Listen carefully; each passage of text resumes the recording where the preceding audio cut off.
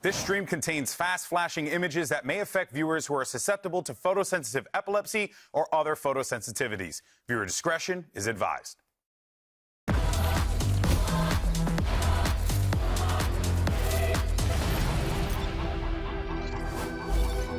Today, 4 teams take the stage, but only 2 of them will make it to the final week of the competition. There are no more second chances. This is it. Hello, everyone, and welcome to Day 9 of VCT Americas Kickoff, coming at you live from the Riot Games Arena in beautiful sunny Los Angeles, California. Of course, I'm GB. You got Ender, Vansili, and by the way, just want to let everyone know real fast before I introduce the Legend Zap, the Royal Rumble was absolutely based. Anyway, moving forward, though, we are joined. I want to give all the time for this man right here. We're joined by 2G Zap, who's here with us today, brother. Thank you. Absolute pleasure to have you here, man. It's a pleasure to be here, too. Crazy to think that you were playing Challengers last year, doing all this stuff, and now here you are, analyst that's playing on the VCT America stage. Seems like life is coming at you fast. Yeah, it's a dream coming true for me. Yeah, it's a dream. Yeah. If anything, lifting the trophy would be the first one, and then coming to this one to talk about it would be sick. Exactly. Now, let's go ahead, though, and talk about what we saw yesterday. And if you missed the broadcast, well, folks,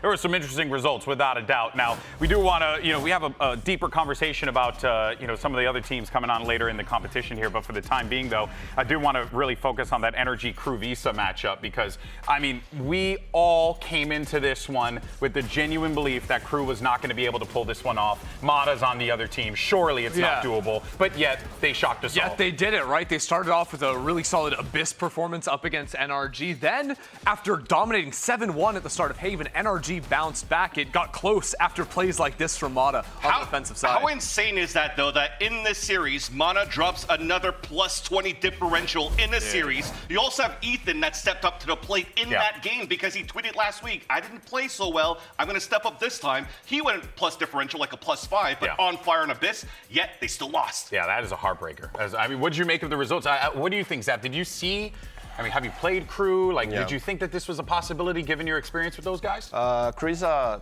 tough team. They like those games, Yeah, they like the hard games. So, yeah, that's it. They like to get scrappy. You know? They like to be in your... Yeah, very much so. I mean, you saw it the whole time, right? I mean, you guys as well. When I was watching Challengers and Spike's just going in and then relay bolts and everything, and it's boom, chaos everywhere. And you're just coming out on top all the time. So I can't wait to see this bounce back where we could see a 2G and KRU. Would be sick. Yeah, I mean, that's what we saw that chaos, I think, especially on Bind with what Shy and Adverso were doing, just playing super aggressively. Even on agents that should be a little bit more passive, they were finding multi-kills that really carried them through to win that third. Yeah, we'll see if that will carry through today.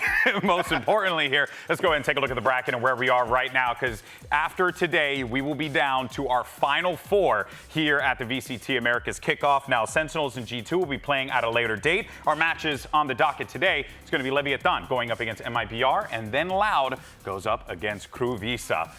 Great matches. We're all stoked here. And most importantly, the winners of today will face off against one another. So you're one step closer to punching your ticket to Masters Bangkok. Yeah, but for these teams, it's a real grind, right? Because you have to win today, you have to beat the opponent, then you have to beat whoever loses out of Sentinels and G2 to make sure you get that slot. So it is a long journey ahead. Because you only have one slot, really, to play for, right? Because in the upper bracket. Exactly. Sen and G2 winner is going to be locked into our finals, into the top 2. So it's going to be a bloodbath here trying to scramble up to the top. Yeah, the pressure is on without a doubt. Now, of course, with G2 waiting in the upper bracket, they have given us a lot of incredible moments. But this one is our Pulsar Flick of the Week. And here's Trent with what can only be described as offensive.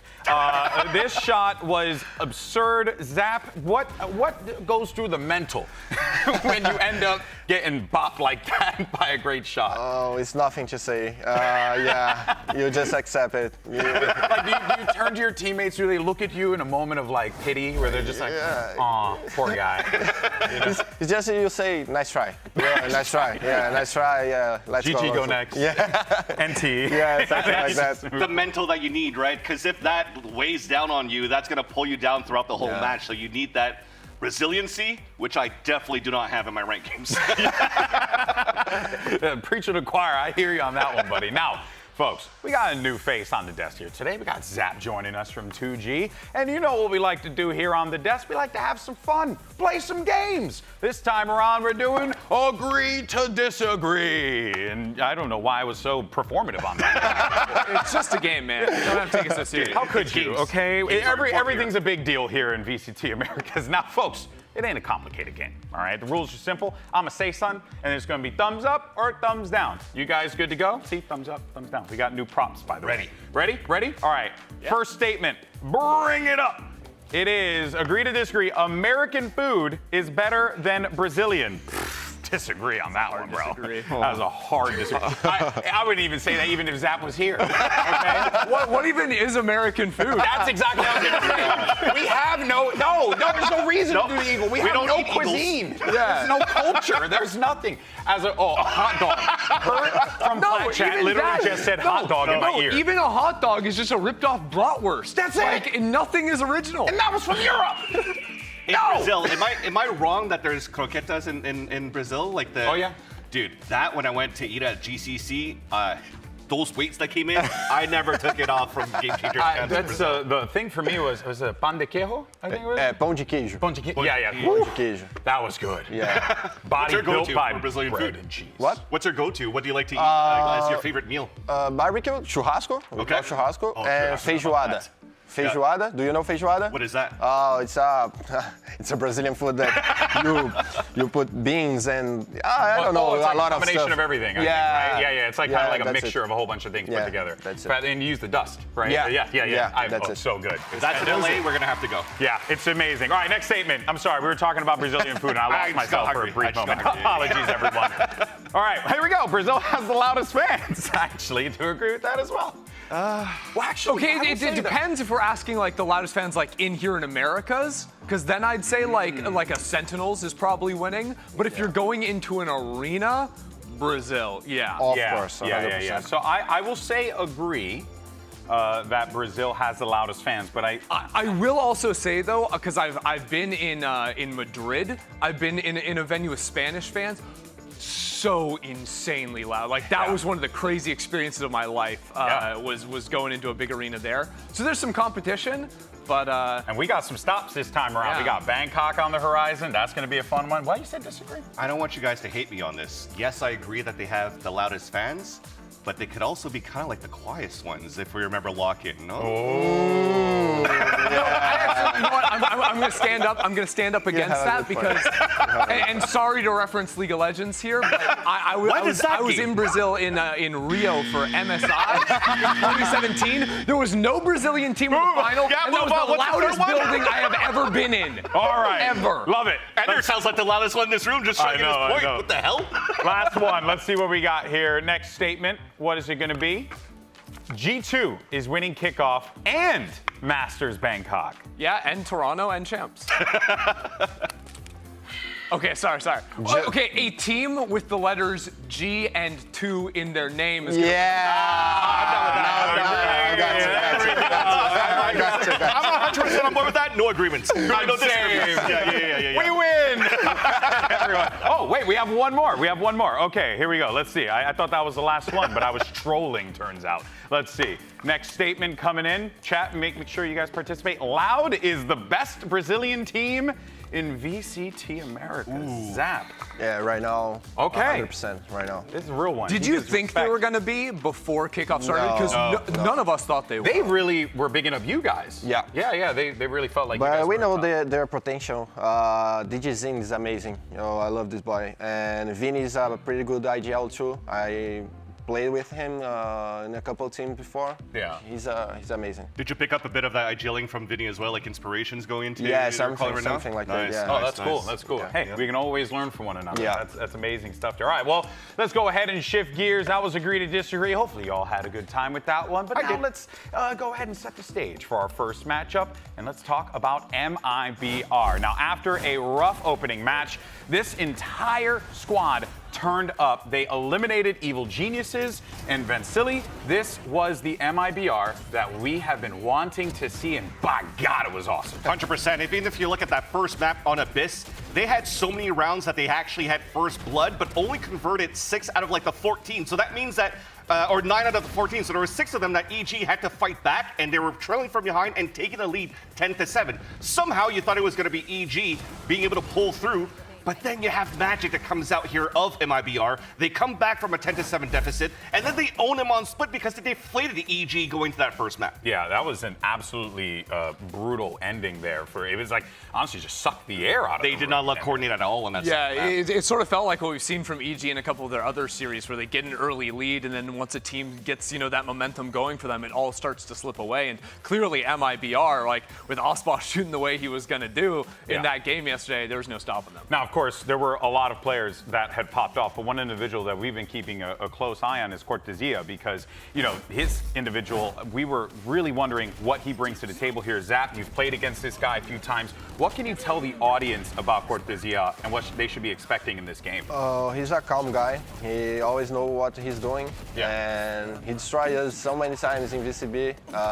But yeah, that's it. He's calm and he's got to do what we have to do, Yeah, playmaker. Yeah, for sure. Last year, too, he was playing Smokes with Red Canids, I believe. So were you expecting him to still do so well, even role swapping onto Sentinel? Yeah, of course. It's a similar game style, Yeah, more keep away playing. Yeah. Like I told, he's calm, so he knows how to play Sentinel. He grabbed the kills that he needs to. Yeah. Definitely looked like he was finding his timings in the previous matches. And as much as we said that he's laxy-daisy and calm, but he was actually standing up in a lot of these moments and like hyping his team just like calm, like dabs and stuff like that too. So I like to see that coming from a newcomer, a new player, and that fits well into what's missing potentially into MIBR at the beginning. Yeah, I mean, if there's one thing that I know about all of our Brazilian and South American players is that they have a ton of personality and they have no problem getting up and letting the other people know what's good. So that made me so happy to see like just young voices being so authoritative on the stage. It's so great to see that now. Of course, yesterday though, we had a classic showdown between Osbos and El Diablo, but unfortunately, it wasn't really that close. It was actually, and I'm not trying to even disparage Ye on this, Osbos was just playing phenomenal. Yeah. How do you stop that? No, I mean, look, you can't. Teams have been trying to do this for the last, 3-4 years? Yeah. And, like, the thing about Osbos is he has been consistently at the top of his game. He has been the best duelist in the world consistently for such a long time, and yeah, maybe Peak Ye could have competed with this, but Osbos is just on a different level. Zap, does the results of what happened and how good Osbos played surprise you, or did you feel like it was a matter of time for MIBR? No, Osbos is that's the normal of him, he's amazing, bro. Yeah, he's amazing. I have nothing to say. What's even more incredible is the fact that he's so good and yet he's so calm, so chill. Doesn't really like wear that emotion on his sleeve so much. Absolutely. And just to throw Ye a bone, they're one of those games he is playing the Astra, so it's like it's not a true one-to-one stats comparison, but like what Osbos was doing in server with an outlaw or with an op in his hand, you're just not going to touch it. But I do remember one round vividly is like because we did the comparison head-to-head of like Osbos on a duelist and then Ye on a chamber, and we saw that on split, and then you just had like the suspense moment of them holding that A line from screens into orb, and you're like, who's going to be able to peak first? Who's going to have the better reaction? And it was actually Osbos. Yeah, and I think that right there was like, that was the game. That solidified that told the story very, very well.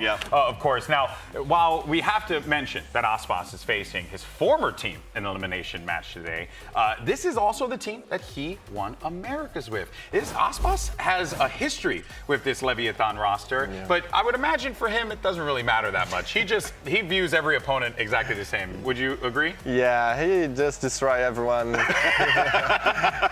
No matter who what reach him, he just destroyed them. Yeah, I don't think it matters who's on the other side of the stage, and it also doesn't matter what color jersey he's wearing. He's gonna win. Don't matter the shade of blue. Yeah, he'll be fine no matter what. But he did manage to walk out with that victory there, the Americas win with Calm as well, former teammate, former world champion as well. There's a lot of pressure on that Leviatán lineup there, without a doubt, especially with Osbos on the other side there. And Osbos is a little tendency to take out his former team, Fancilli. He took out Loud as well. Yeah. Like it's been This guy's on a warpath, apparently. And for Leviatán, it's going to be a tough one, too, because they, we already had the storyline of them playing against Joggimo, an old teammate as well, and that didn't look too good either. So Ospas, I think, is just stepping up to the plate. I mean, he continues to be very consistent as a main duelist. He can continue to play his own game. It doesn't look like in these off moments when he's playing defense that he needs too much utility to really engage and get these fights. Still very good. Still very flicky. Remember that Abyss one? For sure. It was kind of sick. I think the main thing that Lev have going for them compared to other teams playing against an Ospas that they had on their roster last year is that you have a little bit more understanding of his style, because especially on a defensive side, I think so much of what Lev were doing last year was finding out where Ospas wanted to take those early fights. They don't even use a lot of like flash utility to set him up. It was about whatever angles he wanted to hold. So they have a little bit of a read around that, and it's going to be really important to them to be able to sort of predict where they think Ospas is going to be wanting to take fights and dealing with him accordingly. But that's more resources. That's more resources. That's more investment that you won't have for the later rounds. Like just the fact that one individual can drive that much attention their way just goes to show, man's to go. And I actually wanted to ask here, Zap, because if you actually have to prepare against a roster that has such a star duelist, does your game plan usually have to revolve around shutting him down, avoiding him? How do you build these steps to counter this? In case of Aspas, we just avoid him. You know, there's not much solution. He deals with every situation well, you know? So we must avoid him, and yeah, that should be fine. Yeah, the game plan is run the other way. We get it. Now, of course, we do want to know how many eliminations Ospas is going to pick up against his old team here. Whether or not he'll, overperform in this one. I don't know though. I mean, honestly, I think when I'm looking at the rest of the squad, I'm even seeing other killers on the lineup. I'm seeing Artin over there. Forget about his Raze game. No, his Raze is legit. There's a lot that you could be excited about with this MIBR lineup here, and a lot that their opponent is going to have to deal with, because Leviatán beat up a fresh LA Furia, okay? A fresh to LA, excuse me, Furia. They just got here, and then they ended up losing to G2. Now, let's talk about this Lev team. Lots of hype always with Leviatán because of the talent on that roster, but it hasn't quite found its footing yet. Vansili, this is a great opportunity for Leviatán to establish themselves here in the circuit. Agree. I mean, the question was, are they overrated or underrated going into this one? I think it's just on course, right? It's on par. You're playing against G2, right? Against Furia was a little bit easier as we saw the results because of the factors that came into that matchup. But when you're playing against a team that we're all saying that it's one of those two letters that's going to win champs and all the other events, then it's just normal that you're going to have that type of results and that they're on a different level. I think you were mentioning that, Zap, that G2, you see them, they're just like on a different playing ground. Yeah. G2 is another level, another level right now. Just like it. I mean, honestly, when I'm looking at like sort of preseason expectations to how they've actually performed, I would say they were a bit overrated maybe coming in, mainly because I don't think Demon 1 has performed to the level that people thought he was going to be. Right? Like that series against G2, Leaf was just finding him so often on that map they played Pearl. Every single time Demon 1 tried to like walk out, take a contact fight, he was getting shot in the head by Leaf. So I think for Leviatán to live up to those expectations, Demon 1 is going to have to show up himself. Yeah, I mean, that was certainly the most startling thing coming out of that game, was seeing Demon 1 not find the footing, right? Got to find that next gear that's going to take you to where he was when he won a world championship. I still think that we're giving too much discredit here to Demon 1 and his performance in that game against G2, because again, it is still a G2 team, and G2 are definitely going to be a team that's going to be very prepared going to this. But it was just 1v1s against Leaf. It was 1v1s. Look, I think Demon 1's a great player. I want him to be a great player, not for him to get 1v1'd 3 times. Let's think about that Euro against Leaf there on that Pearl matchup. You are able to use utility on G2's side just so you could post Leaf in an angle that you are going to play against. I'm not talking about those plays. I'm not talking about plays. I'm talking about him peeking mid doors, getting shot by a guy in top mid. I'm talking about him lurking down B long, getting shot by Leaf, even though he's getting his trips. I love this red I just think again it goes down to the players of G2 are well set up to fight against Demon 1, where for Demon 1, it's almost like an Aspas type of style where you are putting a lot of responsibility onto him to try to just do individual things and hoping that he's going to land the shots in that moment. But when you're so prepared and you're so patient on another team and you just just watch the angle, you just walk into it, boop, you're done. And it's the leaf. It's the leaf, right? I don't think Demon 1 needs anyone to cope for him. I think he just needs to perform at the level that we all I'm know not he coping. can do. I still think he's I love this. We all know we can be that good. Yes. Ender? No. This is what you want. You want them to fight one another and bicker with one another. That's the game. That's the gimmick. Who do you agree with, hey? It's going to be Ender on the top or me at the... No, actually, you know what? Me at the top. Let's just send it over to Elizabeth. She's standing by with Tex. Just take it, Liz. Tex, G2 was your first big test that you had. What were the weaknesses that G2 showed you, and how are you planning to improve upon them today? I'm going to make sure we work on our fundamentals today, play together, have good comms, and stick to our game plan. Simple. Best of luck. Now, look, obviously, that was generic statement number 1 that was given by Tex there. But I will say, I don't want them, I want a little bit more fire. You know, I want a little bit more of that oomph, right? They do have a good comm. What? He did really good against Furion Haven. He was farming on that moment. Maybe a little bit of a slower game on that, or a slower Abyss, but they got a good comm. But that said, though, let's focus on Tex here for a second. I don't disagree about that. We also can talk about comm as well. I'm curious how you guys, or how you feel about Tex coming into this year. Do you think like he is sliding in doing the things that the team needs here? Like, what's your read on Tex right now? Yeah, Tex is a good player. He I don't know, he just do what the team needs him to do, you know?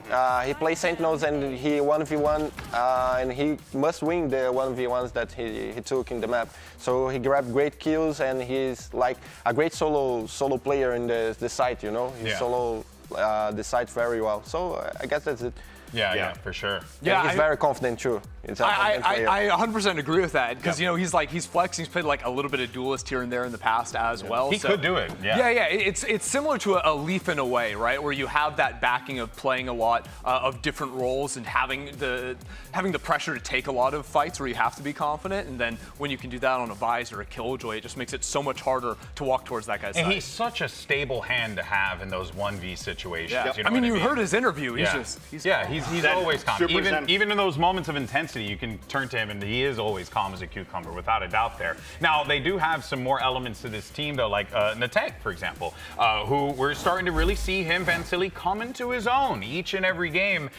This EMEA import now making his way over here is really trying to make a name for himself, Vans, but so far, so good. Yeah, I always thought that there was always going to be that jitter and coming into a new region and not used to the playstyle of what NA has versus EMEA that's very like exec heavy and trying to be more defaulty and calm. And now you're having a little bit more of a faster playstyle that seems to be fitting Natank quite well. He's able to get those forward positions and do hero plays. He even switches it to different roles too, as you saw him play on Raze here on Fracture, and he's putting up good numbers. I think that's the most important thing, because if I'm looking at this Lev Flexibility. team and thinking that they're going to be able to do a lot of damage later on, I'm remembering like that Fracture map, like you're talking about, where Natank looked really good on the race. I also think that Demon 1 has looked a lot better when he's on those smoke rolls, whether it's the Astra or the Brimstone, like he was playing back in the day. Might be more worth on it to E2. have him on those. Yeah, because in a similar way to where we're talking about Tex, it's like now that the pressure is off and you can just focus on your game plan, the other team is going to come to you rather than you trying to seek out a lot of those fights. Yeah. I just think that Demon 1 is one of the best guys in the game at handling himself on that type of play style. Yeah, Still did pretty good on Raze, though, I gotta say, on Split. I love this. I am a fan of all of this right now. Big fan. I'm glad you mentioned Raze, though, because I touched on it briefly. We got to give this guy his flowers. It needs to happen. That game from Artson on Raze was a freaking masterclass. Yeah. It was absolutely gorgeous. You're nodding with me, Zap. What did you think of that game? Bro, Art is like a big friend of mine. I love Art. He play every agent so well. He's so aggressive and So this is surprising to you. Yeah, that's surprising too. And he communicates so well. He's I guess he's the second color or something. Oh, okay. Yeah, very nice. Yeah, and he's pretty confident. Look what he does. It's just like he goes on. He goes on and grabs some kills and having fun. Well, look at his agent pool too. Because Yeah. one map he's playing the Deadlock, and the next he's double satcheling at you on the Raze, and he's looking so good consistently across those different picks. Yeah. Even in the games that they're losing, he's still he's still the guy. He's still there, like, supporting the team in every capacity. There's so many great opportunities for Artson in this game to just pop off, and I cannot wait. It's one thing that I'm really excited about this series is because you have flexible guys like the tank and like Artson. Yeah. Depending on the maps we're getting, we're going to be having different people stepping into duelist role, different people stepping into smokes, into flashes, etc. So you're going to have a lot of very different styles map to map, and one player head to head that might decide map 1 is going to be completely turned around from map 2. Oh yeah, well, let's continue the conversation with Artson because Elizabeth is standing by with Artson. Artisan, there's been such an incredible change in MIBR. What has been the difference between the first match you played till now? What has clicked? So comparing the first match to the others, we didn't have that much time of practice. So after we came here, we landed, we focused more on practicing. Things were getting better. We just need some time because we had a tough preparation for this tournament. But yeah, we're happy that we can finally start to show the world our game. No? Well, speaking of your game specifically, you have a very wide agent pool. You know, you look at all the agents you've played Sentinels, Initiators, you name it. What advantage does that add to MIBR? I think it gives a lot of advantage because we can use whatever comp we want. Those characters no one wants to use, I can use it. So it gives a lot of advantage for like what comps and maybe what proposition we have in game, you know? Well, best of luck today. The versatility there of Artson is certainly something to be admired there. Without a doubt, we'll see him take the stage in just a little bit. Now, folks, we only have 2 slots for Masters Bangkok, and you can make a case for pretty much any of the teams in the top 6. So we're going to do that, and we are going to spin the kickoff Wheel of Destiny. They told me we didn't have reverb echo. So I had to do it myself. So you did it yourself instead of just speaking normal. I was told reverb echo wasn't in the budget, so we had to. Flashed. Whoa, what is happening over here? Okay. Oh, wow. All right, there we go. I guess we spent all the money on the wheel. Yeah, that's. Yeah, honestly, it looks good. All right, well, here's how it works. We're each going to take a couple turns spinning the wheel, and wherever it lands, you guys are going to have to make the argument, and Zap is going to be the one to determine whether or not it's a real argument or you're a couple of frauds. So, Zap, why don't you go ahead and spin the wheel, and Vansili, you're first. Let's go. And, ooh, loud. Okay. Low G! I mean, they are like an Amazon Prime package. From A to Z, they're gonna deliver on time, and it's gonna be pristine. You're not saying anything, It's well man. packaged. All 5 players are gonna be untouchable. You're saying rare cards. words, not points. No. Well, there are good points, right? And they also have great shooters going to that one. And if it happens that they falter going to this one, will you just go and return for free? And then you get a brand new product going into Split 1. This is gonna be the perfect way here for Loud to be able to qualify for Bangkok and do well later on. That's fraudulent. That's fraudulent. Why are you I'm an air team. I'm an outside. Let's go. All you had I'm to an do was outside. say digits and up. Like, Digits that's and up. all you And had how to does say. it go? I don't know. Say something. All 5 players. Yeah, Howard Zine, multi-fragger, right? Oh, God. Boom. Come on. Everybody's always like, Digicine, Aspas. Think about the whole team. Think about the whole team. Yes, Vansili, think about the whole team. Okay. Right. Next one. Spin it. Next up. Oh, spinning it.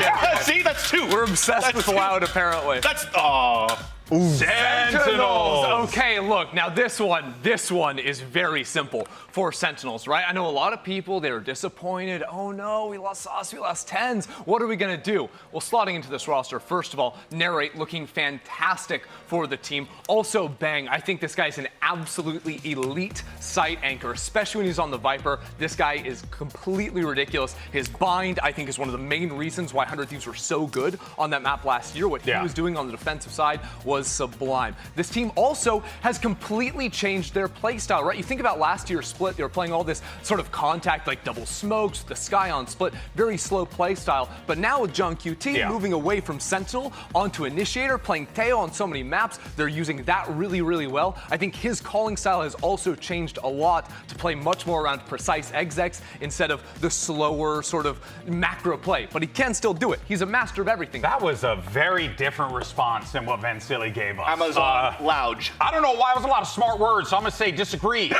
See, you're trying to say too many points. I got lost in This is America. We don't pay attention to facts I got and lost in I'm information. sorry, I said every player's name. Except Zekin. Okay, Zekin is also. See, he forgot second. Yeah, so disagree. Give me one. I'm going to take a stab before we got to throw to the thing. Right, For me. right. Oh, yeah, Okay. there you go. There you go. All right. Let's see. Who do I get? Give me G2. Give me G2. They give me hate G2. sentence. G2! Yeah! I'll tell you why G2's gonna win, because my boy Valen's gonna outthink everyone. Giacomo's gonna outshoot everyone. And the rest of the team has incredible hair. And when you have great hair, that means you will find success in the world, because take it from someone who is follically challenged. It's tough out there for you. Come on! Gee, I went bald yesterday. I know what it's like. It's not that bad. It's just a little bit cooler on your scalp. I still think you look good. I am glistening on my scalp right now. How dare you? I have hair and I'm still glistening on my forehead. All right, folks, we got a great just a show good for problem. you all today. Day 9 of VCT America Kickoff starts right now.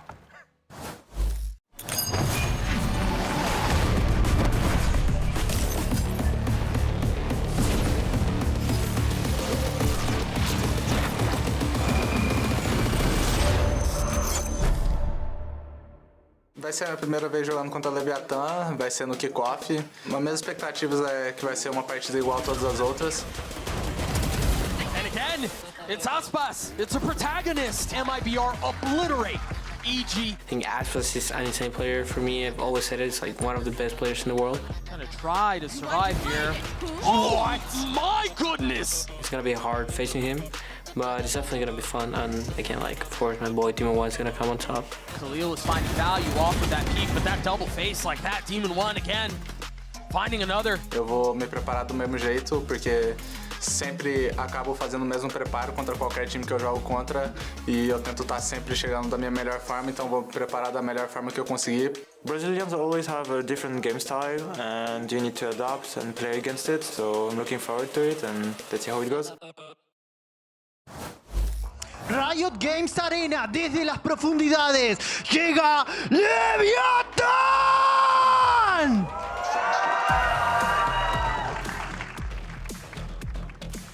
Here comes Leviatán. This team, of course, both squads fighting for survival here, but for Leviatán, you're coming into this matchup, and a lot of folks not really giving them that time of day because of what they saw MIBR do before. But this Lev team, guys, is here to play, and if they find those moments of greatness, man, it is going to be difficult to stop them. Yeah, it's been a little inconsistent for them, but when Leviatán are on, they are on. And they've got the players to do some serious damage in this tourney. Yeah, looking forward to seeing like what Calm can maybe bring to the table here. Some flanks, some good opportunities. Also, he's bringing his plushie to the table. You gotta respect. You gotta have the plushie game. I'll in full effect here. Zap, you feel pretty good about Lev in this situation? I know it's gonna be a tough one against MIBR. Yeah, no. It's, MIBR is gonna win today. No chance for Leviatán. Okay. No chance. Right. It's a bold proclamation. Yeah. All right, well, let's bring up their opponents. E agora deem boas-vindas para os adversários. Façam muito barulho para o MIBR!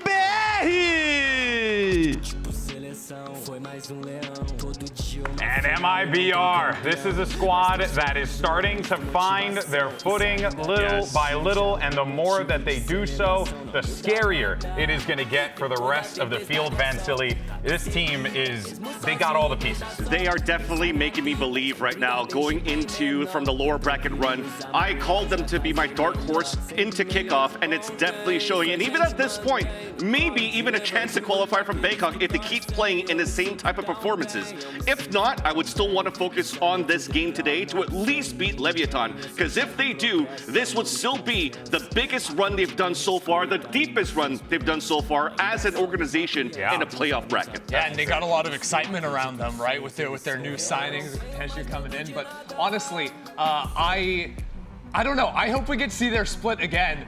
I hope it doesn't get banned. Okay, map 3 split with a chance to see the double duelist. Zap's nodding, so I want to know what you're thinking looking at these maps. 2-0 MIBR. Really? Yeah, what makes you say that? Aspas factor. you know? Yeah. Aspas factor. To be fair, Lotus as the opening map is quite good, especially Aspas on attack. You know, you get him start going early on. I can see that being a real big problem for Leviatán to have to deal with. If anything, I think it's going to go to at least a map 3 because MIBR picking up this second map on Pearl, they've seen something here that they could exploit against Leviatán that had a very, very slow game on that map against G2. Unfortunately here with the tail that was coming into that composition wasn't being activated to its full potential, and it felt really like the preparation that G2 brought into that could be mimicked by a team like MIBR, if not even elaborated to a point where this should guarantee at least a map 3. Now, Lotus to me is really interesting because we haven't seen Leviatán play it, and I was wondering what Demon 1 was going to be on in terms of agents. Him going towards the Raze isn't necessarily a big surprise, but I think so much pressure is on him for this Lev team to succeed, especially on this first map. Yeah, I agree on that one. And on the other side here, we'll see what we get, but nothing all that crazy on the composition side, but still feeling quite confident there, Zap? Yeah, no Tejo anymore. We're playing Breach right now. And Aspas playing Raze, he's amazing. So, yeah, MIBR. This is a big head-to-head, right, between Aspas and Demon 1 for that Raze because of all these question marks that the community wants to talk about for Demon 1 on Raze. So I'm hoping to see this shine at least for the side of Leviatán. I do think it's harder, though, for Demon 1, right? Because I think they have the Viper, not the Breach, as sort of like that second smoke agent coming in for Lev. So Aspas is already favored in the matchup and has more support. I don't know. I just love this whole thing of like Aspas goes up against his former team Aloud. Aspas versus Ye. Now Aspas versus Demon 1. It's like, come on, guys. Is this an anime? He's the Grim Reaper. Really has been, though. He's been stopping through every single step of the way. All right, folks, this is it. Let's dive into this matchup and see who moves on and who goes home. Send it over to your casters to go to duo of Doug and Baby Bang. Thank you so much, Golden Boy. Again, the stakes really tell the story themselves. Elimination on the line, and for MIBR, Dre, they started this way really from the beginning. They got destroyed by 100 Thieves, and then since then, they've had to do it the hard way, and now they're facing probably their hardest challenge since 100 Thieves. They do have momentum, though, going into this. They've taken out 2 teams already, and Leviatán's performance against G2 was, like, let's just say it was abysmal. They got picked apart every now and again. Now, keep in mind, this is a way easier of a matchup in terms of the macro gameplay. Like, King isn't going to have to really work as hard running circles around him with Valen. You know, he's going to go up against Nauser, but still, it's still going to be a tough ask because of the fact that one team has full momentum riding on them, and the other, less so. Less so. And I think the other thing we have to highlight, we have to mention, the Des talked about it as well. That's the heavyweight fight that everyone's talking about. That's a heavyweight fight. Everyone has wanted to see Aspas against Demon 1. I think they're both, I mean, they're household names, right? Like their resumes speak for themselves. They've had the privilege of dancing up against one another 5 times throughout their careers. Aspas besting him at least by 1, or only by 1, excuse me, 3-2. But the last one, or the biggest one, right? That lower final at Champs in 2023. Demon 1 and the rest of EG go on to win Champs that year. They're managing to hoist a trophy, but this has been a highly contested bout between these two. Yeah, but it's such a different forum in today's day. I mean, the Des said it very well. Aspas, he's always consistent. He always performs. I don't think I've ever seen this guy negative in the past, I don't know, what, 4 years that he's played this game. Yeah. So Demon 1, it's been shaky, it's been rough, but on this map specifically, he is on that Raze, which when we were looking at the stats, it's his only positive character this year. Yeah, he has been, you know, really a shell of the Demon 1 that everybody grew to love and know. Again, the same Demon 1 that made that Champs run back in 2023. But for I think this is such a fun story because for Aspas, it's again continuing the consistency. Right? It's about continuing to deliver. And for Demon 1, it's how do you return back to that form? Speaking of how you get back into that form and how you deal with everything that's gone on. Earlier, we spoke with King about the perks of having a multicultural roster. Take a listen, see what he had to say.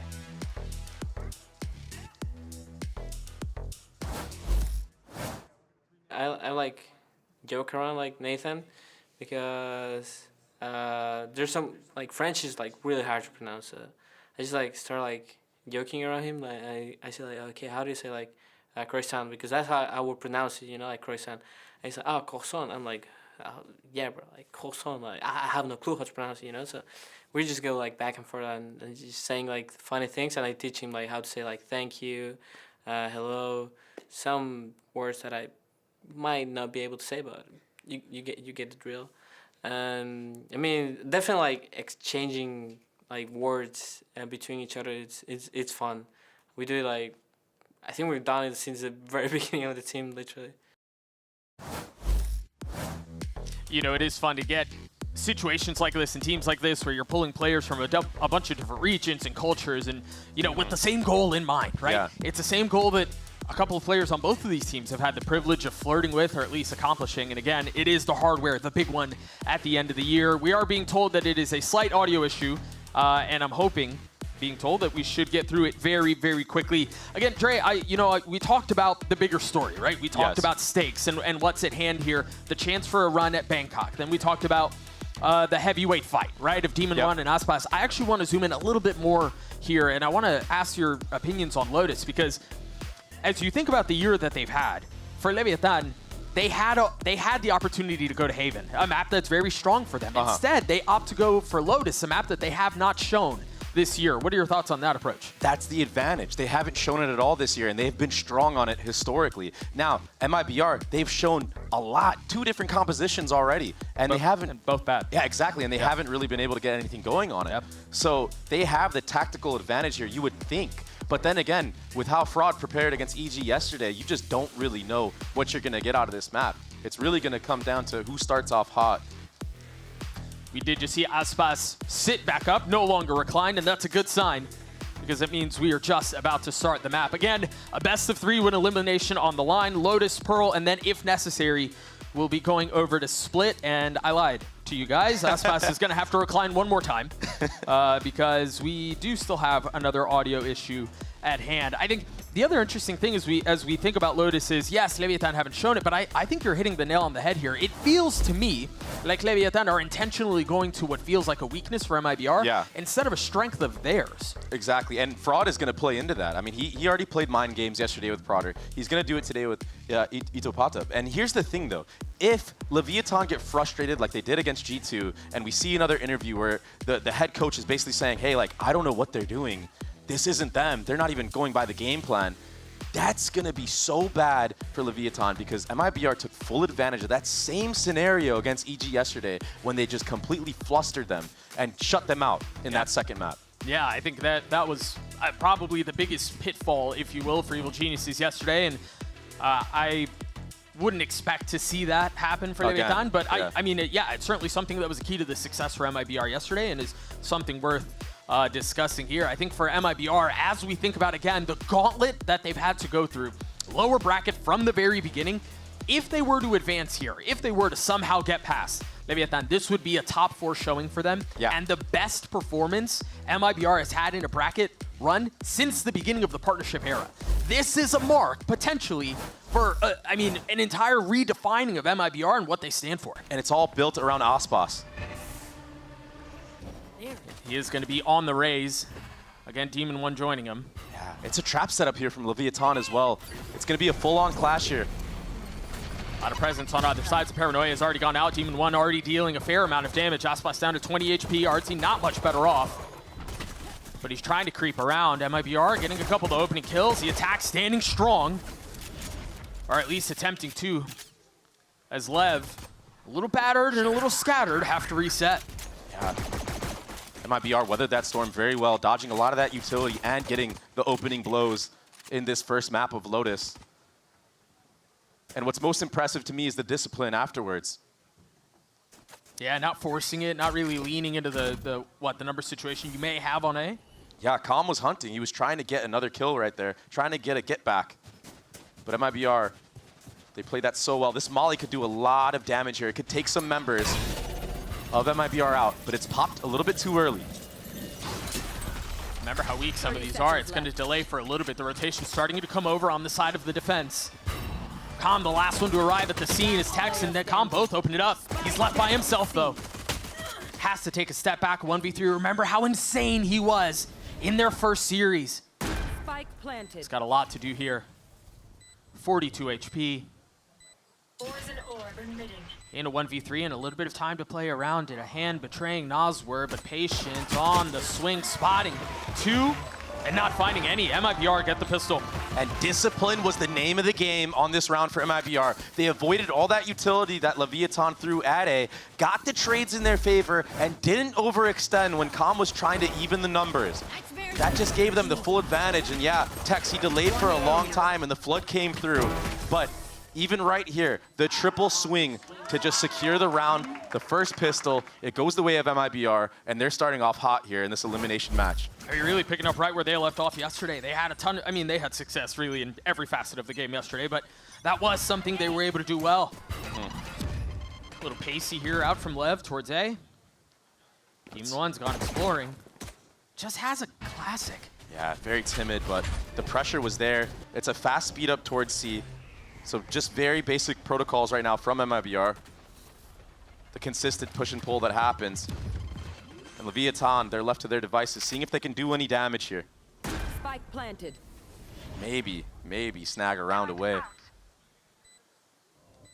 And it was kind of a half-hearted buy here for MIBR. 2 ghosts still in play. Ospas the only one with some heavy weaponry.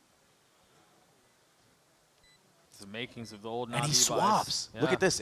This is so smart. Ospas, he's going to try to get as many kills as he can. They're trying to get that showstopper, but he's worse for wear. They know where he is, and now all position has been given away. If Leviatán were intending to die to the spike, that task has just gotten notably more difficult.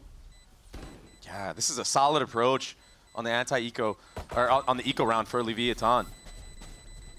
If Ospas gets going right there, you saw what the game plan was, what the idea was. It was to try to get as many orbs as possible, but with everybody falling to the spike right there, you do not feed that. That showstopper will not get brought into the bonus round or a potential first gun round. So already the strategic mind games being played between both teams. And that's something I want to keep attention to, Doug, in this match, is the head-to-head of Noswer and King. Also this one right here, Ospas Demon 1. That was what we were talking about earlier, yeah. That's the stat you were talking about. So these are the 2 head-to-heads, though, that I want to focus on the most.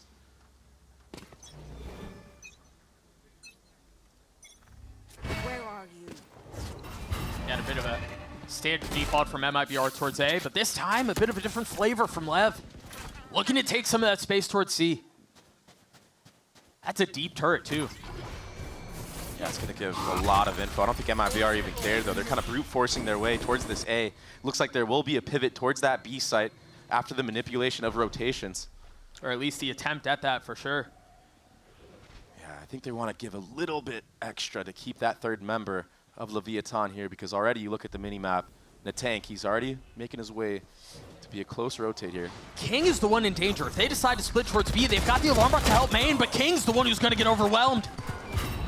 Not really able to fight back, no help around. And now numbers the way of the attack, the spike planted too. Do they scale? Not Tank and Tex. Shoulder to shoulder. And they're so paranoid about what else could be happening on the map. Look at how far Calm is, back still towards A. Not really accelerating, that's 1 kill found. Numbers now even. It's a good opener, but what can Demon 1 do here? He does have the satchels. Both timed and at the ready. Shannon buying a little bit more time with Paranoia. Tex has to take a step back. The time's running low, Doug. This is taking a very long time. Maybe too long. That's the bonus going the way of MIBR. If you're MIBR here, again, this is a map that you've struggled on this year. This is an excellent start. And this start is all thankful to some really great calling from Noswer so far. Being able to manipulate those rotations towards the A site. Also, just the call of the investment on that anti-eco round that they had. Remember, we saw a stinger, we saw 2 ghosts, but into this bonus round, it was a full buy from MIBR. That's the benefit of that, of the way that they invest like that, right? You put a little bit in, then you carry 2 ghosts, and depending on how the round goes, you still have plenty of options. Yeah, so they do win the bonus, and their economy, it's starting to build up. You have Noswer sitting on 6K. Natank has a Bucky, no armor. What are you going to do there? Takes an aggressive line towards B. But MIBR, they've just been so focused, so insistent on A, and well, it's worked. Yeah, and even when there was a stack here from Leviatán, they avoided it. Yeah. Oh, the Bucky might find some value. Yeah, unless Demon 1 peaks a little too soon here. Cortesia. Oh, but then you still wouldn't be expecting him there, surely. No, yeah, 1-for-1 would be ideal for Leviatán. Yep. But, I mean, Cortesia is playing this so smart. He doesn't really need to go. He's waiting for his team to make some moves. Now, there's the info. He's going to get crunched here, but a little bit too early is in the tank. Yeah, he tries forcing the matter. Well done by Cortesia there. And look at the walk into A as well on the minimap. Cortesia doesn't even fall. I thought he was going to go down. I don't know how he hit that. I mean, that was a full 180. And he's had so many moments like that, even yesterday. He did the same exact thing to Derek. Tex, this is somebody that started off hot against G2. He does get an upgrade to that Vandal. Right there. But the round is done. That's 4 in a row now for MIBR. And right now, the game plan, it's working to perfection. What a strong start. And that's really making a statement. You know, we can have the conversation around, again, the pick for Lev going into Lotus, right? When Haven was open, a map that they had found success on, they chose to go with what had only been played in scrims, too. And again, yes, it was a map that MIBR had struggled on, but I mean, with how this has played out so far, that's gross. With how this has played out so far, you wouldn't think that's the case. No, not at all. Fraud, he implemented such a great game plan so far. The leadership that Ospas has also instilled in some of these rookies, giving them the confidence to do what we just witnessed from Cortesia. Like, MIBR have really shown that they're a force to be reckoned with in this tournament. Cortesia, the only one towards A right now. Yeah, and that's such a great stun to get that C default out, but it's a trap play set up here from Leviatán. The paranoia could be really good, but where's the follow-up swing? Covered by the smokes, they have to take a step back. Another full dodge of utility for MIBR, and on top of that, they used a smoke. So even if there was a trap, I mean, if you're Lev, you have to just spam. Artsine just picked up his ult. I think that was what they were looking for, and if that was the case, then mission accomplished. Yeah, and it's the way that they went about getting that as well. They avoided all disaster. The danger is gone, and that's utility burn now from the side of Leviatán that isn't going to be there for the retake. I mean, it wasn't nothing invested on the side of MIBR either. They dropped a paranoia of their own. And yeah, but they gain a breach ult. Sure. And now everything is going to ride on these two anchors of this A site. Tom, he's got to be very careful if he goes down here. He's stunned. And there's the Rolling Thunder, paving the way, forging a path for MIBR to move. With no real resistance on the site, Leviatán decides to take a step back, try to regroup, try to refresh, and then go. Calm finding the first success. A little bit of lethality, but way more needing to come through.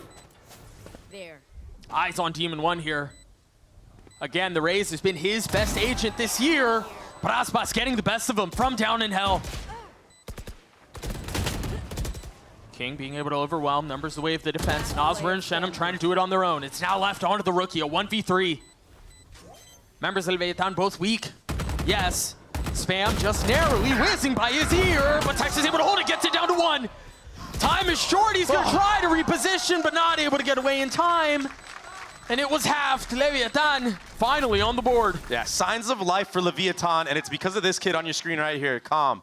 He was a big part of success early on for Leviatán in their first match, and for him to get heated up and warmed up like this, it could be exactly what Leviatán need to bring this one back to even. I mean, that's the first step for sure. He was in the face of so much fire. Yeah, well, not even close, yeah. I would respectfully disagree with you there, but I mean, that's just me.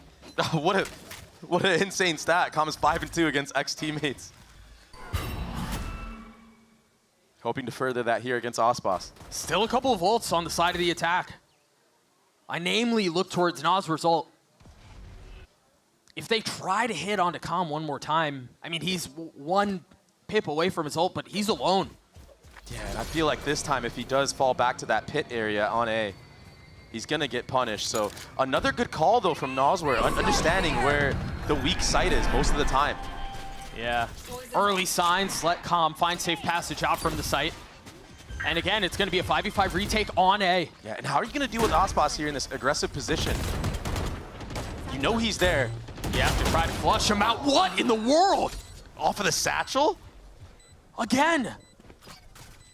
Cortezia is insane. Yeah. Still a 4v4 though. As things begin to calm down. And if you're Lev, you have to walk in main right here. You know that there's a trap play in heaven. That's the cue.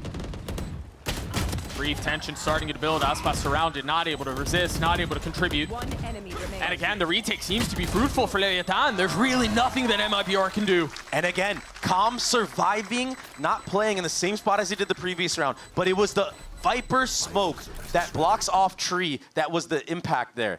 Aspas thinks he has somebody covering him, but he doesn't. Everyone's able to walk in stairs right here once that Viper smoke goes up, and everybody gets to look and isolate Aspas in that fight. Once that drops, you just have the numbers game. And that retake, it looks so damn good. Back-to-back rounds for Leviatán.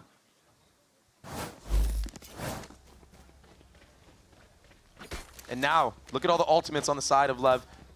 They can further this streak of momentum that's happening. The tides have turned. There's still a little bit of fighting here for MIBR though. Aspas again, one away from his rocket. Calm playing a ratty angle in the pit. What is that? Toxin screen down. Yeah, he's all alone here though. Don't think it'll matter too much. MIBR, they're all geared up towards B, but a lot of these ultimates from the side of Leviatán are perfect for what is a B hit. He's got the ult primed in at the ready. Off of the stun, they satchel out, they dog too. What's the cue for them to go? There it is, the lockdown drop, the nightfall as well. I mean, there's nowhere to really play this spike from. You kind of have to force the issue. Or you have to give up the space, try to live to fight another day! And of course it's Aspas, who else? Yeah, but so many players detained. There's a chance for Lev to bring this back. If they can find him, but they've got to go hunting and they have to go fast. As it settles down, Calm again delivering. Now they've got the neural theft. They're going to have to navigate around. And MIBR have found safe passage out. They're going to reposition back towards A, and King's ahead of it. Yeah, he guessed correctly here. The question is, does he try to play this aggressively? Yes, it seems like he will. Not waiting for his teammate. This is so smart. All on his shoulders. That's a spike on the ground. But double-faced again, Calm left alone. A 1v2. Shenum deciding to commit to the spike plan as Calm goes hunting. Oh, he's finding the timing, Doug. Creeping around the corner, but he's not looking the other way. Oh, and if you're Calm, this is so tough. This is so hard to predict. Passing right by each other here is, again, this little game of ring around the rosy continues. Calm, no real idea of where they might be. Has a spit, but he doesn't really have info. He doesn't really have time. This is so difficult if you're Calm. And he's guessed the wrong way. This just went from hard to harder. The 50-50 not going his way. Now position given up. 50 HP. Cam cleared. And now the paranoia. That should clean things up. A 3K from the Sentinel as MIBR gets to 5. And it's Cortezia with these nasty flicks that he keeps getting. The trades are so quick. The tap of the spike onto B, baiting out 2 ultimates, Doug. The Killjoy ult, the Fade ult. And now you're left but wondering, was there a little bit of miscommunication on the squad of Leviatán here to invest both of those ults with the spike not even being down? One enemy Also of trying to front Aspas in that moment. He takes out 2 players in heaven alone when he was just going to get detained for free. And there you see the frustrations already settling in with the coach.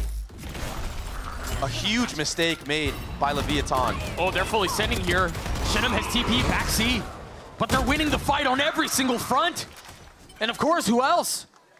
Cortezia again. An obliteration. And remember, he started off so rough for this MIBR squad. His second match against Cloud9, he goes even. Yesterday, that's when we really saw some signs of life from this rookie. And today, he's just on a different level, it appears. So warmed up, so ready to play. He's hit some phenomenal shots already. It feels like MIBR really have picked up right where they left off. And you know, that's something that we see sometimes across esports, across traditional sports, whatever. Teams that are having to go on this lower bracket run have that momentum. They have the you know, you don't really have a break. You don't get iced or anything like that. It's just you're just going day after day, and that can be where these magical runs come from. And I know it's early days, but MIBR are putting together a very impressive first half on Lotus. Yeah, I think there's a lot of questions. Is this a one-time bounce back, or are MIBR truly revitalized? And right now, it's looking like they really are the real deal, Doug. A lot of these shots that are hit, and even just the way that the trades are going their way, nobody falling this time around. Complete chemistry, complete teamwork in effect. And calmness as well. Very poised for a team full of rookies. I mean, that's what they were talking about on the desk. Remember, they were asking about Cortezia, what is it that makes him so special? And they said he's calm. And you just saw that play out right there. I think he stepped up in a pretty tremendous way. Currently sitting at 11-5. It's absurd. This is really a breakout performance for him. And he's only been getting better and better as the matches go on. Yeah. And that's what's so dangerous about this MIBR team. It really does make you think, I mean, given a little bit even more time, they might be the dark horse of this lower bracket. See the head coach for MIBR trying to command the troops, a 4-round lead for them. I think another thing that we kind of have to call out here, and this goes back to yesterday, in map 2 against EG, MIBR went 7-0 in gun rounds. 7-0. Yeah. I mean, yeah, Leviatán found a little bit of success here, but it's worth repeating. MIBR do not feel like they've missed a step. And Leviatán, they need to get something going for themselves. Maybe after that timeout, you find a way to get some value out of this Odin that's in Calm's hands. Maybe getting a tank online. Tex, we've already seen the damage he could do with that Sheriff on the eco rounds.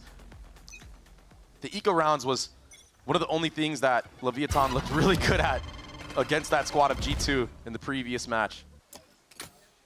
MIBR looked like they were waiting for a little bit of aggression on the other side of the timeout. Yeah, they've been doing a real good job of identifying where the trap plays are from Lev and maneuvering around them in such a good manner.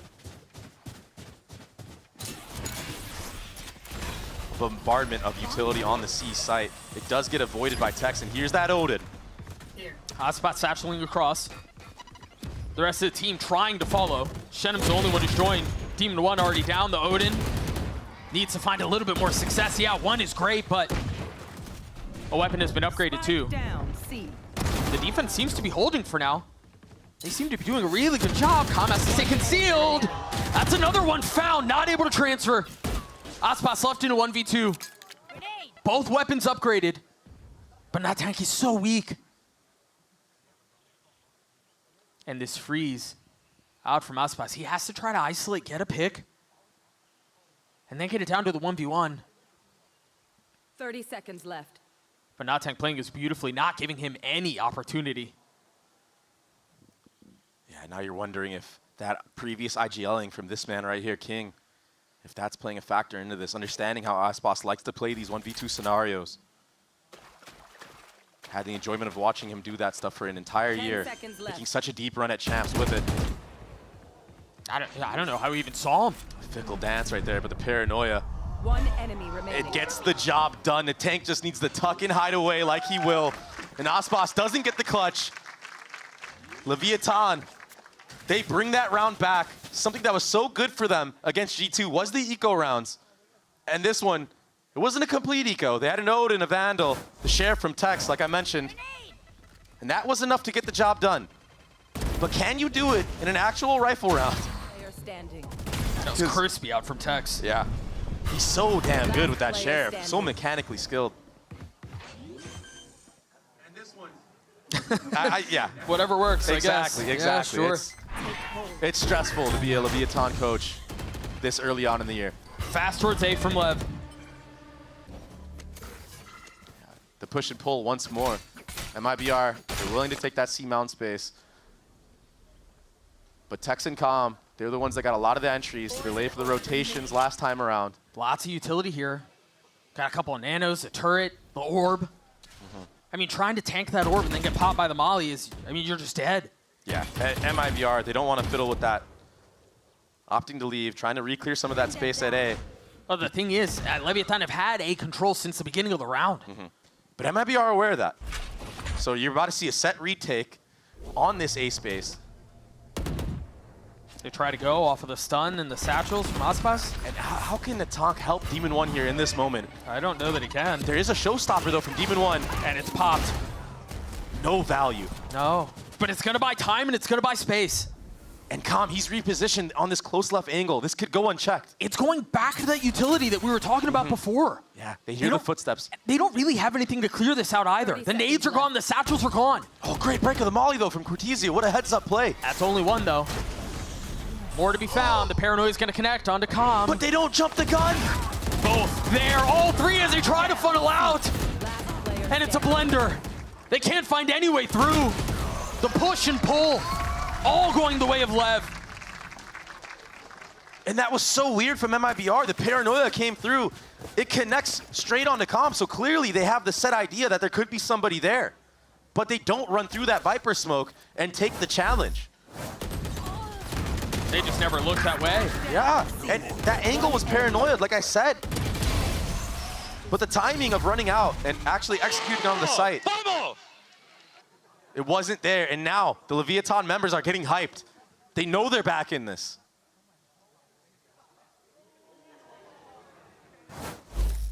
Another timeout called, this time on the side of MIBR.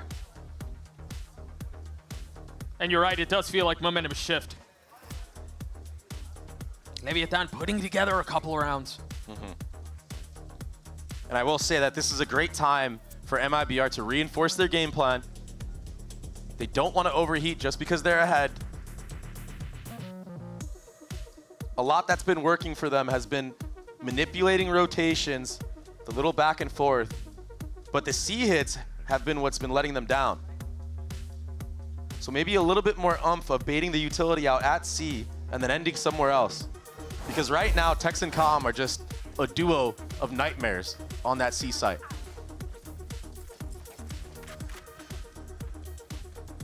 With that being said, MIBR will force a Vandal upon Aspas. Let's see what he can get done here. There is a Breach Ultimate online as well for Artsy, and that's the second one of the match. Along with a Bucky.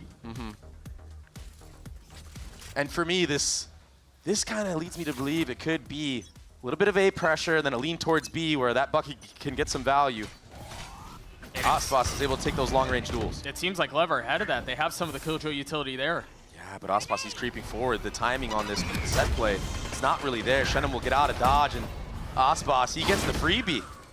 On to Demon 1, who has had a very, very quiet half so far. I think he was sitting at like 1 and 8. No, 1 and 9 now.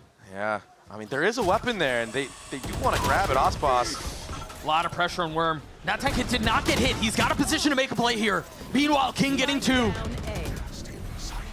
The forced attempt here is not really coming to fruition for MIBR. Yeah, I'm not really quite sure what the call was there from the side of Noswer. I mean, Aspas, he creeps ahead of that trap play, set up on A, gets that first blood, and it looked like they wanted to try to get that rifle out of that into one of their hands, but there was a Breach Ultimate that was invested in that round at B, but there was still so many members at A to deal with that. Right. And nothing to really back up Aspas when he was taking more aggressive space right there. Maybe a little bit of unfortunate timing, right? The barrel being shown through the wall. Through the wall, yeah. So maybe if Aspas gets by that little angle, maybe they could have gotten something going, but you're going to be wishing that you had that Breach Ultimate going into this round. Op on the board for Demon 1. We haven't seen that at all. And look at this little tango that's been happening in this match. I mean, MIBR looked like they were running away with it. Leviatán are right back. There. Toxins going up. Calm back to A, where he was able to net some success at the beginning. Pay close attention to the tank spot right here. Oftentimes, a lot of these close corners get unchecked this late into a half. Calm. That's big. That's a duelist. That's Aspas. What a great trade, though. The tank. Not wise on spamming through that Viper smoke in stairs, but re-aggression right now from Demon 1 and King. They've gotten a lot of space towards B. And so maybe they push their way through that, but you don't really have control anywhere else on the map. The extremities are entirely uncovered. What's working in their favor, though, is that the spike has not been planted yet. This is big. Shenum has to find a lot of value here. Oh, it looks like King is... He's playing anti. I think King is wise to this. He's swinging him hard. The satchel was there, and you're right. They clear the 50. Now the paranoia. They know exactly where they are. Our team's a little bit beaten, a little bit battered, and now he's dead. Dealt with. A second for Demon 1. And the round seemingly going the way of Lev. No heroics from MIBR here. And an even half, just like that, in the snap of a finger. Leviatán, it was based off of the retakes, a little bit of heroics from Calm personally, but then they brought it back together as a team with set trap plays, re-aggression, and confidence in their retake. And this man with the Odin, putting in some damage. I mean, a lot of heroics out from Calm, a lot of heroics out from Tex, and then King had some big moments too as they tried to manage the disadvantage. They were down big. Yeah. Claw their way back into this, get us to a 6-6 half, and I think this feels like the first time we've seen MIBR pushed since, what, map 1 yesterday? Yeah. It's an entirely different situation. We still have one more half of Lotus to play. We've got Liz, who's standing by with 2G Spike right on the stage. Liz, take it away. Thank you so much, Doug. I'm here with 2G's Spike here. Give it up for Spike, everyone. So you won America's Ascension as their duelist, but you are 17, so you're too young to play in the Americas League. Talk to me about what it's been like watching your team on the stage play without you, for now. Você ganhou o Ascension como o duelista pro time, mas você só tem 17, então tem que esperar para jogar. Como é que tem sido ver de fora o seu time jogando? Cara, é uma sensação meio esquisita, porque eu tô lá, tipo, vendo dos treinos, vendo tudo de fora, vendo os erros que eu não via antes, então tá sendo bom pra mim esse tempo. E é isso. It's been a little weird because I'm there, you know, when they're practicing, but I'm also seeing the mistakes I couldn't see before, you know, things that don't really work. So in the end, it's like kind of good too.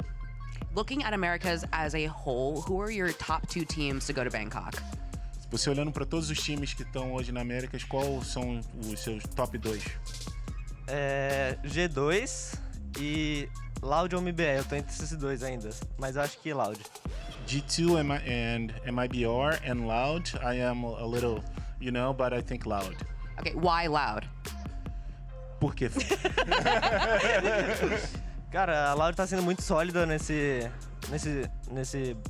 kickoff. E eu acho que eles estão se dando muito bem com o estilo de jogo deles. Com o Calazin, com o DG também tá sendo uma boa adição pro time. O Vini como GL eu acho que tá sendo muito bom. I think they're showing a very solid performance with Calazin, DG, and both the IGL. Vini is doing a great job. Everyone give it for Spike one more time. But we have a 6-6 half to get back to. So casters, the game is in your hands. Please take it away. Thank you so much, Liz. It's been a ferocious comeback from Leviatán to keep this competitive. MIBR looked like they were poised to run away, but lo and behold, we're tied at 6 at half. I will say, this is the exact kind of fight MIBR wanted, proving they can stand toe-to-toe with Leviatán. I would say that's yet to be proven. We'll see how things shake out. I think as we go back to the match against EG, they ran away with it, right? They were able to just kind of stomp them, but tested for the first time in a little while. Now, their mettle being tested on the defensive side. You have a Haunt early out towards A. Meanwhile, the Viper wall back there too. Yeah, putting so much doubt and uncertainty in the minds of MIBR. And now King, he has a real chance to shine here on this attack half. What kind of set plays are going to be done here? Bait of a trap here, Shenum. He gets dropped. So fast. As soon as the wall went down, he did too. Yeah. Big out from Demon 1 too. You know, you start to talk about getting momentum and getting these kills online. Cortesia seems to have never slowed down. Second, almost snapping onto the third. Even numbers. But the attack nipping at his heels, and now a little bit of room to work, but they still have to get past this though, and Aspas has regen armor and a ghost. Really nice position from Calm too, but he cannot resist. He can't execute. And now the Spike in this weird no man's land situation where they don't know if the pressure's coming in from B or through the door. Demon 1 with 3 on the round. Doubling his kills. The raise against the fade. Space taken, space garnered. Spike sunk into the soil of the Sight C. Look at the HPs right now. Ospas, Ghost Light Armor, and a tank, Ghost Light Armor.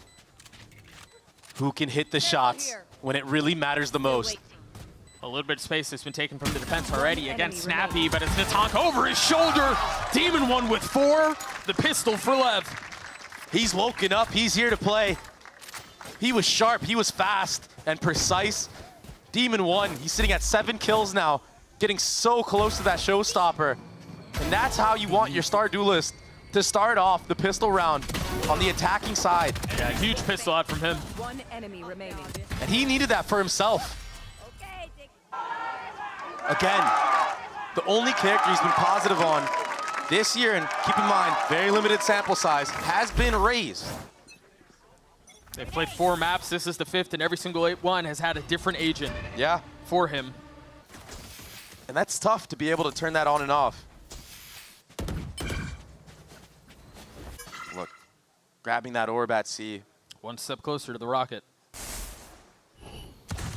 Ospas can't connect on the comm, but pressure was applied.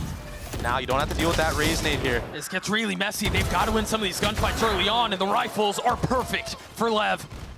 It's all in the tank. It's all King. And it's all up to Ospas in a 1v5 with the Sheriff and 58 HP.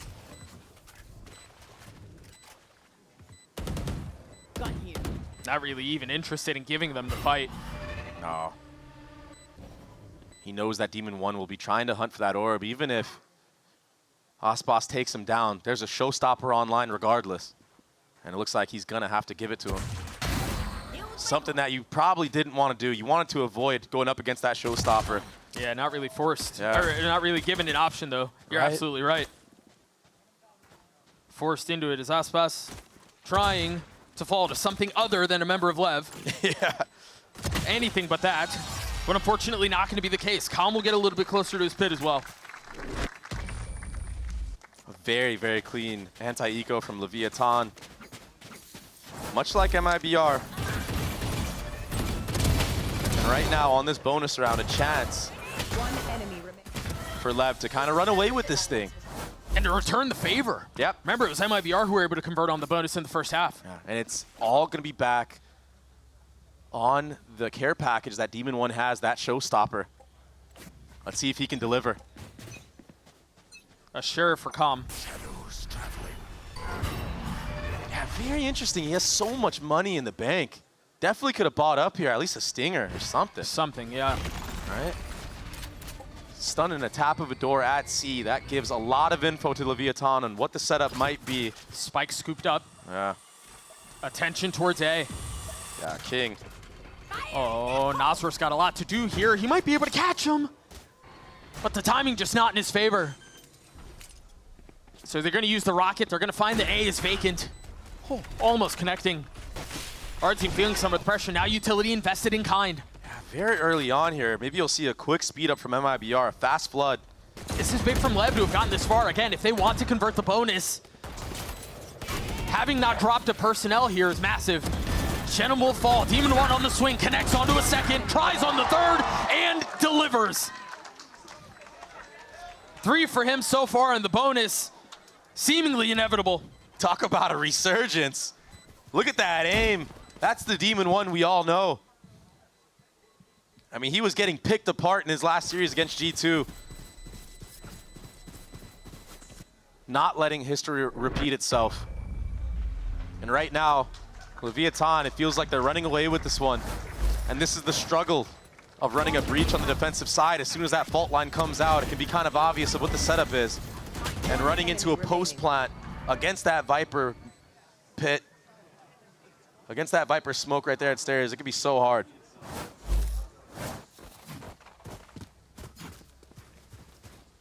That's the advantages of running this double controller composition that we've seen to be pretty common here on Lotus, especially last year. You can really work the map to your favor. You don't really have to speed up into anything.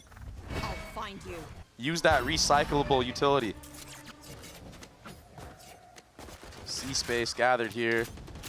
A bit of a scrappy buy here from MIBR, so Leviatán choosing to play at a distance, tap of the orb to bait out any potential trap plays here from MIBR. Second time, third time's the charm. Yeah. Interesting to put it on the Omen. Yeah. I think they showed a lot of cool ideas with the Omen TP on Haven as well. So you imagine they've got something up their sleeve here. A big key to success for Leviatán is King's individual performance. He puts up big numbers on that IGL roll. If they try to brute force their way towards C, this could spell danger. A suck nade, the trip. There's still another one further up, and now refresh smoke. The only place they've gained some space here is Calm towards A. He's got to be quiet. He's got to be careful. Shenum's not far off. This kill is big. It's huge. Just barely caught looking the other way. Now Shenum, he still has that paranoia online. The jump spot will give all of MIBR the info. Yeah, I mean, time is of the essence. They don't really have a bunch of opportunities here. But they're running into the Judge. It's a stack play. Now Tank on the other side. Our team with so much to do and, again, overwhelmed. Corners closing in. 10 seconds left. Managing to get the spike down. This was a lighter buy for MIBR, but there was enough investment to have a shot at this. But that window's just seemingly getting smaller and smaller. Lev gets to 10. That's full steam ahead for the attack. And I'm expecting a timeout right now from Fraud, because even in the player cams, I saw Artsine when he falls right there have a lot of frustration on his face. So maybe the pressure weighing in the minds of MIBR a little bit right now. This is their opportunity to have a little bit of a reset. There's the timeout. Fraud, I mean, you think of all the experience he's had, not only in his own career, but in coaching in this game specifically. If there's anyone that can do it, it could be him to get his team back into the game, get them right into the mindset.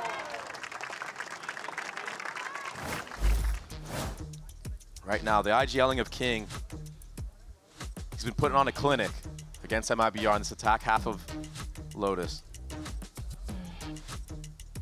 You mentioned a couple of rounds ago how it feels like that's a key to the success for this squad. And, you know, when this roster was built, you wouldn't think that he'd be the one top fragging consistently, but yeah, he's contributing in every facet of the game, right? He's fragging, he's calling. King's been so integral to their success.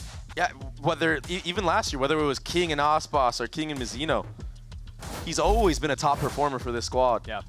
He's always had the ability to lead and execute under pressure.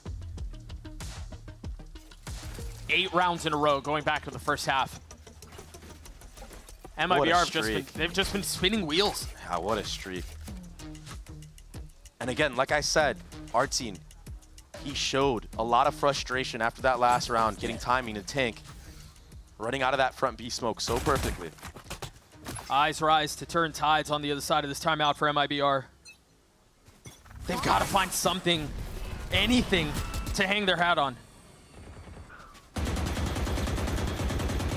problem is, Leviatán have done such a good job of this constant push and pull of identifying where the trap plays are, baiting them out, and then picking the right sides to end on. I mean, again, this should be a free B site. Nazwar, he has to give. Immediately pushed off the angle, yeah. Demon 1, the head-to-head here against Osbos. Remember, he's been heating up, he's been getting warm. Meanwhile, it's been all quiet from MIBR for a while. Showstopper online now for Osbos. He's got to be the catalyst. Again, a dump of utility as the spike ticks away. The problem is he has no satchels to really pop out of this choke. Artine's in a really good position, though. He's gotten behind them. Between that and Osbos crunching in on the other side, a kill traded back and forth. But again, this has been the trap. Last player. That's what slipped the net. And now Tex is left in a 1v2. No utility to play around. He's going to have to win these gunfights on his own, and he does! A 3K for Tex, the Red Bull clutch for Lev. In the face of fire, the stable aim will prevail. Tex, he barely moved his crosshair right there, but he was cold with it. And he's been creeping up on that scoreboard as well. He wants the top spot. Enemy remaining. Clutch. Cold out from Tex, man. His mechanics just feels like they've getting better and better. And Calm, he's hyping up his teammates here too. Popping out of his seat. They can feel it. They know this map is theirs. There was a bit of a fight in the first half from MIBR, but Lev they've really taken this one right out of their hands. And now an outlaw in the hands of Demon One.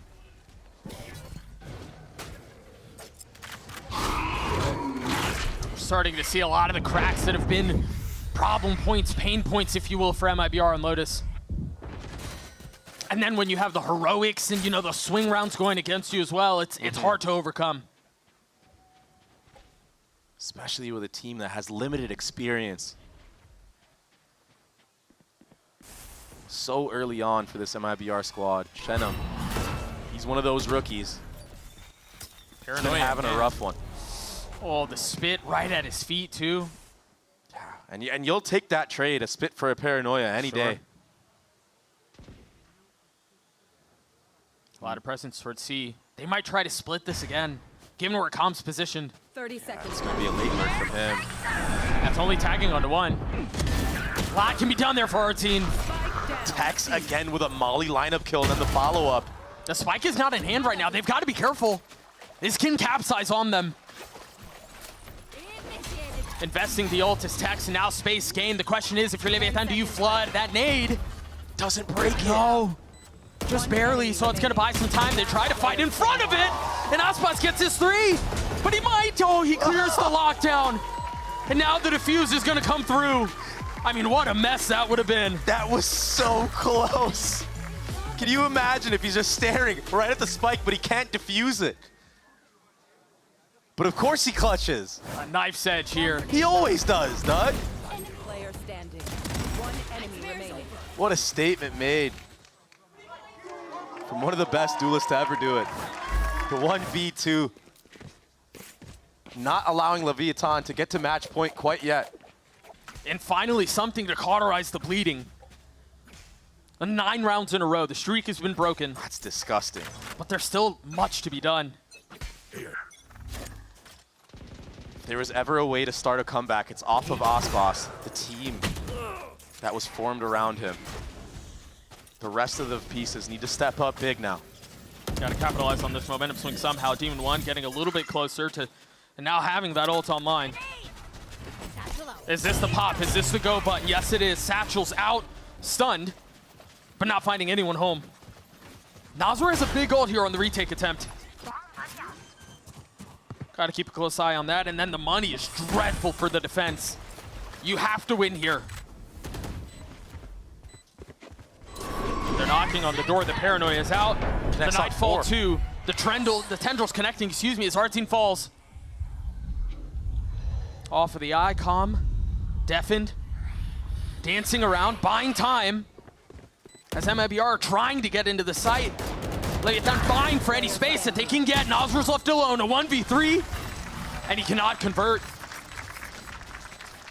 That Fade ultimate just getting no value because of the positioning of Calm, playing in his Viper smoke once again. He's been really able to do some damage, playing around his smokes, around his utility. And Demon One now winning the head-to-head against Aspas like that as well. It just really does feel like it could be the final blow on this map of Lotus for MIBR. It's a scrappy buy. Light armor across the board. Aspas. He's the only one with the heavy hitting weaponry right now. And he's in a position to make a play. He's got help over his shoulder. He's not alone, but Shenum's the first to fall. And that Paranoia, that hits everybody. Is there acceleration on the other side of it, though? Yeah, it is, and it comes courtesy of Demon One. That should do it. They've even invested the aggressive pit. Cortezia has been spectacular for MIBR these last 2 days, even having bright moments on this map, but this might be a little bit more than he can deliver. A flawless round as Leviatán roar back and take Lotus. What an impressive attack half for Leviatán. Really masterful, outplaying the defensive trap plays, the positioning.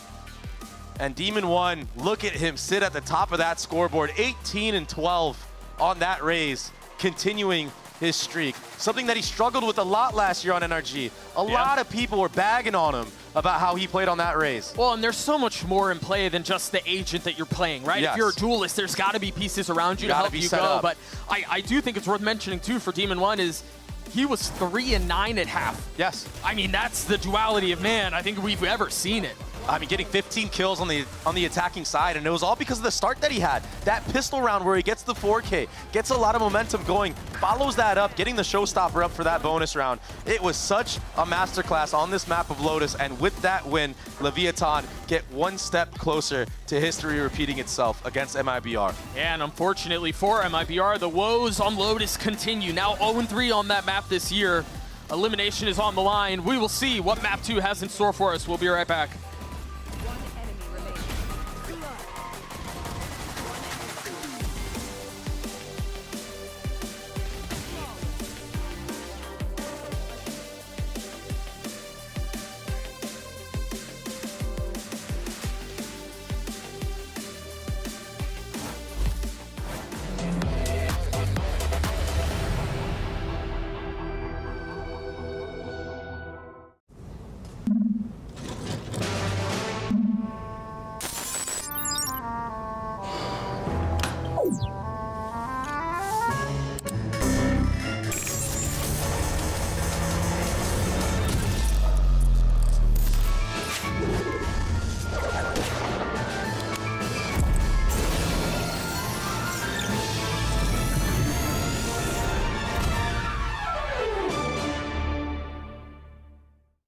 Oof, stuck paying for that old phone?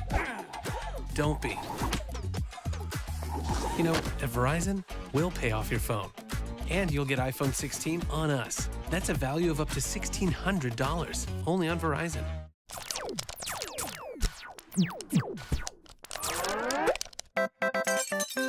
Red Bull gives you wings.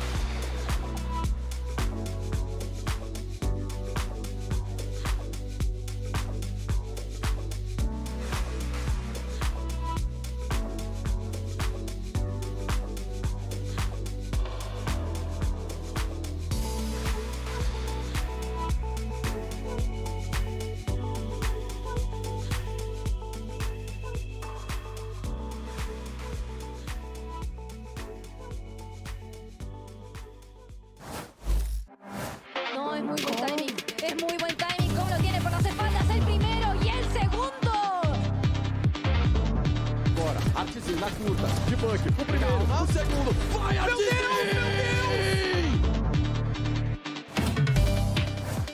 Here with Leviatan's Ito Pada, an incredible, especially second half of that map. You run away with Lotus. When I spoke to Tex earlier today, he said that you guys working on their fundamentals after the loss to G2. As the coach, from your POV, have they improved enough on those fundamentals, and are you satisfied with that performance to go into a map 2? I mean, yeah, obviously when you win your map this dominantly, obviously you have like good fundamentals and everything. I think we improved a lot from what we showed against G2, and I'm really happy that we were able to show like our true face in the first map, and hopefully in the second as well. Best luck in map 2.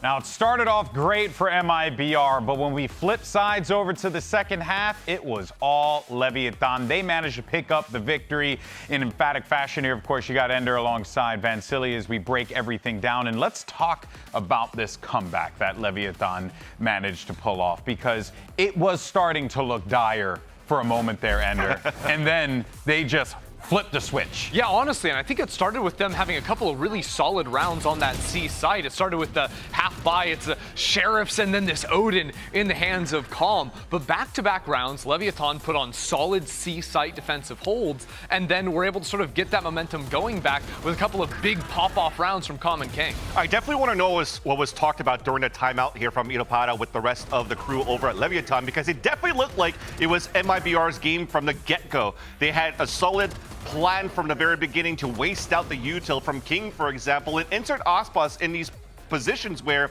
inside sites he was winning so many duels and clearing up the area for MIBR to take, and not allowing here Leviatán to have that flood retake potential by missing that paranoia. Yeah, you can't forget either going into the second half, like Demon 1 starting it off with that 4K on the pistol. He's got his showstopper ready for round 3. So they really ran away with it in the second half. But honestly, I think I was most impressed with how even Leviatán ended up keeping the first half, tying things up 6-6, considering that they were falling in these early fights consistently. At some point, it was 9-1 in first kill, first death to them. They were able to win a lot of those 4v5s from heroics from King. Yeah, and I mean, there were so many of those plays where you see King, you're like, he's going to get 2.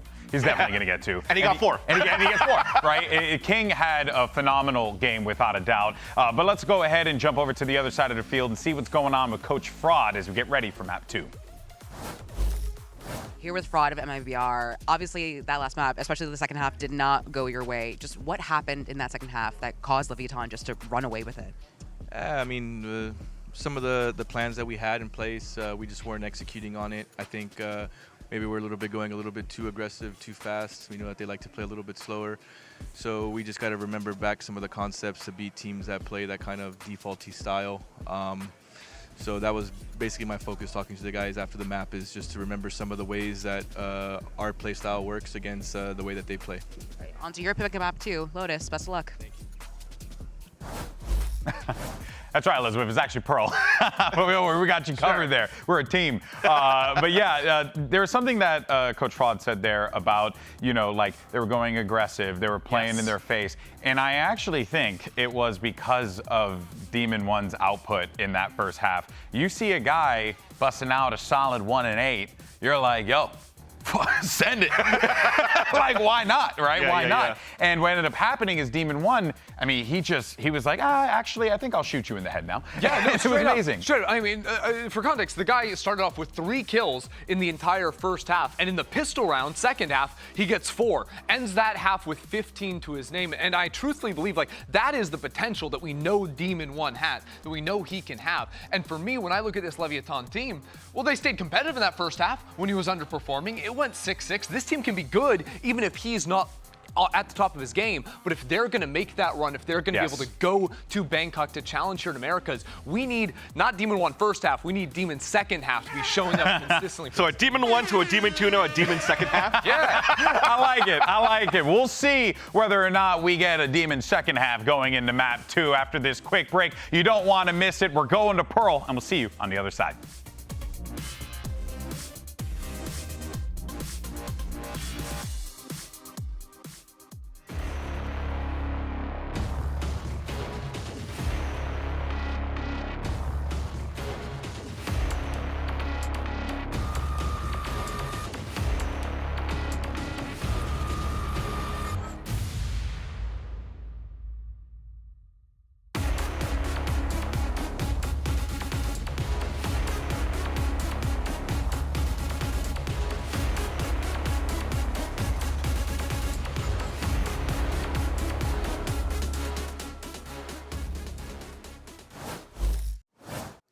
the setting has changed over to Pearl, a map that MIBR has historically found success on, most recently against Cloud9, but as we saw on map 1, Leviatán, they're a different beast, Trey. Yeah, and this is either a tipping point right now for MIBR, or it's just a show of Leviatán just being better at the game overall. And it's going to be tough for MIBR. They're going to have to dig deep. The last time they played this map, what secured them the win over Cloud9 was individual heroics. The problem is, can you really fall back on that on a Leviatán that has been playing so well together? And Doug, what?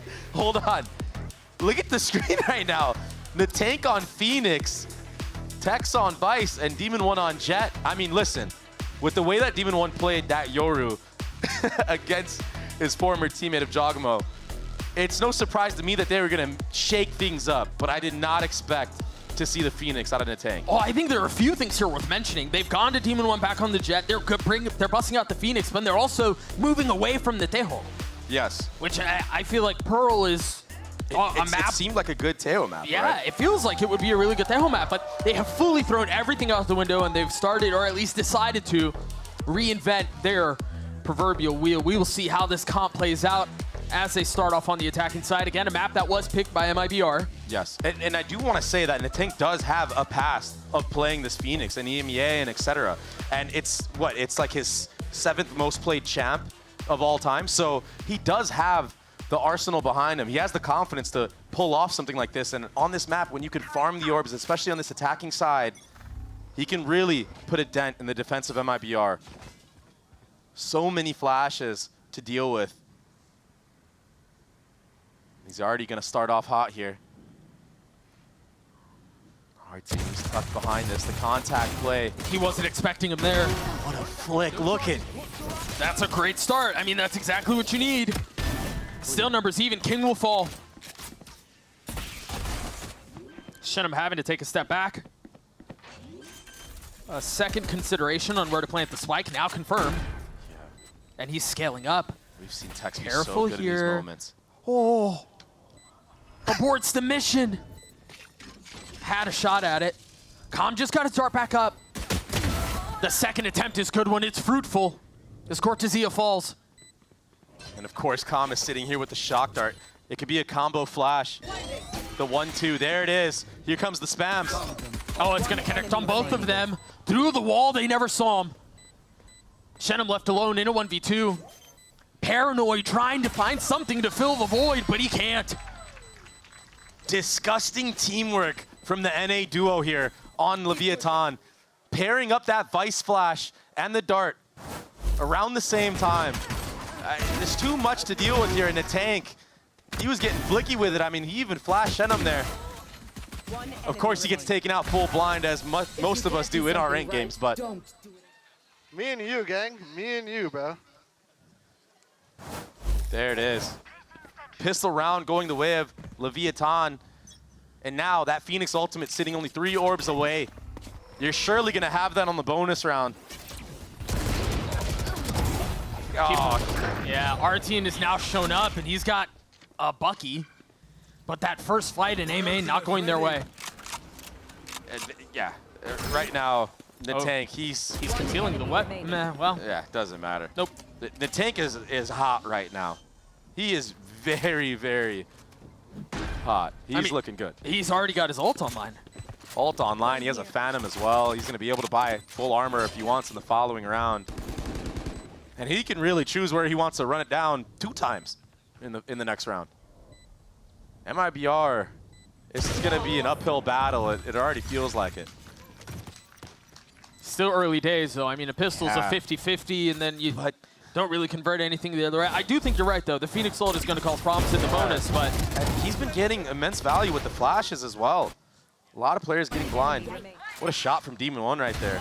I mean, you can see the confidence flowing right now on almost every single member on this squad.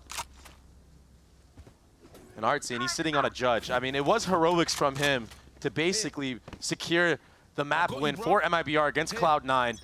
You recall that Bucky 4K he had on this A site. This time he will have a judge. A little bit easier to do, but even if you take out Natank here, that'll be info gathered. That Phoenix ultimate. Waiting for the Q. Calm grabbing the orb. Has a Bucky again. Starting to hear some of the utility, namely the drone, is going to bait out the knife. And so now with 1 minute and 13 seconds left, you take a look at the other side of the map. You've got presence up B long. Spike's still at A though. Yeah, I think the tank is here just to full send it with maybe a dart lineup from Calm all the way in the back here. Draw rotations, get a lot of info, but Demon 1 getting picked off early there.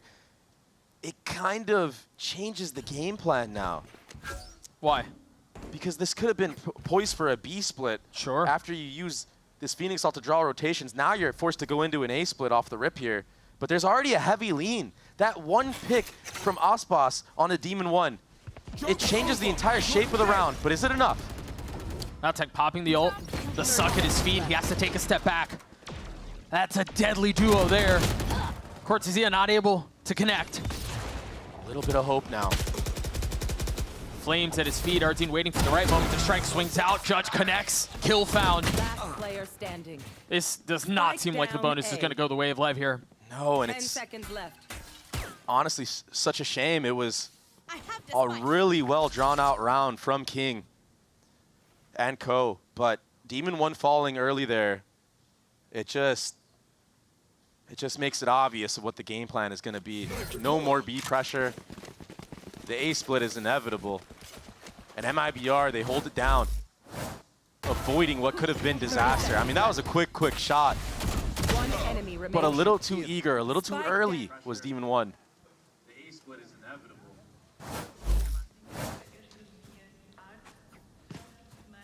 Phoenix ult not getting value. That was a crazy stat we just witnessed. Leviatán won 100% of the rounds they were up 5v4. Calm one away from his ult here. You imagine they're going to try to get him that orb and then reset. Once again, King, this time without Demon 1, exploring towards B. And Aspas has taken such an aggressive line. But he's not peeking all the way out. He's waiting for an off angle, waiting for a walk up. There wasn't a pickup smoke B put down there yet. Meanwhile, while all of that was happening, Calm did grab the orb. Yeah. Right now, just fully working the map. They're going to re-clear Osbos off of this angle with the drone. He's alone. There's nobody helping him over his shoulder. Procs a dash, tries to get away, and they don't continue the pursuit. But this is really good. You push Osbos off of that deep B line. You deny that information to MIBR. So now if you do decide to go towards an A split, there shouldn't be a full stack, but proactivity from the side of MIBR on a Demon 1. Yeah, they know. The knife tagged him. They've got to know exactly where he is. He's been forced into the corner, taking one down with him. Clean out from Tex. That was so quick. The spike now making its way over to A. And again, it's a foot race from the defense. They're trying to gather together, and it seems like they have a pretty good setup here. There's a lot for Shinham to do there. And he does it. One kill found in the face of the shock. Cannot stand. And so numbers the way of the attack, but time is really short here. 10 seconds. You cannot fumble this. 10 seconds left. They've got to commit to getting the spike down. They succeed. Calm's on site. Yeah, he has the ult, but he's got no way to use it safely. He's got to get out of here, man. Whatever he can do. He can. It's all going to fall into that tank now. With the flash in hand, off the swing, finds one. Has to take a step back. They're going to fully face him. Trying to push him off the angle. And he will fall.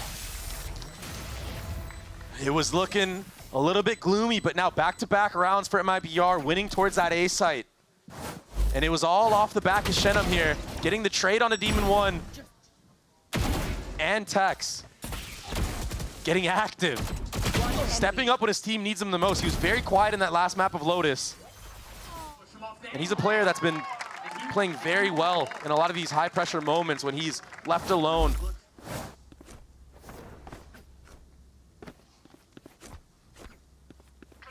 Now full force in A main for Leviatán.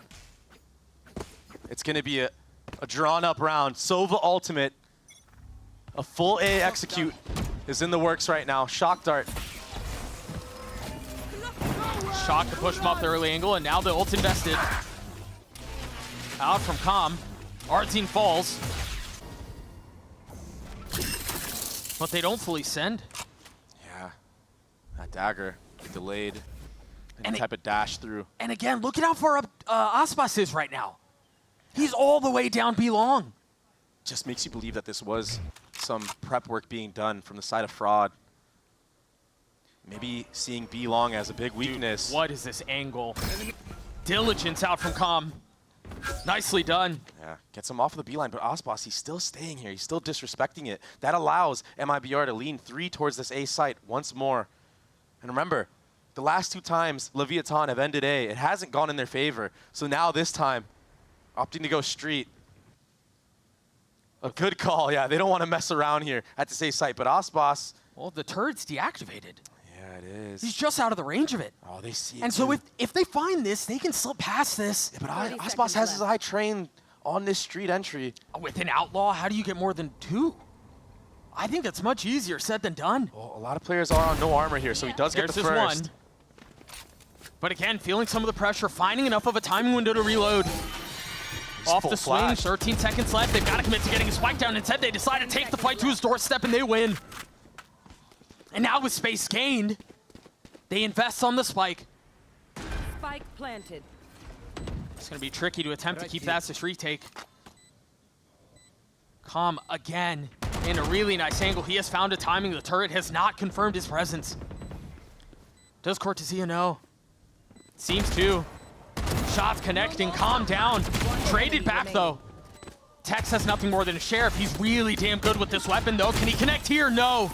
Noswer gets 3 as MIBR take the lead. Yeah, a very controlled retake. Aspas, he got overwhelmed completely in that back hall of B. Got his though. Yeah, but he did get 1. Yep. And that was the start for the retake. MIBR, they crawl their way back into this game. Now they have the lead.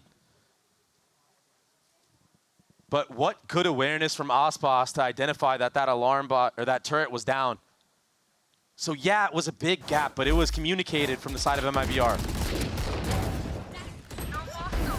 One enemy remaining. Noswer, he's really starting to show a true form in this match. Maybe seeing the performance that King had in the previous on Lotus, wants to step up himself, wants to be that IGL leader that can also be in the department of the kills. 7-2 for him here. Meanwhile, Demon 1 with knives out and a flash forward.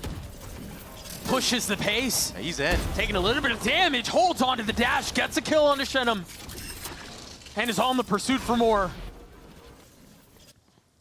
A blistering pace here. Yeah, and that's what they wanted to do in the previous round. This time, much easier to do without that KO dagger landing on you. Remember how good Noswer has been. He's popped the ult once again. Aspas trying to tuck tail, trying to stay alive with op in hand. Neutered instantly. Demon 1 with 3. It's round over. It's done. And it's all Demon 1 on the kill feed. King takes out that lurk, but what an entry. A knife for everyone's head. That shot on Aspas. We gotta get a replay of that. That was filthy. He only had 2 knives to his name. It was a little drive-by. One enemy remaining. Disgusting things from Demon 1. So reminiscent of when he made that crazy run at Champs with EG. It was plays like that that set himself apart from the other duelists in the league. And he's sitting at 8-4. Attack operator in his hands now.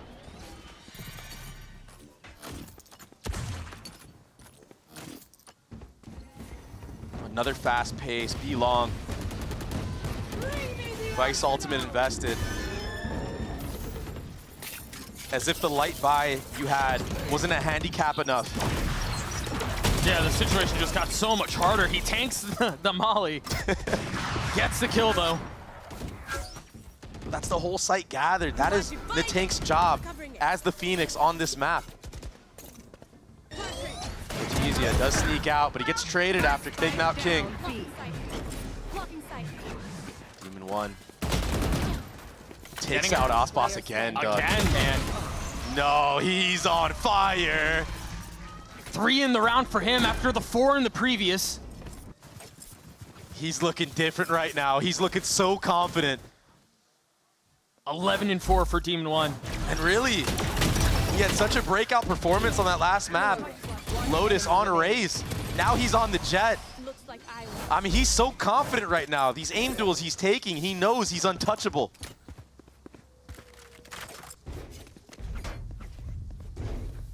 Aspas still somehow got the better of him on that last map of Lotus. So 5-4, very close. This time around, I feel like Demon One has had his number. He's gonna try to punch back with an op of his own. I just have to say, I don't think I've seen Aspas feel this type of pressure from an enemy duelist yet this tournament, even in the loss to 100 Thieves. Not connecting on the op shot. It's the follow-up. Put a little tip of the head being seen here. Shenum, you gotta be careful, man. Spacing is awkward. Bumping into each other. Demon One looking to swing, finds two. Traded back though. Left on attacks and King. Spike out of hand, the knife confirming onto one. Lands a shot anyway. Now where is King headed? What's the play here? He's taking a long detour right now, but the way that Tex is playing this, he gets the info. I mean, he could get a free kill, but no, the wide swing from Nosware. Tex not biding enough time, and now it just makes it obvious that King has been on a solo mission this entire time. And he took the scenic route to get there. I need a concealment. He's actually making the right play right here. If he avoids this dart, it's still going to be so hard. He's got to land the shot on both. Yeah, even if you grab the spike here, you kind of have to get all the way back sight and flip. He has an idea both are here. Still has utility, 13 seconds left. Manages to reach out, grab the spike. Stays alive for now. Concealing his presence, but Shenum stops that. Yeah. Tied at 4. And Shenum stopped Demon One from getting any more kills into that round as well, because Demon One, he got 2. He took out Aspas once again, sitting at 13 and 5. One enemy remains. But a good double up here. Taking the 2v1s where it was. I mean, even if Tex with that operator gets one, it's going to be traded, brings it back to a 1v1 no matter what. That didn't have to be the case, because Nosware right now is stepping up. Huge for this MIBR squad. At the perfect time.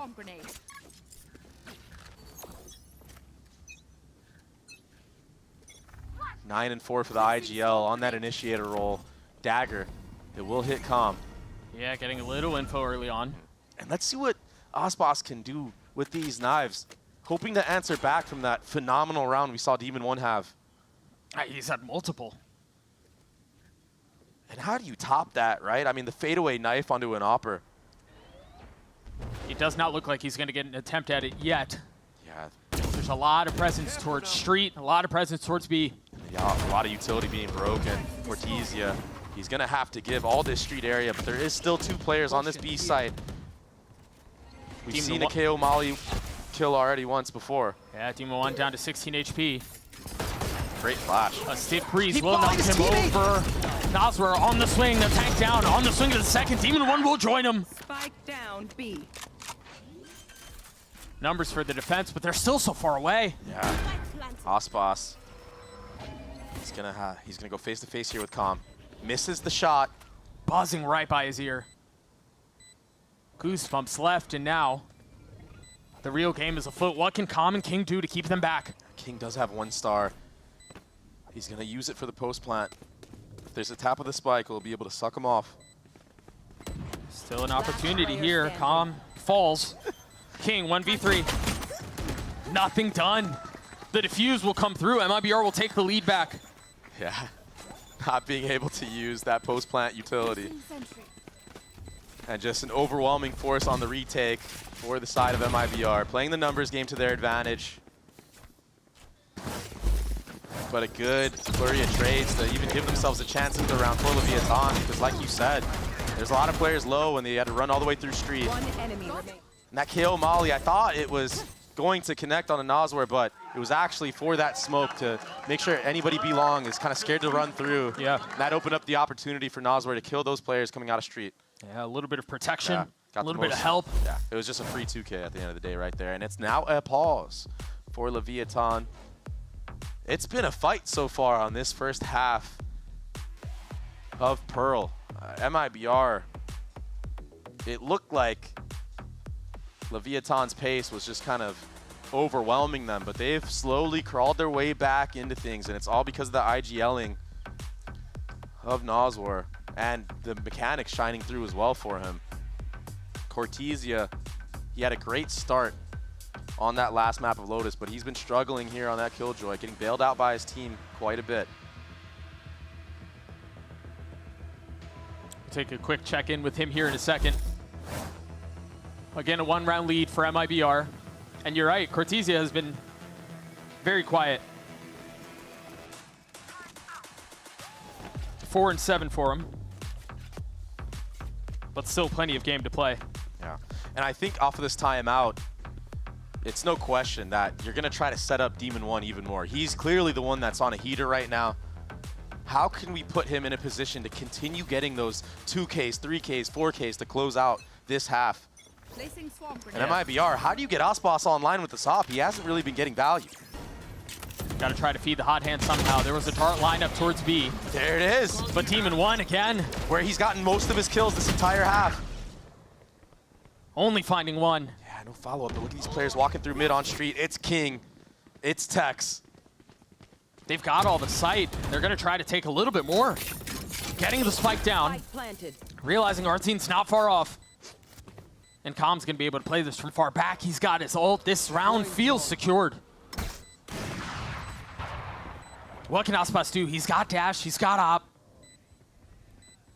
The drone, they're so far back off the site that they have to be so meticulous in clearing every single angle. And all that does is buy more and more time. Again, a really tough situation for them to be in. Yeah, he falls. He was the lighter one. Com popping the ult here. Hellbent, Helen securing the round. He still has a shock dart too. It's so tough. Taking that back. The classic post plant for Leviatán. Vintage calm maneuver. Playing that utility. It was something that failed them quite a bit against G2. I recall a lot of fracture rounds. Spike being diffused before that utility even comes out, but correcting those mistakes this time around. And again, how do you get Demon 1 enabled? Well, just go back to A, where he's been literally feasting on these MIBR members. There's an op on the other side of it here. They know that that's been where he's been striking, and he's going to want to return to the scene of the crime. Yeah, what happened last time? He went head-to-head against the operator of Aspas. He sat him down. Cheeky little knife. Aspas is going to have to hit a ridiculous flick right here. Demon 1, Blades online. Remember all the flashes that they have at their disposal. He tries to get high ground, and he's instantly brought back down. Sickening. More to be done, though. They're going to try to brute force their way out onto the site. The op not connecting on the second shot. Now flashed up and now dealt with. But Shenum on the counterpunch. How is he alive? The defense doing their best, doing their damnedest to try to keep them back, and so far they're succeeding. Comp's left in a 1v0, and he cannot convert. Shenum gets a kill full blind, spraying and praying. Aspas, that flick was ridiculous. I said he had to hit something insane. I saw it coming. Demon 1 had to go for the updraft there. Break that crosshair. Aspas, although he does connect, this nice shot on the Demon 1. That was sick. He actually doesn't kill in the tank. And Leviatán, they honestly could have won that round had Shenum not sprayed blindly and gotten that trade. Last round of the half, and again, the Jets on the same side of the map. One suppressed. Phoenix Ultimate is available. We haven't seen much value from it so far yet on this half. But if you can identify where the operator is, maybe entry with that, bait out that shot, buy your team enough space to get into the site, play the post plant like we saw them do 2 rounds ago. That could be a big recipe for success to make this an even half.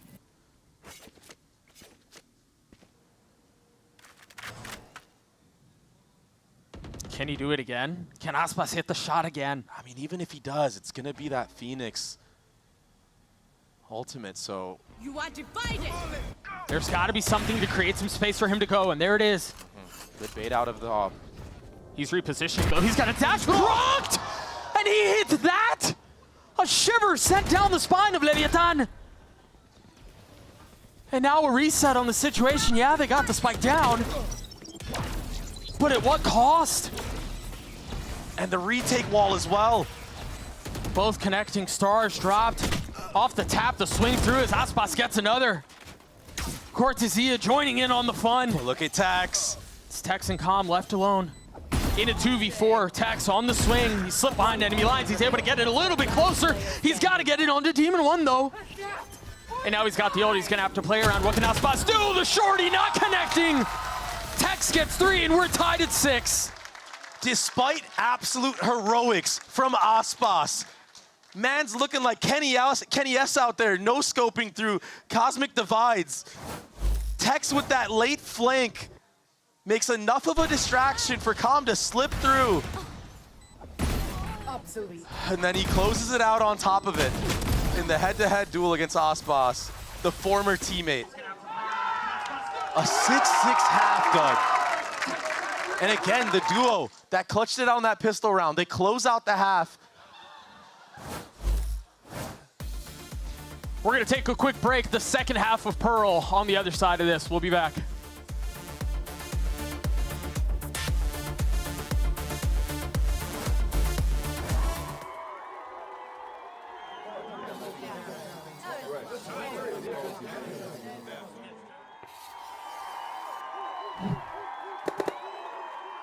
Red Bull gives you wings.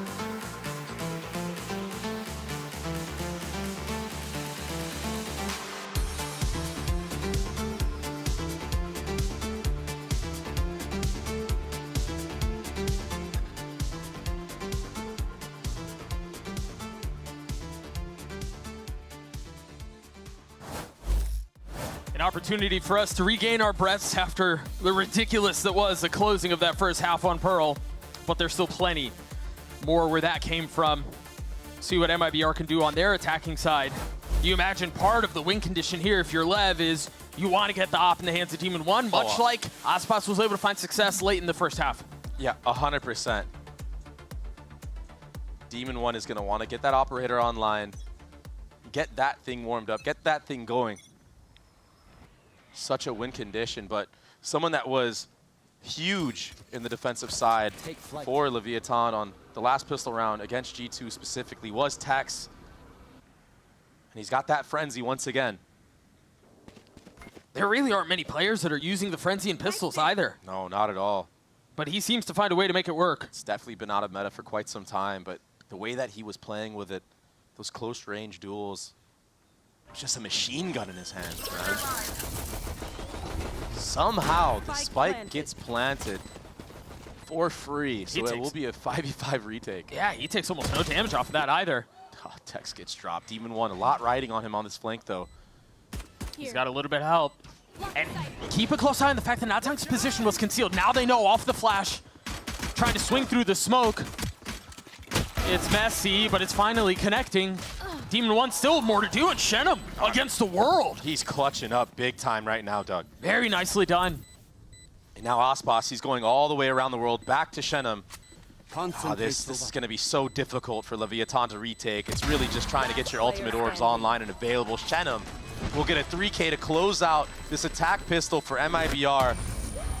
And he's been stepping up huge on this map of Pearl. He was so quiet on Lotus. He was struggling. Yeah, he's still only sitting at 9-9, but the impactful kills that he's been getting, it's something that doesn't show up on the stat sheet.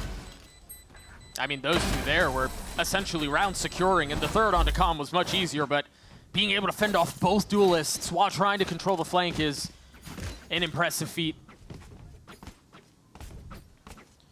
Now a chance for MIBR to amass a little bit of a lead. We see a very light buy once again. Light armors across the board, besides for Aspas. Sitting very healthy with a Phantom and full armor to his name. And he's the forefront. He's going to get in the mix. He's going to get in the action. That dagger landing on 2. And a freeze on the other side of it. Yeah, they don't like what they've seen. No. They don't want to mess with that Vice. They don't want to mess with King. But they did bait out every single player of Leviatán, but it looks like it might not even matter. Right now, Cortesia, he needs to walk up mid. He needs to get info for his squad.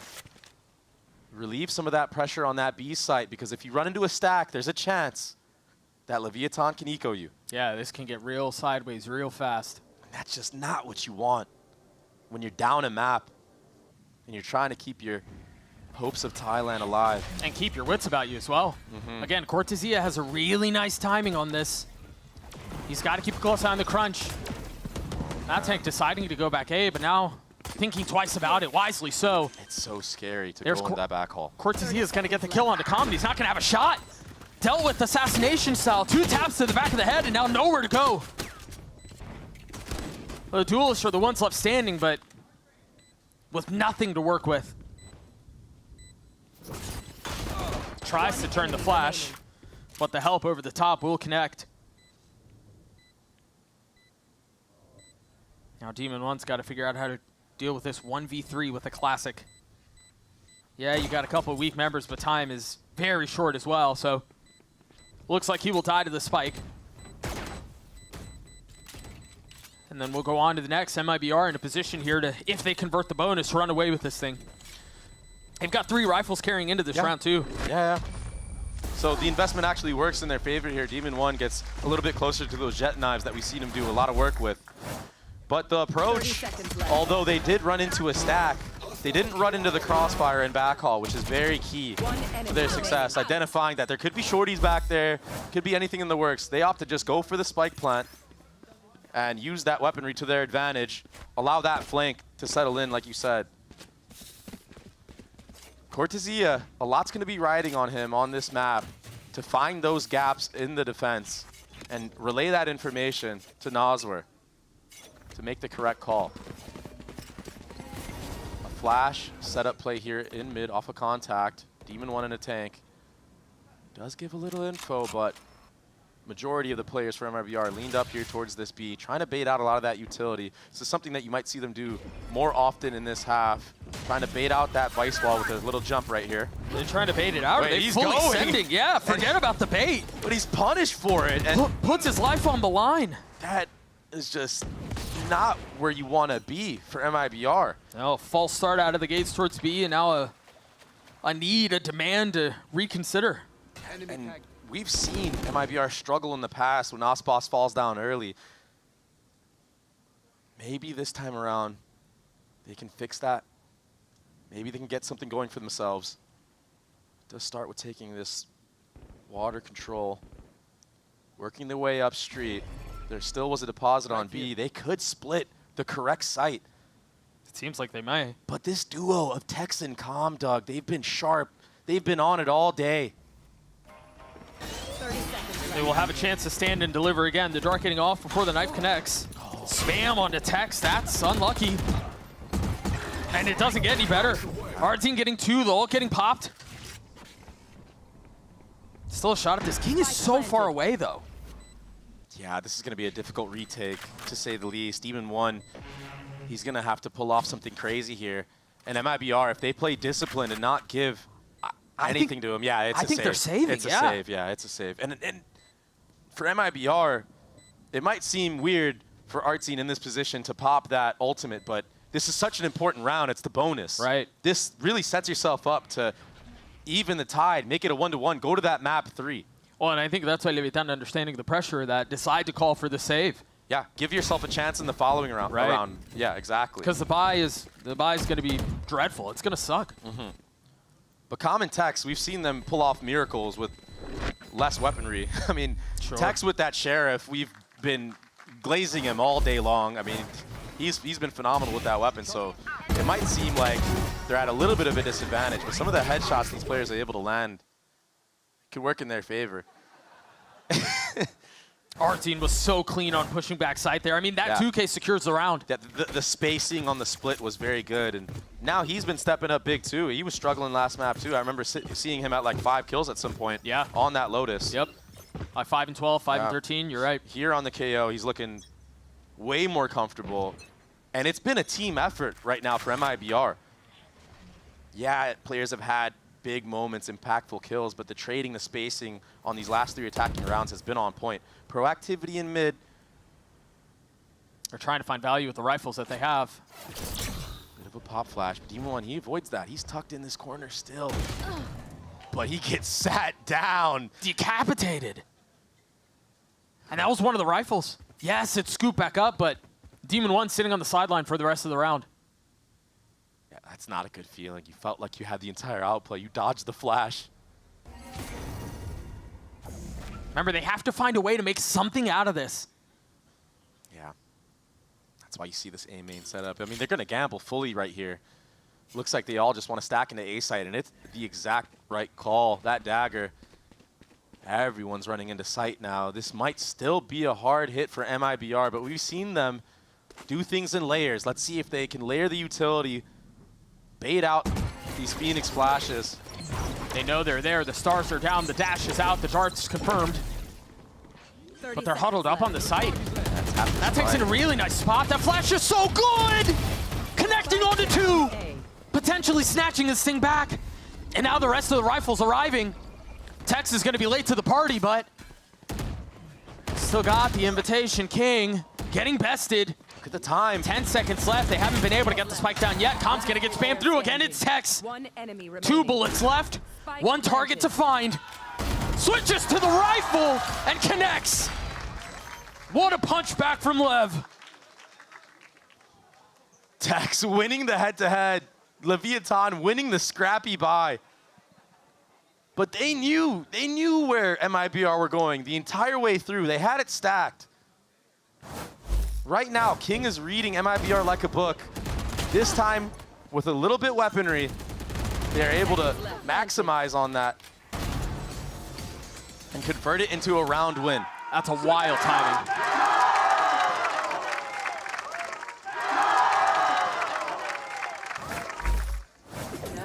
Do keep in mind, that is 2 rounds that Leviatán have had a site stacked where MIBR have had it in the mid round. Fast towards A. The defense pushed off the angle. The only other time we saw a look like this was on the anti-eco, I believe. I imagine they're gonna want to get the orb for Cortesia here. Yeah, they do have that Killjoy ultimate online. Let's see if Leviatán opt to give it. Com doesn't have his ult. Yeah, there's no counter. You're right. Yeah, but Leviatán, they have protocols for stuff like this. They're grouping up mid right now, trying to flush out if there is a lurk. The thing is, Shenum, he's so deep. Yeah, he might be able to catch off Tex right here. He's not looking. He's done. Oh, he hits the shot as well. Spike planted. Look at where that plan is, too. It's so deep. Controlling all that pit space. Phoenix ultimate not able to get value, but info was gathered.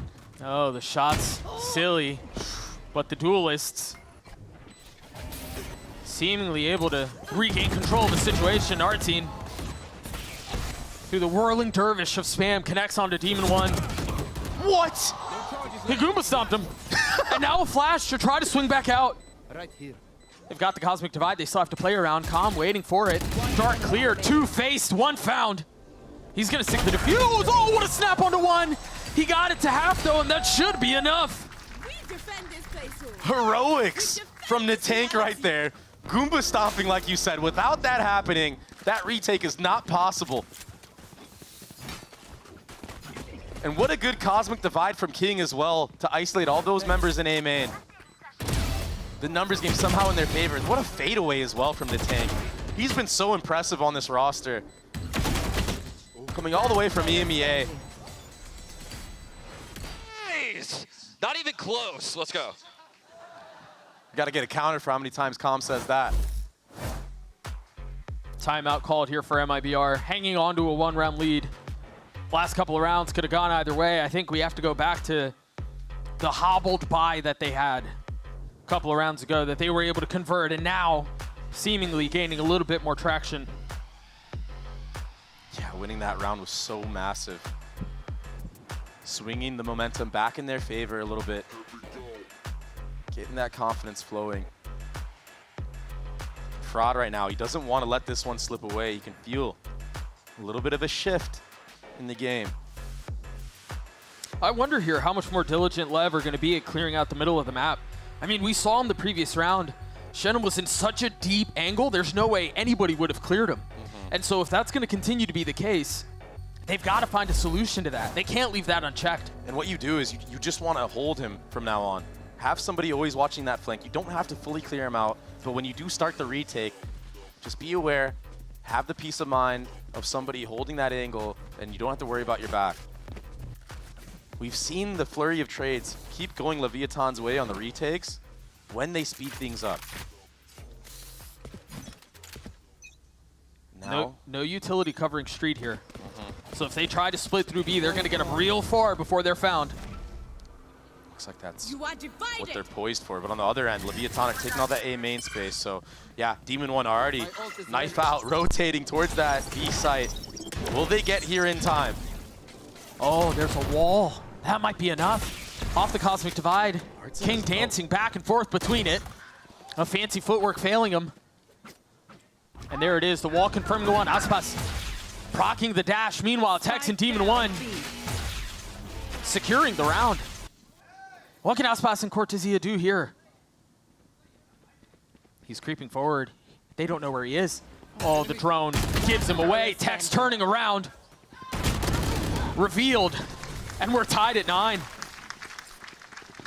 Tex, he got bombarded in back site B before, but this time he anchors, he gets a 3K to the round. And it's because he knows where the utility is gonna land. The players that were trying to pinch from street were just too late. That Vice Flash, this time paying out dividends. The Sova ultimate from Calm as well to delay any more type of follow-up trades. It made him confident, and now you have that Vice ultimate online. You don't even have to really use it because the buy from MIBR, it's not good. That Outlaw, that puts a dent into MIBR's dreams. I mean, they even had the turret set up, ready for that. But nicely handled from the Duelist. Nosworth does grab that Sova ultimate. Demon 1, he does pop that jet dash, getting overwhelmed a little bit. Quick step back, the flash to provide some cover. Yeah, a lot of utility used to try to bail out Demon 1 in this moment. Aspas barely avoiding that shock dart from Calm. And not a lot of map control right now for Leviatán. Not a lot of utility for this retake as well. If MIBR can somehow get onto this B site, get a weapon out of King's hands, it could be bad. But I mean, King, the fact that he's playing like this with the open B long, he just knows. His instincts are on point. Back against the wall. They think he's back, All Doug. The knife. Oh, he's gonna get away with murder, isn't he? Only finding one target. Still a chance. 30 seconds left. That ult is gonna complicate the situation tremendously, but I think Shannon was able to sidestep it. I don't think he's been dropped to this lower weaponry. Off the swing, Nosworth with 2. Forget about the rifle. He's got Sova ult. He needs to get out of here and play it. Arzine committing to getting the spike down, will succeed. Why is he so close? He's so low. The Outlaw still in play for Demon 1. Does he try to go with the blades? No. Procs a dash. It's Demon 1 who's got to do it on his own. 3 on the round. And it's Shenham's 3 that wins it out for MIBR. What a clutch. Such an important round to win. Your economy was completely broken, and now you put Leviatán on the back foot because of that. Big from Nosworth. He's been having such a phenomenal map. I was definitely criticizing him for playing that up close and personal after getting those 2 sheriff kills. Could have played the Sova ultimate to secure the round. But when you got Shenham clutching up like this, the rookie, now you can use this in a future gun round. And right now, Leviatán, you have to win this round. This is a must win. Oh, he's gotten 2. Trying to get the 30 falls. But those blades, I mean, tremendous value. Yeah. Tex is in a really good spot. Aspas doesn't know. Whoa, he saw him. He's so weak. Oh no, you can't help but feel for Tex in that moment. Had he just tucked in the corner, Aspas, he wasn't even looking for him. King's gonna have to win this one out on his own. And he can. The economy's not great. And remember, Aspas is very weak. Part of the problem here for King is that there's no way to know where they are. You're guessing. Yeah, they could be anywhere. The only thing you could potentially bank on is the fact that they might be doubled up. You know, the fundamentals from Fraud. Make it so. A little tap of the spike. Molly drawn out, has a better idea where one of them are. Shoulder spotted. Looking for the second. Remember how weak Aspas is. There's a shot at this. The flash is not going to connect. He peels off, though. Artsine bum rushes him. And that's 11 for MIBR. A very difficult round to win for King. But the trading in mid, that's what it really came down to. Demon won with those jet knives. He still got so much work done. The fact that he got 2 there was insane.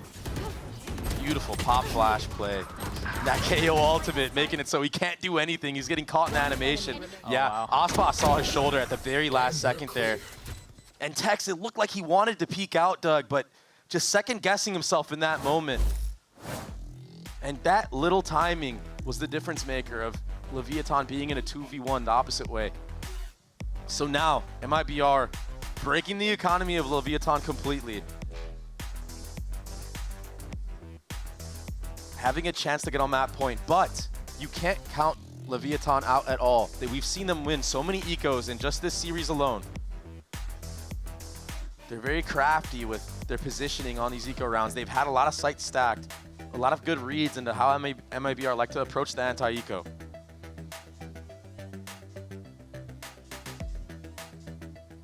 There were a couple of ults, if I remember correctly, that MIBR will be able to play around too.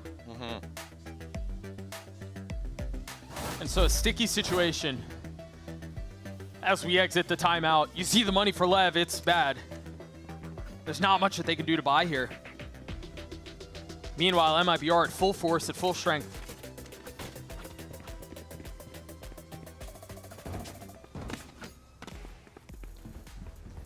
Stay safe. He's got to find something here with this Marshall. Yeah, it looks like they're going to take all that B long space. There is some presence here. MIBR cautious to this. They should be able to dodge this flash. Oh, a good dart as well to sniff it out. Now here's the thing.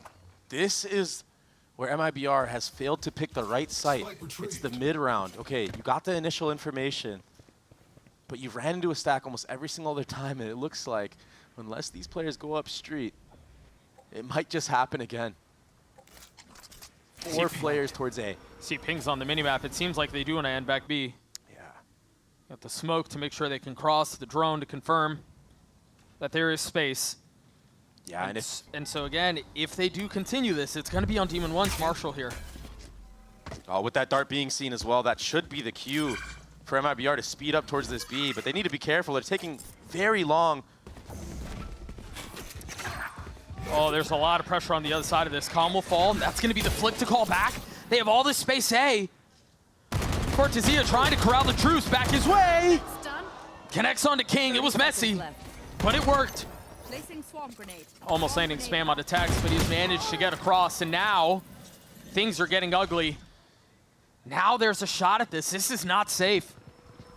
This is not secure, and everyone's here. Tex on the swing, cannot connect with the Sheriff.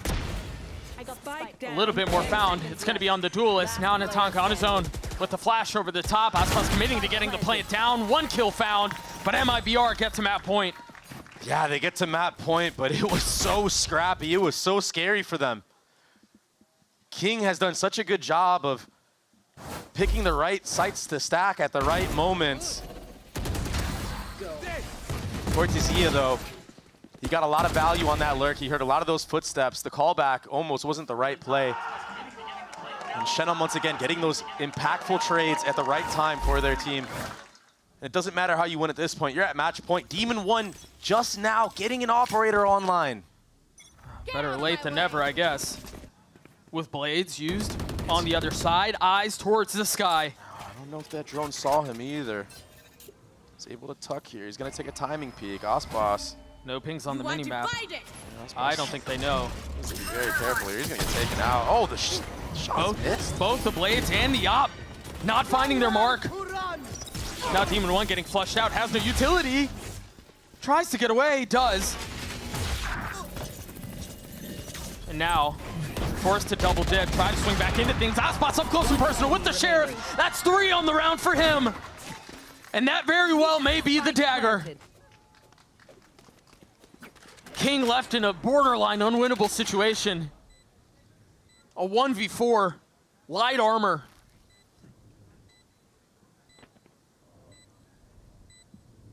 What does he do here? He's gonna get double, triple, quadruple faced. There's just no way, Doug. There's just no way in hell. Absolutely not. He's flashed. He's getting faced by 4. What a statement from MIBR, sticking in this thing, and it was hard fought. I mean, they got ecoed how many times? It was so difficult. But what great IGLing from Noswer, and what an individual performance from him as well to keep his team into it, allow the other players, the supporting cast, to start stepping it up. He was the only thing that kept them in it on that defensive side, Doug. And now with Pearl decided, we're going the distance, and that means split, and that likely means the double duelist comp from MIBR. We saw just how effective it could be, what, 24 hours ago? Yeah. Now we're gonna get a chance to see it one more time. Again, a quick moment to set the stakes for the situation. One map to decide who stays alive. If you're MIBR, you're looking to change the tides of your franchise. You're looking to make the deepest tournament run you've ever made. Top 4 and potentially still in the fight for Bangkok. And if you're Lev, you're looking to recreate that success that you've made. You're not just satisfied with champs appearances, you want Bangkok. We will see how things settle on the other side of this. We'll see you guys shortly.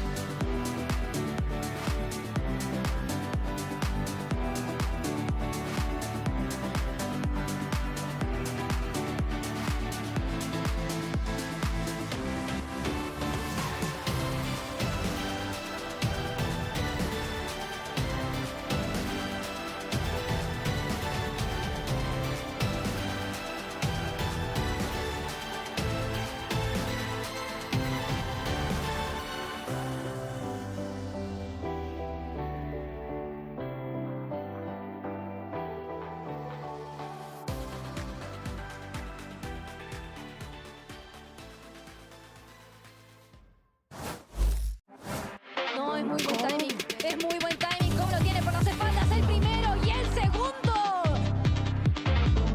Agora, Artzinho na curta. De bunker. O primeiro, o segundo. Vai, Artzinho!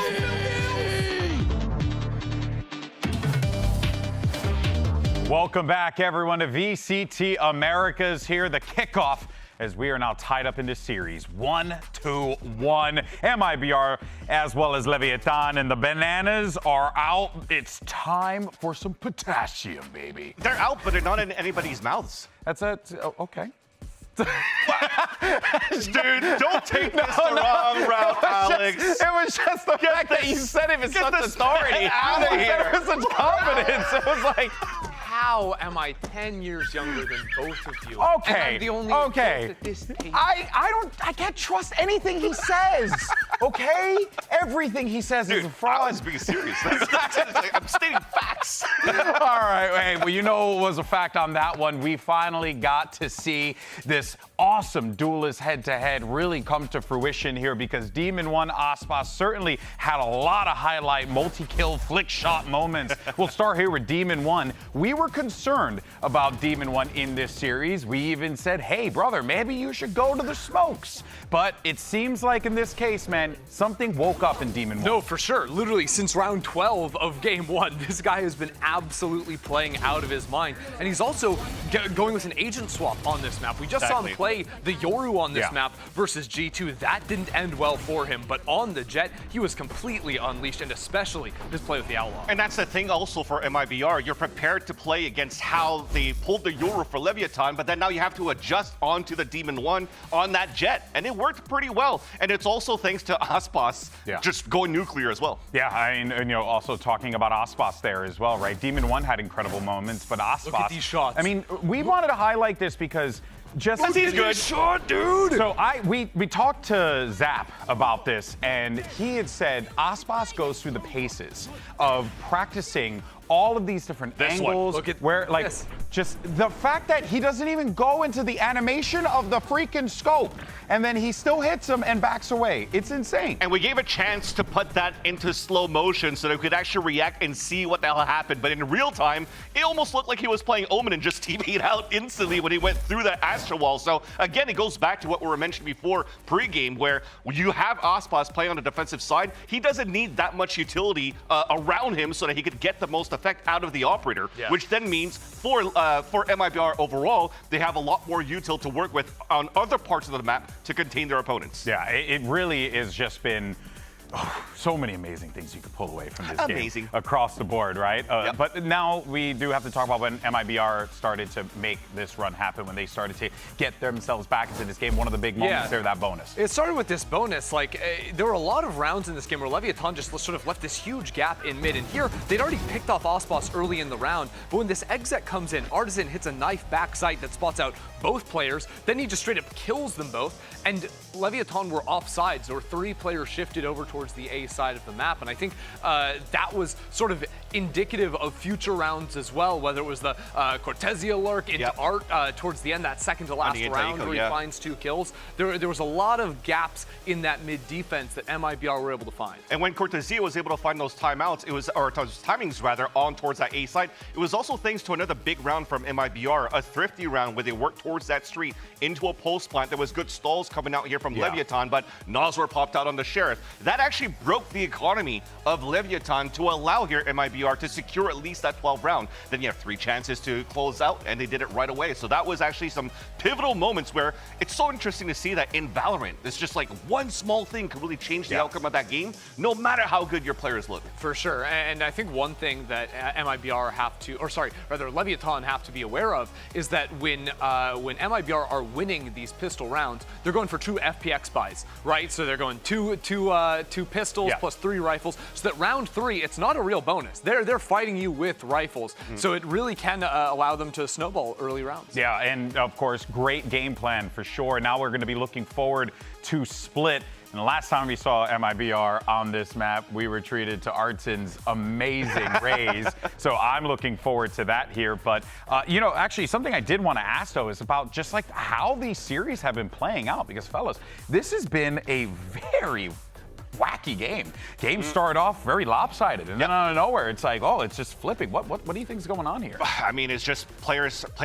teams being able to play in their comfort and finding their footing as soon as everything went right, at least for the side of Leviatán, and then also going into the map pick for MIBR, well, you saw how they're able to just understand what their game plan was if they had to play the comeback. The most interesting for me, though, is talking about that split map, because we get to a point where both of these teams didn't get to show too much of their games. It was a 13-6 for Leviatán against Furia, then it was a 13-3 3 here against EG for MIBR. And then you have a double duelist versus a single duelist with Demon 1 back onto a Raze. I want to know what Leviatan's game plan is to try to stop them. Yeah, I think they're going to have to be really aware of those split hits, whether it's, one player going up the ramps, the Raze double satcheling over towards your rafters, over on the A side of the map, pinch hits into mid as well. It's going to be mid control that Leviatán need to regain after they got punished there on Pearl. Split, it is critical. That's right. Elimination on the line, folks. Map 3 is up next. Whoever wins this moves on, and the losers tournament ends here and now. We're going to go to a quick commercial break. When we return, plenty more action. We'll see you soon.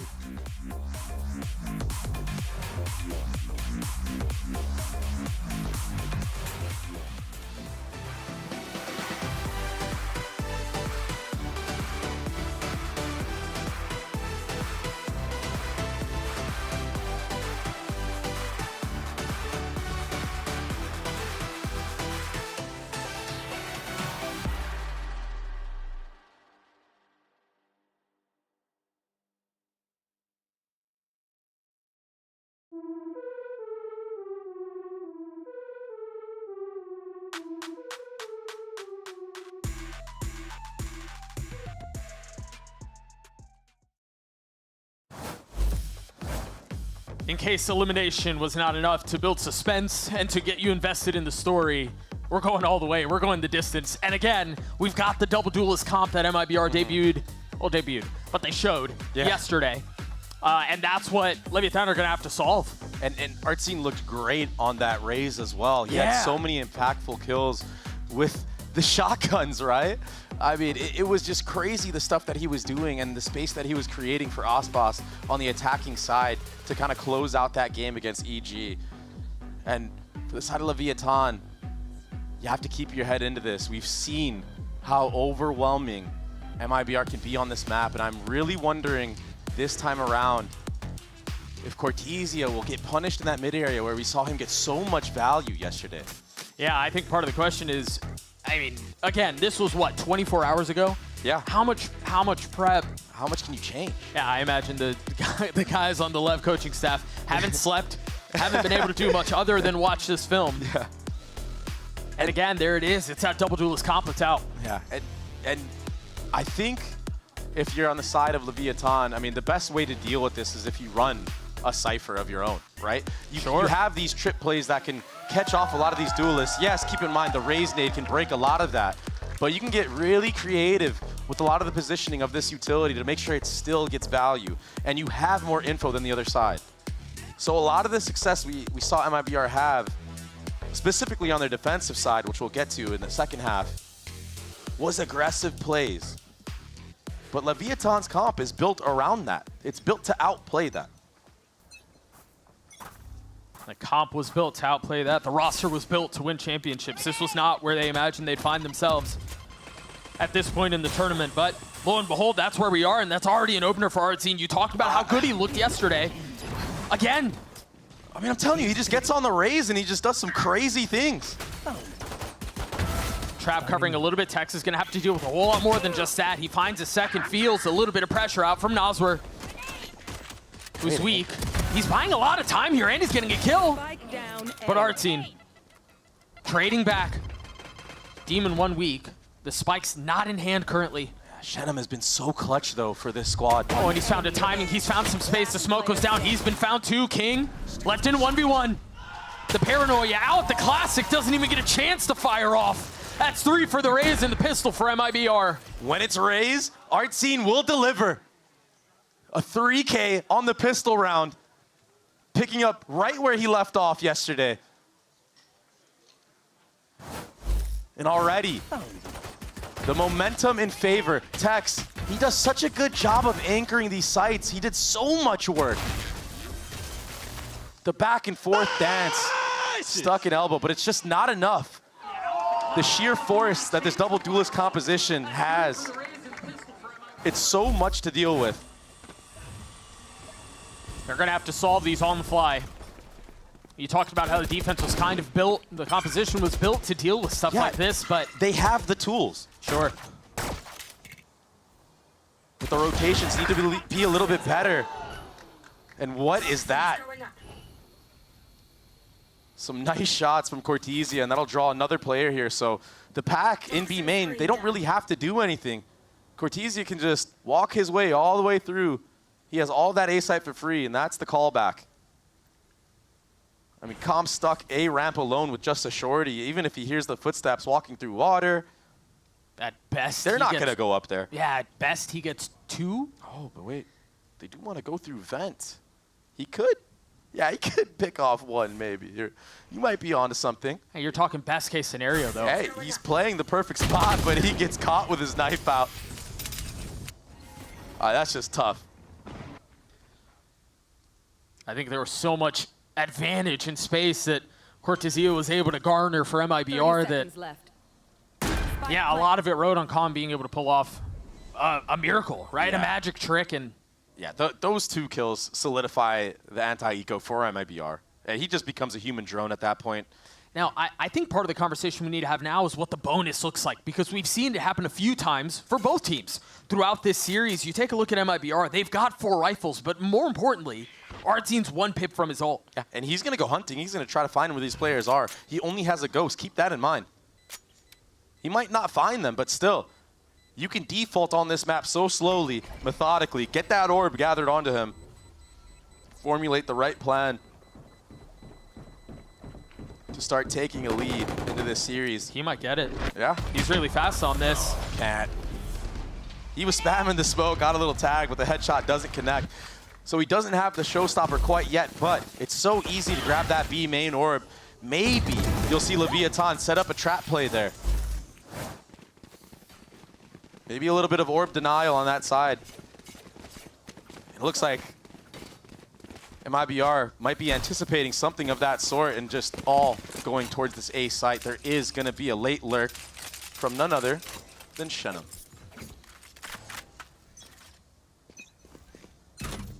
The 4-1 has been a good recipe of success for MIBR. We saw that on the Pearl map. This is a unique cam. Sees right over that Viper wall. I have not seen this one yet. You've got to commit so far up to clear it, too. Big out from Demon 1. That's 1 duelist dealt with. The nade's going to buy a little bit of time. Steps back into the spit, though, and finds some cover. And with that kill, he evens the score between him and Ospas, that head-to-head duel. Meanwhile, our team did convert on getting the rocket. Com is just on the other side. Is he going to be found? They know he's there, but no. No value. No joy. And so now off of this, numbers the way of the defense. MIBR did invest into this. Namely that ult. But Demon 1 with a second. Last player standing. No bonus this time around. Yeah. A flawless round for Leviatán, dodging the rocket, getting the first blood onto Ospas. Demon 1, we saw him get going on the raise. I mean, he had a good monstrous performance on that Jet 2 in the last map. Unfortunately, wasn't able to close it out, but he's really shown a lot of value here for this Leviatán roster. He's answered a lot of questions that have been out there on if he's flexible enough to play other duelists. Into the next we go. Lev with a comfortable investment here. I think one of the things we talked about earlier was the middle of the map. And yes, defensively, Cortesia was able to find a lot yesterday. Com not finding the same success. I think he may have just gotten taken out on a jump spot or a jiggle. That was a laser beam of a shot by Ospas in mid.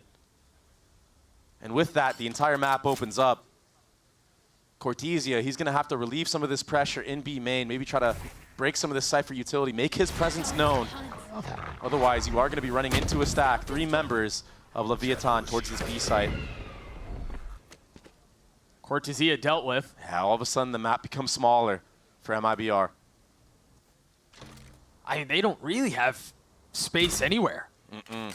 All they have is B main. That's why they're re-clearing this middle area. They're going to go for a B split, but if you look at the mini-map, King is ready with a Paranoia. You have a tank backside B to pop flash himself for the B main kills. There's a Paranoia at the ready that you mentioned. But it's way too early, Doug. It's going to buy some time. Demon 1 trying to get on this aggressive angle. 1 kill found, but traded right back. Artzine, how much more can he find? Satcheling forward, but down from hell, they're plucked. Oh, the clip runs dry. He's got to stay alive. Shenum on the reposition, the spike in hand. So uncomfortable. No real space to commit to getting the spike plant down. Tex will pick up that kill and finish the round out for Leviatán. That setup, it was fortified, man. Yeah, the paranoia is really early, but the pop flash from the tank and backside. Oh, disgusting shot from Ospas. Calm. He's gonna be thinking twice before he jiggles that one. With a Phantom, no less. Yeah, a little bit of wallbang action, but yeah, that setup was almost perfect. The paranoia, it delayed enough for Demon 1 to get a little bit ahead, get one kill before getting traded. But in the tank in that backside, that pop flash, you cannot predict that. If you're the attacker, Nazwar, he gets punished for that. And now the economy is not looking too good for MIBR. It's stingers across the board, seeing if they can get anything done this one way. Oh, remember that smoke leaves a gap. Yeah. Our team getting tagged as soon as he goes forward, trying to satchel out, getting ahead of the paranoia. And a stinger in his face. The controller is down. He really is a psychopath on this raise. Calm from up in heaven. Only able to find a little bit. But you're right, with reckless abandon, our team continues to push. Demon 1 trying to do a bit of the same on the ropes, gets the best of Nazwar. Player standing. Oh, now Pop, Demon 1, a 1v3. That's gonna connect onto 1, but that's not enough. A thrifty round win for MIBR. Artsine is just a maniac, the way he takes his timings with these satchels to get up close and personal in your face with that stinger. King, he gets caught with utility out. You think the paranoia is gonna connect, but even if it does, it doesn't matter. He's Goomba stomping you. And the cleanup with the rest of the shots of that stinger. Ooh. It wasn't a headshot, but still. Nice little dandy flick there. And Artsine, he's one orb away from another showstopper. Yeah, it didn't get value the first time around, but how? I mean, but at this rate, he's gonna have 4.5. Yeah, exactly. I mean, if this keeps up. Yeah, he's in heaven. He's in heaven, Doug. The guy's just playing at his own pace, and they're not ready for it. Oh, now popped. Kill now found. They have to find a way to deal with this aggression from Artsine. Yeah, this tempo is insane, and then if it's not him, Ospas is still dashing into sight, getting value of his own. It's already a 2v4. It's been 20 seconds into the round. And they're going for this. Feeling like they have a shot at this, a competitive round. Waiting for the swing from the other side, and I don't know how much more they can invest into this. I don't know how much more they can keep up this pursuit. Oh, you can't. It's 4v2. With Shenum getting out of dodge like that, he can play that extra Astra Star. He's playing it so safe for that very reason. And MIBR, it doesn't look like they want to hunt too much here because their economy of their own, it's okay. You have two members sitting pretty healthy, but the rest, I mean, you're going to have to buy up Artsine. Save as much as you can. A blistering pace has been set here on the final map of this series. That's very impressive with a team full of rookies, Doug. I think part of the question that Leviatán have to answer right now is how do they stop an unstoppable object? It's supposed to be Tex. He's supposed to be the guy. There's only so much you can do on one site, though, right? And if they continue to guess the right way or find out where the cipher is and then hit elsewhere. Yeah. That is a tough problem to solve. You're just left playing retake simulator for the rest of the half. Right. And again, this is elimination. There's no, well, we can figure it out. We'll go on a lower bracket run. No, this is it. It's do or die right now. Keep in mind, MIBR have never bested Leviatán. Oh, that nade's gonna hurt. He swings ahead of it. 21 HP, make that 14. We talk so much about the head-to-head between Ospas and Demon 1, but now we have to factor in Artsine and Demon 1. Quietly perched up with the Bucky on the other side. The dog's actually going to flash up towards Tex. And instantly, both teams calling a rotate out. Yeah, this is very smart calling from Nazwar because on the previous map of Pearl, every time they showed utility, they went the other way. When they saw the stack, this time, doubling back. These are the mind games that evolve during a match. Starting to dump out some utility. Artine satcheling forward. Oh, but they're both stunned. Com holding the line. Finding two. Now pit dropped. Gotta connect more, but again, the spam from Cortesia instantly drops it. And so with the goo gone off the screen, MIBR pushing forward. Spike planted. Tex on a solo mission. Got the sky not far off. That's one kill found. More to connect though, and it's all gonna be Tex. He's gotten two on the round. Can he connect on the third? See the gravity will come through. Not able to get it to half. Had to take a step back. Cam cleared 54 HP. This game of cat and mouse on the tap. Tex on the swing, and no! Again, it's MIBR who are navigating these one-on-one situations and coming out on top. Individual legacies are born in matches like this, Doug. And Shenum has had so many clutches in this series alone. He's really made a name for himself here on the North American stage.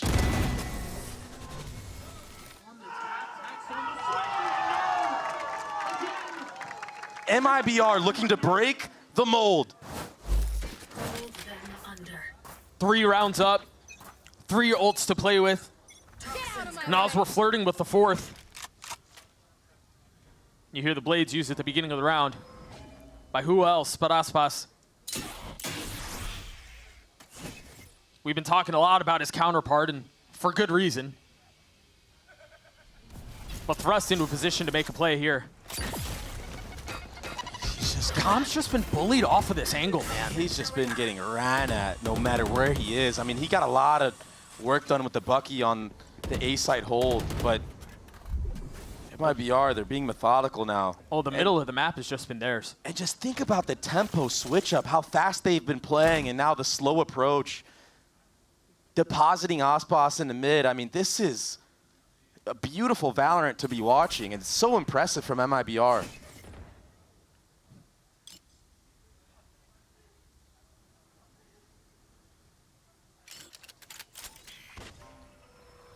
This is a massive round for Leviatán if they want to have a chance in this map. You are divided.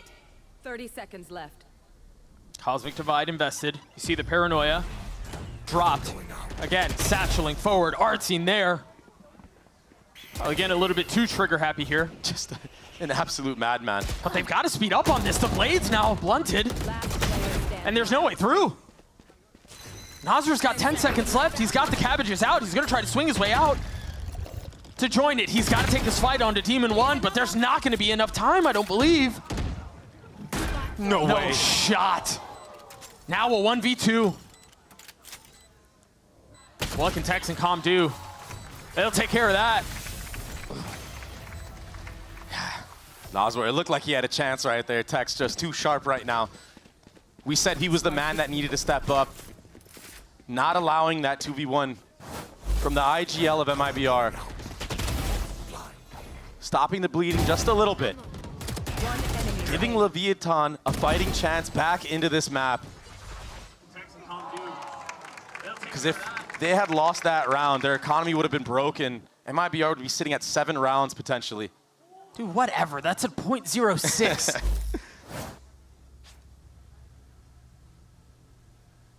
Ridiculous things we've been witnessing today here.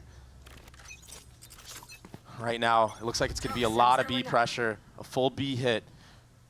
We finally saw Artine get punished on those double satchel entries. King taking him out that time, but King only with a Bulldog. Paranoia does connect. Artine feeling a whole lot of pressure, but the spam through, connecting. Yeah, would have taken out Aspas too. He tried. King's Bulldog dealing a little bit of damage, doing a little bit of work. Do you invest the Viper's Pit here if you're Cortesia? I feel like you should. He gets taken out. Yeah, he's not going to get a shot at it. Now a 2v2. Shenum committing to the plant. Tex is in a really good spot. The nade's going to help off the swing, though. He's going to try to play around this, and there's not a lot of room. Naswar against Tex. A 1v1. How does Naswar play this? Trying to get out, trying to stay alive, and Tex saves the day for Lev. How many times is he gonna bail Leviatán out? But at this point, He's Mr. Reliable. He keeps on giving for Lev. So many clutch moments, so many 1v1s won. And now Cortesia left thinking maybe he should have invested that Viper's Pit to secure that round. How many times is he gonna Nice work. A timeout called, wisely so. The first from either side.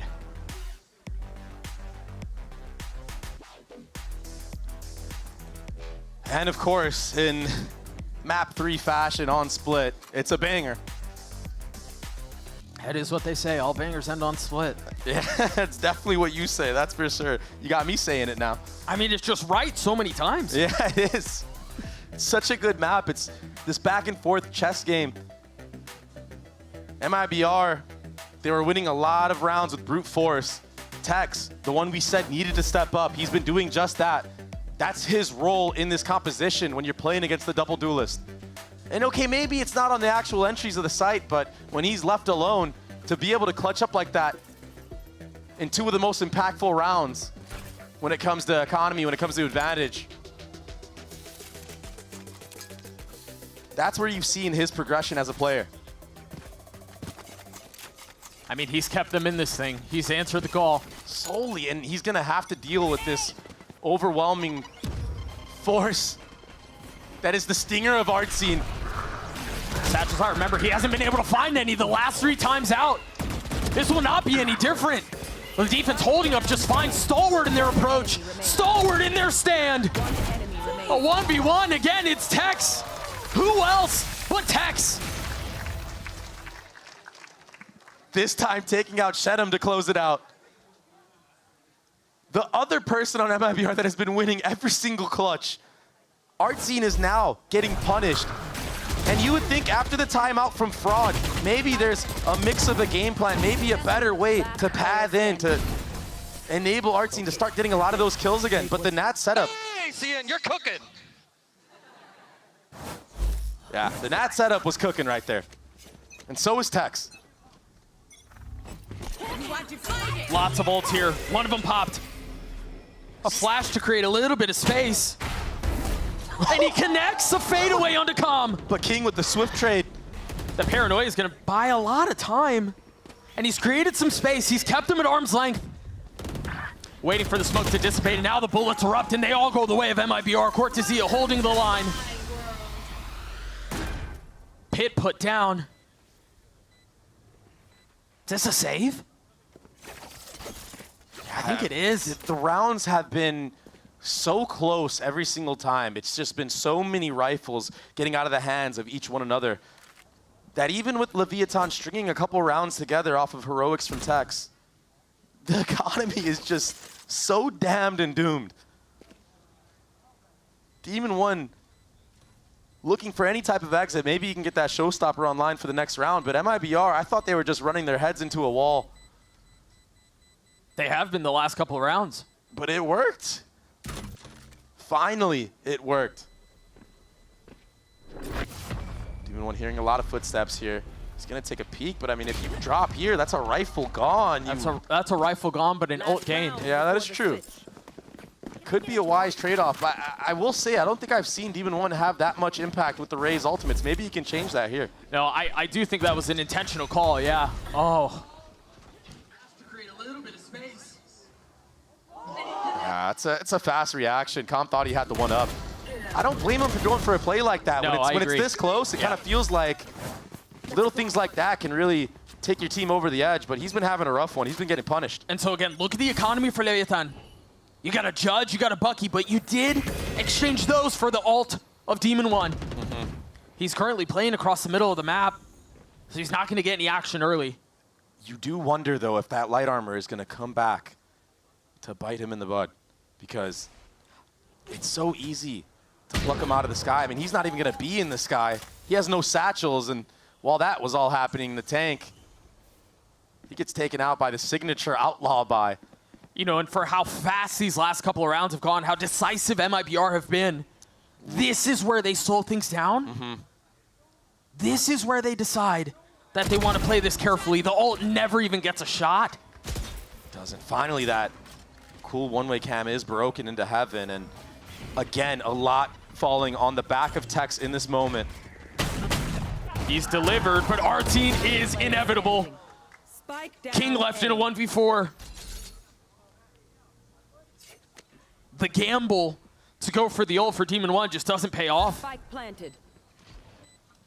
Yeah, he walked down mid with it as well, not even having a chance to use it on a potential retake. All things considered, Leviatán, off of the back of Tex in this half, I think they've done a great job of making it close. So yeah, Ospas will secure the round win. It will be a 7-5 lead for MIBR. Switching sides. But for Leviatán, I think you weathered a lot of chaos very well. I think the concerning thing as we start to think about the next half is that yesterday, MIBR won the majority of their rounds on defense. Yeah, I will say though, a lot of those rounds were shown. So if Leviatán are prepped for this, if they have a good game plan going in on their attacking side like they did on Lotus, we'll see how it plays out. We're going to take a break in the second half and the decider of split on the other side.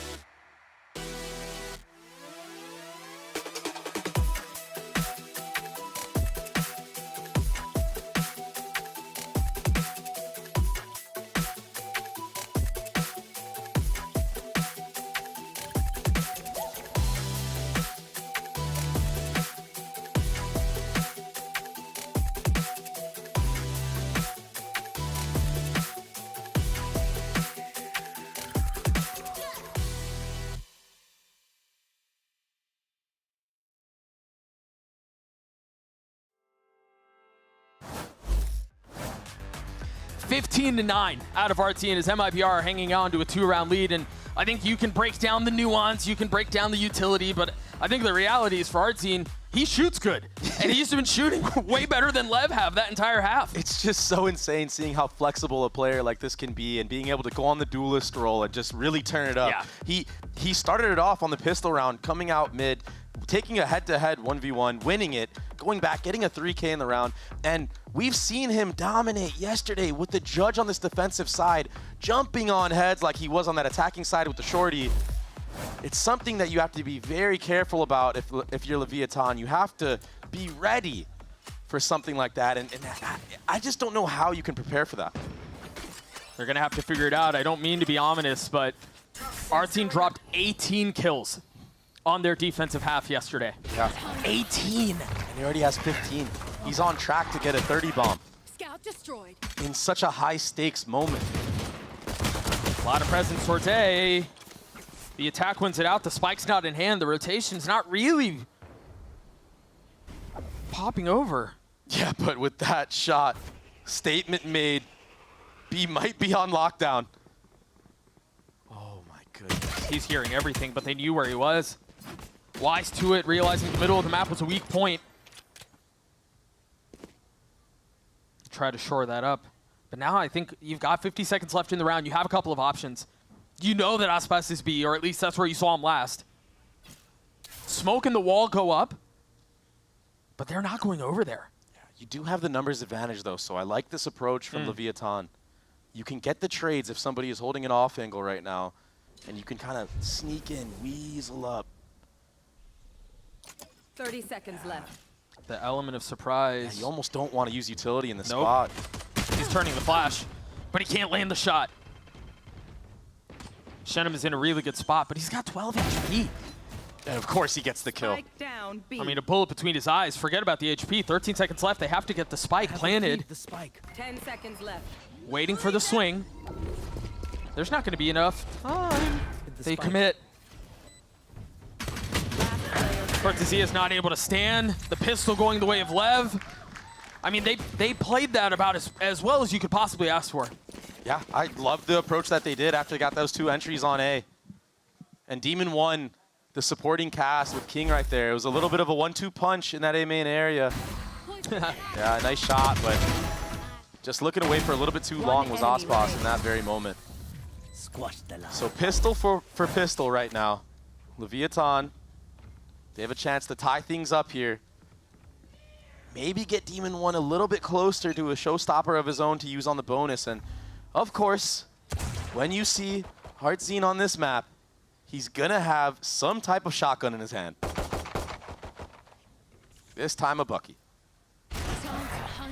Yeah, we've alluded to it a couple of times, but it bears repeating because of where he is right now. Cortezia found so much success across the middle of the map yesterday. He was impenetrable. Yeah, and I wonder if that's why you're seeing so much emphasis put on him in this very moment. Trying to make sure that he's scared of playing in these spots where he was punishing EG most frequently. They managed to shove him off the angle, send him back towards heaven. Because he was playing in those spots, even with a Sheriff. It didn't really, he honestly had no fear in that match. So it is going to be a gamble for MIBR towards this A site, and they're choosing correctly. But if Calm can get this opener on the opposite side of the map against Shenum, it could change things, and he's just going to fall back. So right now, it's on the Bucky. Yep. And these satchels, they're going to make a big difference for Demon 1. He's going to have to spot him out here. Nody's got an nade too. There's the flash, there's the satchels. They were ready for it. Instantly looking that way. 30 seconds left. They have a little bit of space to play around now. Cortezia still getting one. That's insane. Yeah, Cortezia's looking sharp, man. Now I'm scared for Leviatán if they approach mid again. The thing is, it was going to require a whole lot more than just one. Yeah, for sure. So Lev get the spike down, MIBR.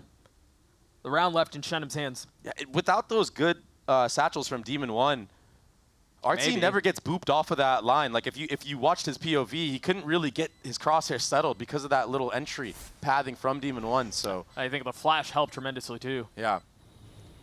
Makes you have to turn quite a bit. But Leviatán, they will secure this with 3 potential rifles. And they're sitting pretty healthy. Demon 1 wasn't really able to get anything going to get closer to that showstopper, but that's okay because we've seen on this specific map some crazy highlights with him with the Guardian. I mean, you remember that clip in B Heaven. Yeah, he's good with it. Yeah, he's so precise. There's that flash and swing out off the satchels. You just see Natank just run him down with a bulldog. I mean, he knew what his job was. But that one satchel just off-puts your crosshair. The Bucky, he didn't really move it at all. Tied at 7-7. Hey, it's been, we've talked about it. It's been heavily documented. Our team was insane on MIBR's attacking side. He played insane. It was mental.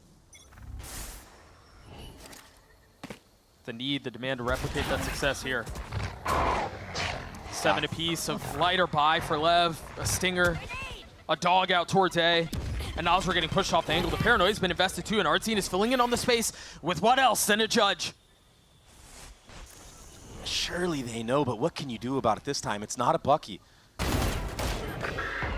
Fool me once, but it doesn't seem like he's gonna get a shot at this. I mean, we saw this so much though. The 1-for-1 trades for MIBR's defense, but they still converted almost every single round. Do they check it again? They know he's here. Are they disciplined enough to check again? They knew. They swung him. They checked him. I don't know how King lived in that moment. And remember, this is the bonus for Leviatán. Calm has weaseled his way all the way up B Heaven. He can secure this round win with a kill onto Ospas.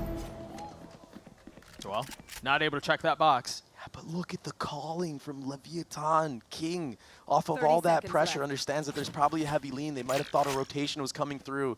And A site is completely open.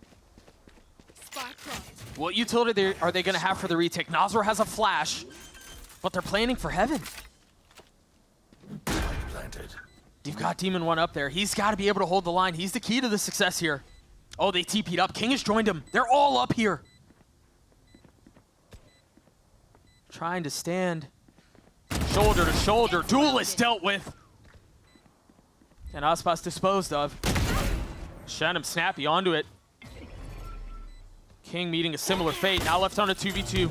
They might be able to stick Flash, this. off the swing. They've got to be able to win this space up in heaven. If Shenum can hold him back on his own, that very well might be it. Nazar's trying to stick it to half. That's 3/4 of the way. He's got to hit the swing the right side, and he can't. They lost the heaven fight, and they lost the round for it. Shenum is becoming one of the most clutch players I have ever seen in the server. Taking out Demon 1, who had the only thing that could stop a full defusal of the spike. That head-to-head kill against King as well.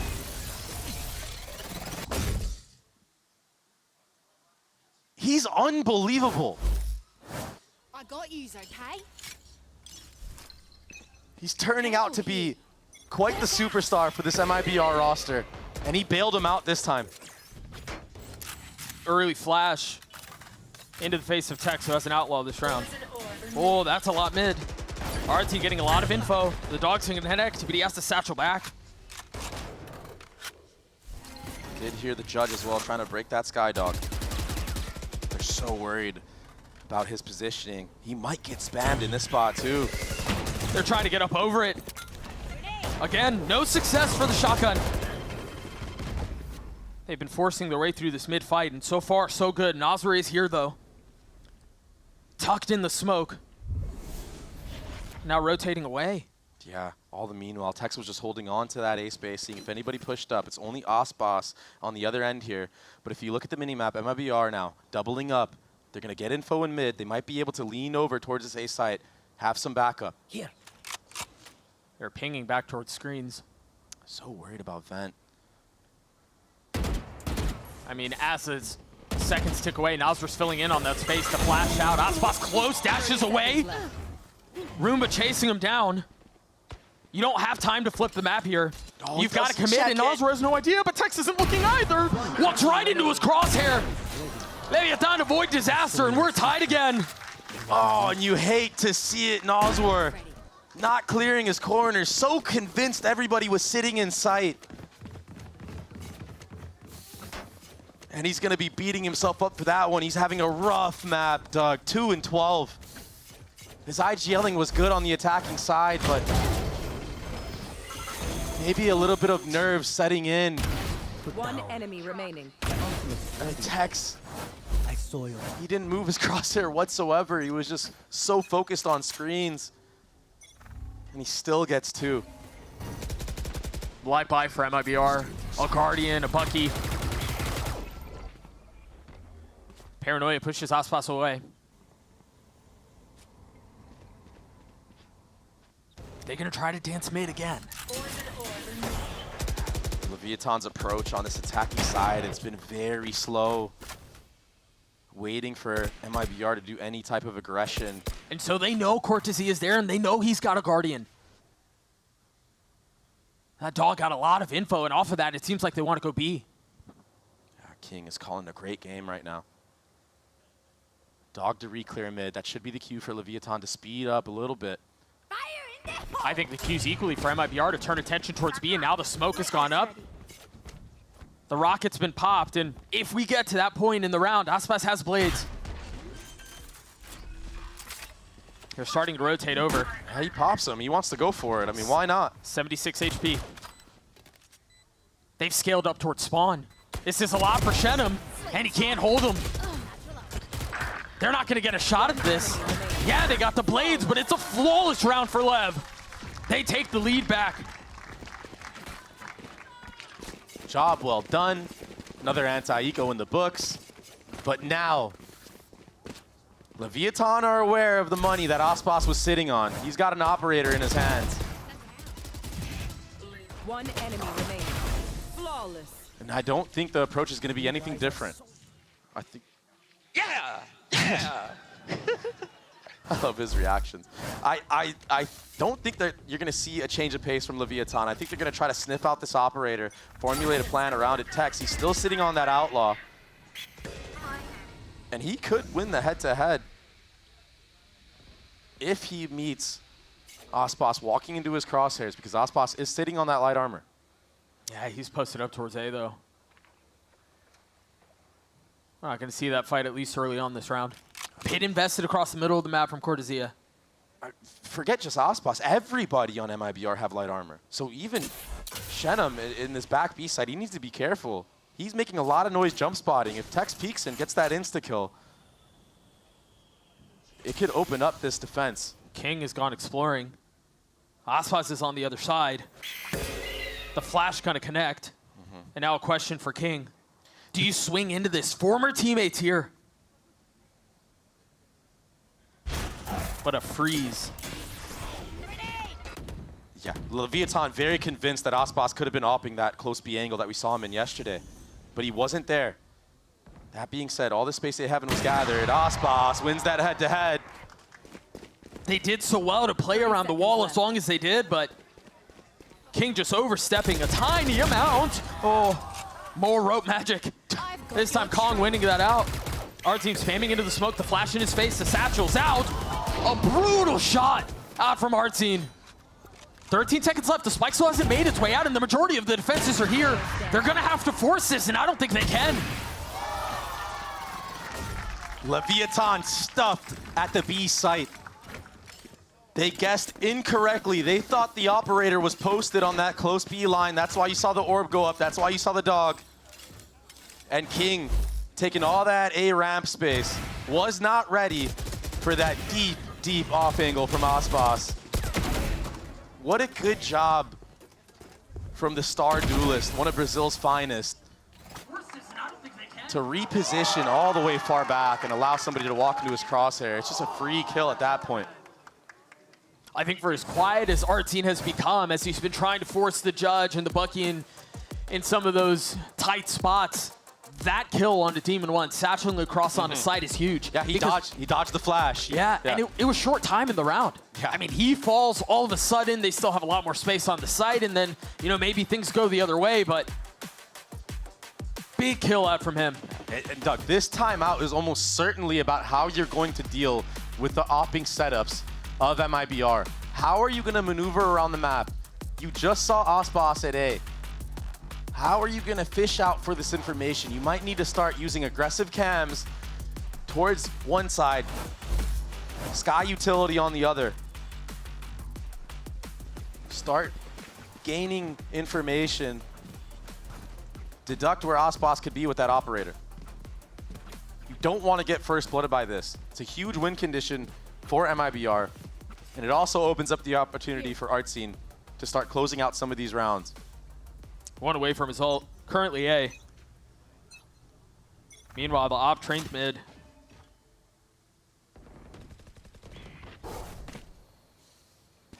Flash confirming there's no one up on the aggro angle ramps.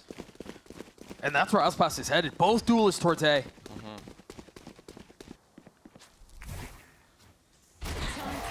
This is going to be a matter of timing because the info that they get from clearing out A ramps from the dog should queue for the rotate back B. Yeah, and that's where Lev are. Yeah, but we've seen King get wicked with this Omen ultimate. There it is. He's going back sight with it. If they can land on the dog bite, he's fully sticking it. Meanwhile, Demon 1 not able to find his way out. King back sight. Again, the defense holds. Stuffed B yet again. MIBR take the lead. And you are so right, dog.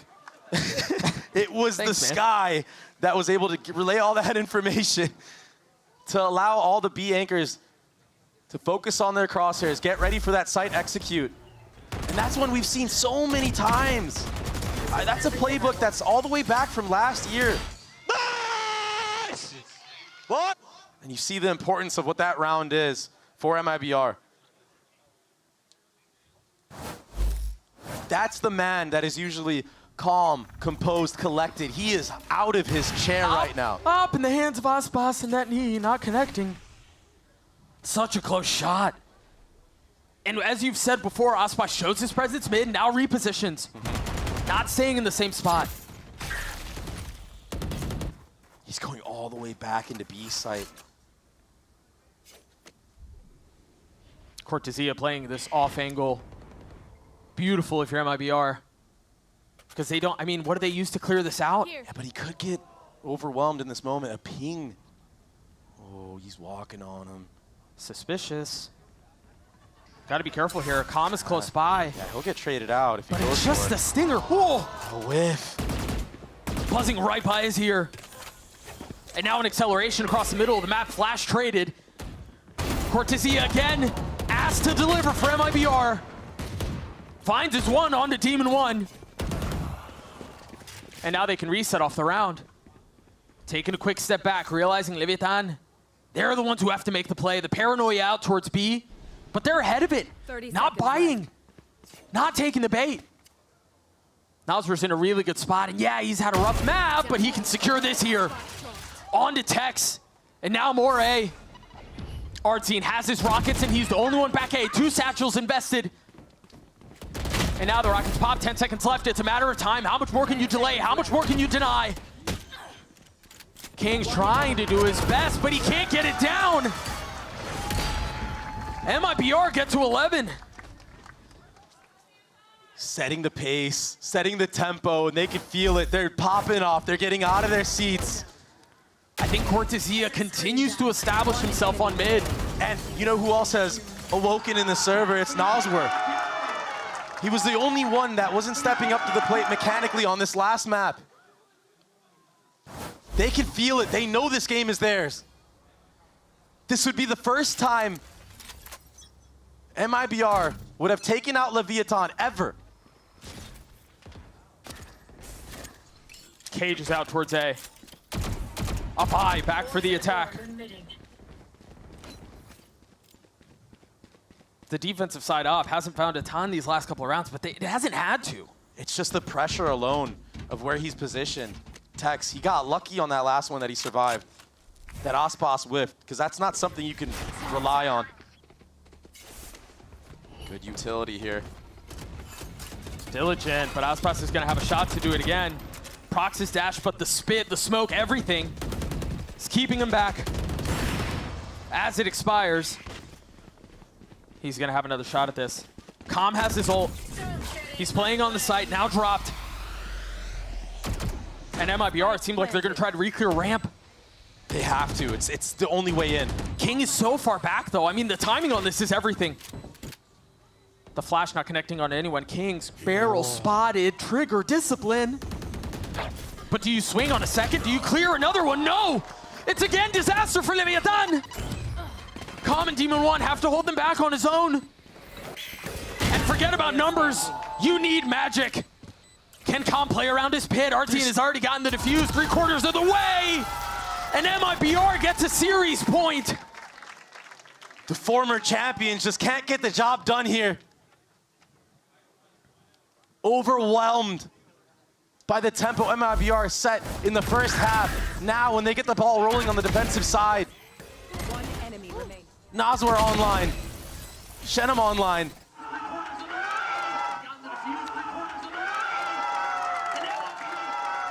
Leviatán, they're crumbling. MIBR are at the doorstep of their greatest performance in the partnership era.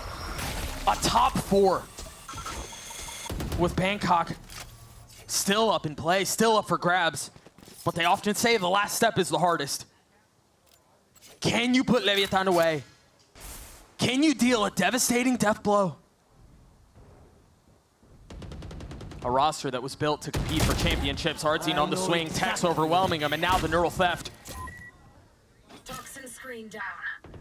Calm is going to be on this late lurk. And they know where Aspas is. They're going to try to accelerate off this, but remember, there's more than just Aspas here.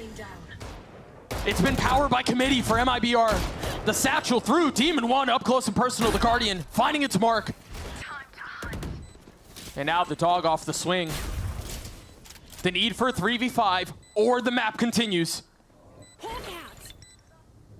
Money's in a great spot here for MIBR. Calm is on the lurk. If you're Leviatán, you're going to want to get Demon 1 to get one step closer to this ult, so you maybe have it in the next round. But you've got to survive here first.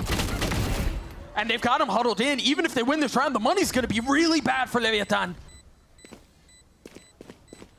They've got to try to save as many of these as they can. That could be the difference maker. That's one rifle down. Traded back, though. They carry 2. But they've got nowhere to go. This fight is going to be huge, and Aspas gets both out! Yes, Leviatán win the round, but at what cost? What an important, impactful decision to be made from MIBR. The economy for Leviatán, as you said, it's completely broken. With all those kills, yeah, they win the round. Yeah, they give themselves a fighting chance. But they have worse weaponry in this round than the last. Light armor on 3 members, a Bulldog, a Guardian. And Demon 1, he has to come up huge with the showstopper. If not that, he has to land every single shot. Now Tank has his ult as well. A lean towards B. This is fast. They're fully committing onto this, and again, the suck! Traded 1 for 1. Both phrases off the board. And now a 4v4. Look at how far back Shenum is here. Tex has a chance to make a really big play. There's a lot of noise being made, and he's buying his time. He's playing it perfectly. Off the dog, he's been spotted. He slipped the net, but now he knows. Aspas drops him. 3 members left on either side. As the spike ticks away, King gets another. They're going to be able to convert off of this. Barring heroics from the 2 that remain. Can Shenum do it on his own? No.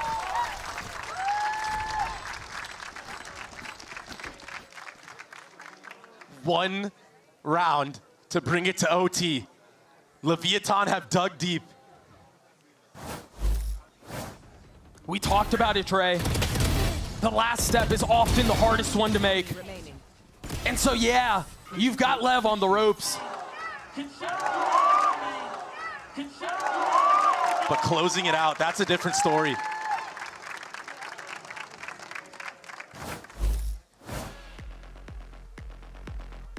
Final timeout of regulation. In case you didn't have enough suspense. Oh my goodness. Let's go ahead and take a break and think through what's going on here. We've talked about the stakes a couple of times, but it's worth hitting because this is the last round of regulation. MIBR win this, they best Leviatán. A top 4 finish, still in the fight for Bangkok. And the tone, the identity around this organization changes. From bottom feeders to competing on the international stage would be huge. And I think on the other side of the stage, you've got to look at Leviatán, a roster that was built to compete. You signed Demon 1, intending to take the place of Aspas, and yeah, that's much easier said than done, but this is where you find out what you're made of. And it looks like it's just gonna be an A hit here.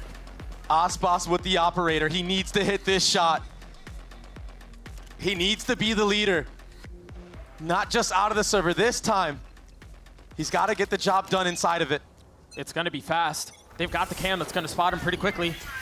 The flash, turn, not committing. He's got to get up, he's got to get out, and he can't. Signs of life for Leviatán, but they're instantly snatched back as Tex falls. They're fully investing into this. Hard scene settling the shots. Now a rocket of his own from on high. Only 1 found. A 2v2. As there's a brief moment of respite. The spike now committing onto the side, a second guess, and now dropped. Silence across the map. Guessing on where either team can be. Com's got to play this up close. With the newest addition to the roster, the European import side by side, the gravity well, you know the swing is inevitable, and attack's there to hold the line. Shenum's been clutch, but a 1v2 clutch, that's a big ask. And 6 bullets left, 2 targets to find. A reload. Calls you to go Astral Form there. He's gonna get spammed through a tap. Can he find it? No! Regulation, not enough. We're going to overtime. What a punish on the Aspas. All that utility, it was just too much. He got completely overwhelmed. And that's something that you don't see. Aspas He's the one that makes the clutch moments. He's the one that finds the opening to close out maps for his team. This time he had the knives online. He had an AWP in his hands, and he got nothing done. Let's go. Come on. It's tried, but it is true. Pressure makes diamonds. Yet to be decided who's going to be shining. Fast from MIBR towards A. And a reset of the situation. Cam getting a little bit of info. But MIBR not fully pouncing off of this. Now they're dropping the Astra Stars A. There is no second plan. There is no plan B. There's no late lurk. There's just Artzine. Cracks the site wide open. I have the spike. And he gets the showstopper online. Spike planted. My ult's ready. Calm announcement of the payload. And now, just popped. delay. The fuse lit. Time bought. I fired it a little bit earlier than I expected. This Paranoia is going to get a lot of value. A lot of members hit here. Ospas, he gets caught out once again. Even one, striking when the moment is right. But again, MIBR holding the line. It's all on to Calm. A 1v3. Make that 2. Time short. 67 HP. It's not happening. Cortesia does it again, and MIBR find themselves one step away once more. And it's so impressive to be able to switch after that grueling defense that you had to go through. What a play. How slow you had to approach the rounds, the retakes against Leviatán, and then to be able to explode on a dime like that. Artzine, he's a real master on this raise, Doug. And that was such a clutch entry on that man right there, who was so good on the defensive side for Leviatán. Fraud getting involved in the conversation. And this is a great moment. You're in the lead, you take a timeout, you can reinforce everything that you need to do if you're Fraud in this moment. Yeah, I think here, if you're MIBR, you're going, yeah, how do we set up Aspas? You imagine he's going to be running the glass cannon op. And if you're Leviatán, given how proficient it was and how prevalent it was on their defensive side, you've got to know what's coming. And for Aspas, so far, he's been getting punished on taking these aggressive angles with the operator. Maybe, just looking to fall back on a more passive line. Allow the fight to come to him. Maybe, but you've also got 2 swords here. Because even if Aspas doesn't find value with the op, Artzine's dropped 24. Oh, it's going to be fast towards A? And Aspas is here. Glass cannon op. This is what happened last time, though. Again, the opportunity. Remember how Aspas was punished here. You're right. But it's a different line. It's a different angle. He was low. Now, peeking and connecting. Calm down. More to be found, though. You see the smoke going back sight. The defense taking a step back. They realize they have the advantage, and Aspas does it again. Slowly being picked apart. Hopes and dreams starting to dash. And quickly becoming nightmare. Again, 3 remaining for Lev.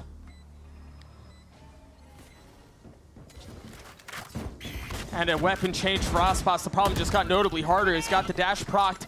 The nades do both double duelist. King starting to get flushed out. He got the short. He cannot connect onto it. It's only Tex and Attack now. Pressure from heaven, pressure from main. Again, corners closing in. And he will fall. Made in Brazil, but thriving in North America. Their best performance in the partnership era. MIBR advance.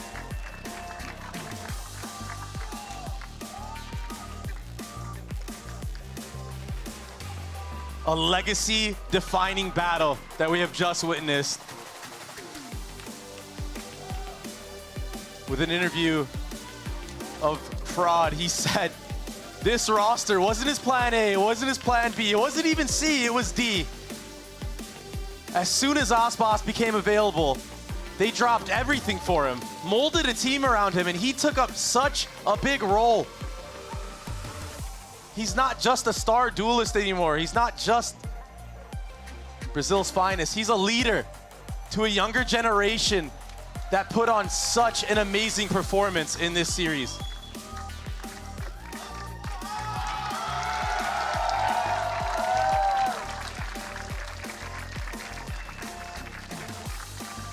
And Naswer, you gotta think, man, when he was sitting at the sidelines watching Aspas, who was supposed to be his duo for that year, it's gotta feel good beating Leviatán, the team that he was supposed to do it with. I think for MIBR, yeah, they've made top 4, and yeah, you gotta talk about how they've gotten here. Right, a grueling lower bracket run, but the job's not done. The job is far from done. Top 4 secured, Doug, for the first time. Artzine is so impactful on this raise. He's honestly such an impressive player. The fact that he could play the initiator and switch it up and be as explosive as he is, making plays like this. But Aspas, yeah, he fumbled a couple times and a lot of those closing rounds in regulation, but that second overtime, or that overtime, man. Those 2 operator kills, you just felt it. He was the finisher. He was the closer. He always is. He always is. You see it one more time. An outrageous performance. We talked about how it was likely they were going to invest the glass cannon op, and I mean, they hit it. And they hit it at just the right time. And he hit both shots. Yep. Plenty to be excited for MIBR. Again, this was a roster that was built to change the tides. That was built to be able to compete. When you got Aspas, you've got Naswer, and then you have Artzine, there's a lot to be excited about. And I think we learned a lot about this team today. They got rinsed by 100 Thieves. Let's not sugarcoat it. They did not look good at the beginning of the year, and we thought, oh, it's just going to be more of the same for these guys. They also got rinsed on the first map of the series on Lotus. But to bring it back and just in a grueling fashion on that second map, getting ecoed time and time, and then having this type of performance, winning in overtime. That's so much experience now under the belt for this squad. We've got to say goodbye to Leviatán here. An early exit, I think earlier than anyone would have anticipated. Again, this was a roster that was built to win, and they find themselves taking a quick trip into the offseason. We're going to send it down to Elizabeth on the stage for the Verizon post-match interview with Naswer. Thank you so much, gentlemen. We end a map in OT because how else would we do it? And it's Naswer from MIBR, the man that led your team. And you and I were just talking. You were a little down on yourself because you weren't really getting that many kills towards the end of the map. But Naswer, let's be very, very clear. You led your team. You made the calls to get here and to get past the OT. But talk to me about the energy, like you were saying before. Yeah, I think that the last map was about energy. I was doing like a good performance in the last map, but also our team is doing the IGO. Yeah. So we are like together making some calls for the team, and I think in the split it was really hard to play in defense for me. I feel a little bit, but for sure the last rounds we could find what we need to do to win the game. I mean, absolutely. And I want to talk about kind of the Aspas moment, obviously. Yeah, he destroyed. You take it away. Talk about Aspas. Aspas is the best of the world. You know, like for me, he's the best player of the world, and he always show it. Like every game that he plays, he's always doing good calls, and he's very chill. You know, in the game. So he gives a lot of confidence for the team. So what we need to do when we are like closing one side of the map and everything. So yeah. Simple as that. Is the best player in the world. Chill guy. Something I want to ask you about is we were talking a little bit before this as well, and you said there was a lot going into today, right? A lot of prep, a lot of work, and this has been a grueling lower bracket run for MIBR thus far. Talk to me about that prep for today. I think like we prepared like each game. Like when we are facing a new team, we are studying them. We know what we need to do to win, but at the same time is what the tournament starts now, you know, like it's every game, every day you have a new opponent. So yeah, we're gonna wait the next match. Next match? And next match is KRU or Loud? Who do you think it's gonna be?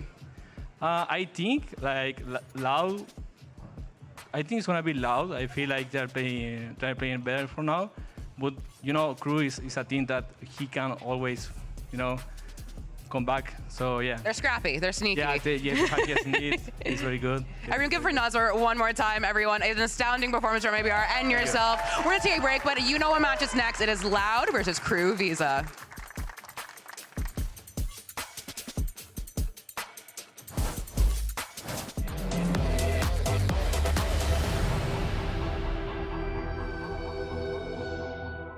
I've got a bunch of different mice. When you find the one, you know it's the one. 저는 이게 제일 좋은 것 같아요. Look at this. Isn't this perfect? 누가 만들었는지 알려주는 것도 같이 들어있고. This mouse is ready for a fashion show. It's Pulsar by me. It's by me. It's Pulsar by you. The human body was built to move. Not trapped at a desk in one singular posture for 12 hours a day. It's time your chair evolved. This is Secretlab Titan Evo. Ergonomically engineered for you. Gamers, hybrid workers, artists. Backing your every move.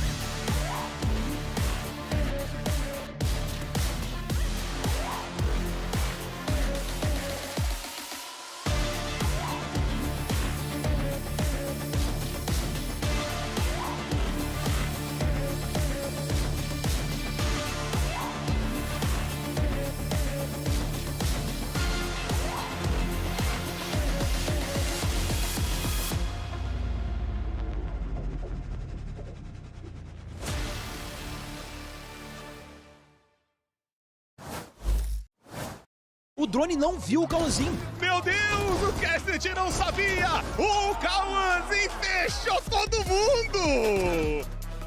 Bueno, siento que el primer partido que tuvimos contra Lotus no veníamos muy preparados, no veníamos con semanas seguidas de entrenamiento, pero después de ese partido siento que mejoramos mucho, siento que trabajamos demasiado también en nuestros errores, en encontrar el camino que tenemos que tener para poder jugar el partido. No more sound cues and shy! Goodness me, that's monstrous! He does not care, man! Eu acho que, de modo geral, sempre tem aquela rivalidade por eles já ganharem bastante dos times brasileiros de modo geral. Eles também me eliminaram na época da Fúria no LCQ. Então acho que as linhas ou as estrelas do mundo aí vão se encontrar novamente. Claro que hoje em dia os dois times são muito mais preparados, são muito mais dinâmicos, então acredito que vai ser um jogo igual do primeiro split, um jogo difícil, vai ser definido ali quem tiver melhor. Welcome back, everyone, to day 9 of VCT Americas Kickoff and our final match of the week. It's Brazil versus LatAm. Once again, it's Loud versus Kruvisa. GB here alongside Vansili and Ender, and you heard Digis in there in that video leading into this saying it's like fate. Cruz had a number of Brazilian teams in the past. This is an opportunity for Loud maybe to shock us all. I mean, they already proved it once before going into the upper bracket, so this is a nice little rematch, though. But what I like, at least from Cruz's side, is that we did see a little bit of a resurgency from that team by defeating Energy yesterday. Yeah, that was an absolutely wild series of games, going the 30 maps right. Crew getting down and dirty towards the end with a few insane performances from Shy consistently towards the end of that fight. It really was incredible to watch, and we're loving everything we're seeing from Crew. Can they keep that momentum going? But before we get into this matchup, we want to break down some plays, figure out what's going on. We've I got you. No, actually, no, Ender, we got Brennan's Sideshow here to play a new game. It's called Surprise Telestrator. Nothing can go wrong. All right, Brennan, take it away. Okay, so here's how it's going to work. The Surprise Telestrator, I'm going to run a clip here, or we pulled a clip. I don't know what it is. Josh doesn't know what it is. And Josh, you're going to blindfold yourself right now. You're going to put these headphones on that's right so now. cute. I'm going to telestrate it. Can we get He's going to try and figure out what I was trying to show afterwards. He's going to try and telestrate it himself. We're going to see how well our brains are interlinked. Now, we're actually not going to do that at all, by the way, because he can't hear a thing, he can't see a thing. Instead, I've been trolling Josh consistently the past few weeks when we've been co-streaming. I've been showing him over and over and over again. Now, I don't know how we're going to show this. Is the clip built in here? I'm not too sure, but here's some context. I was busy screenshotting the poll. 8-4. Where's the poll? In the lead, I don't see a screenshot. Up on the score line of BBL. This pistol round could propel them towards the finish line and buy a third map for the series. For BBL, they're hoping it's the exact opposite of that. They want to fight the... Two separate, different things. What is this? Bren's Blue Sky post? If this is a Martha Stewart cow...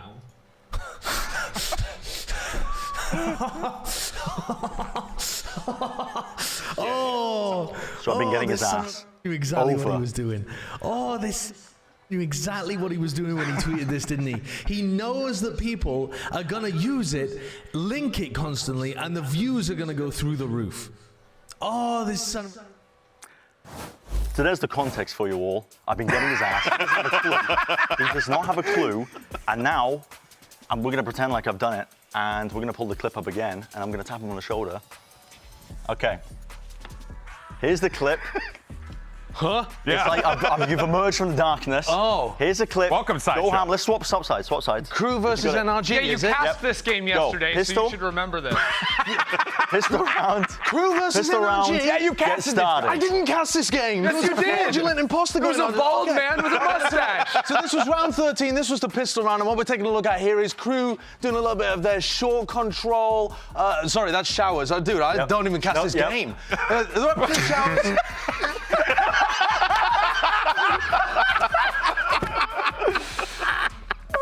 I know what you've done.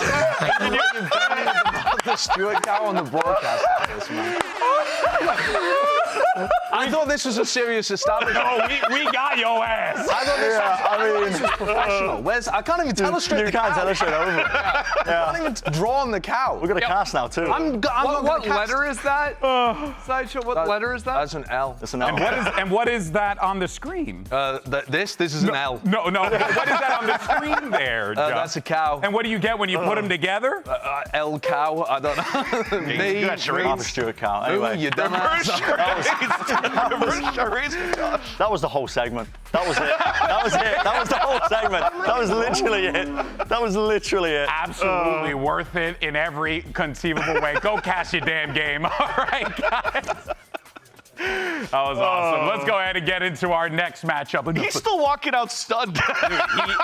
Because I think he is shocked that we all as a unit coordinated this. That is true. And made it happen. It's all day, by the way. We take valuable time from our story meetings. Yeah, we hung out all day.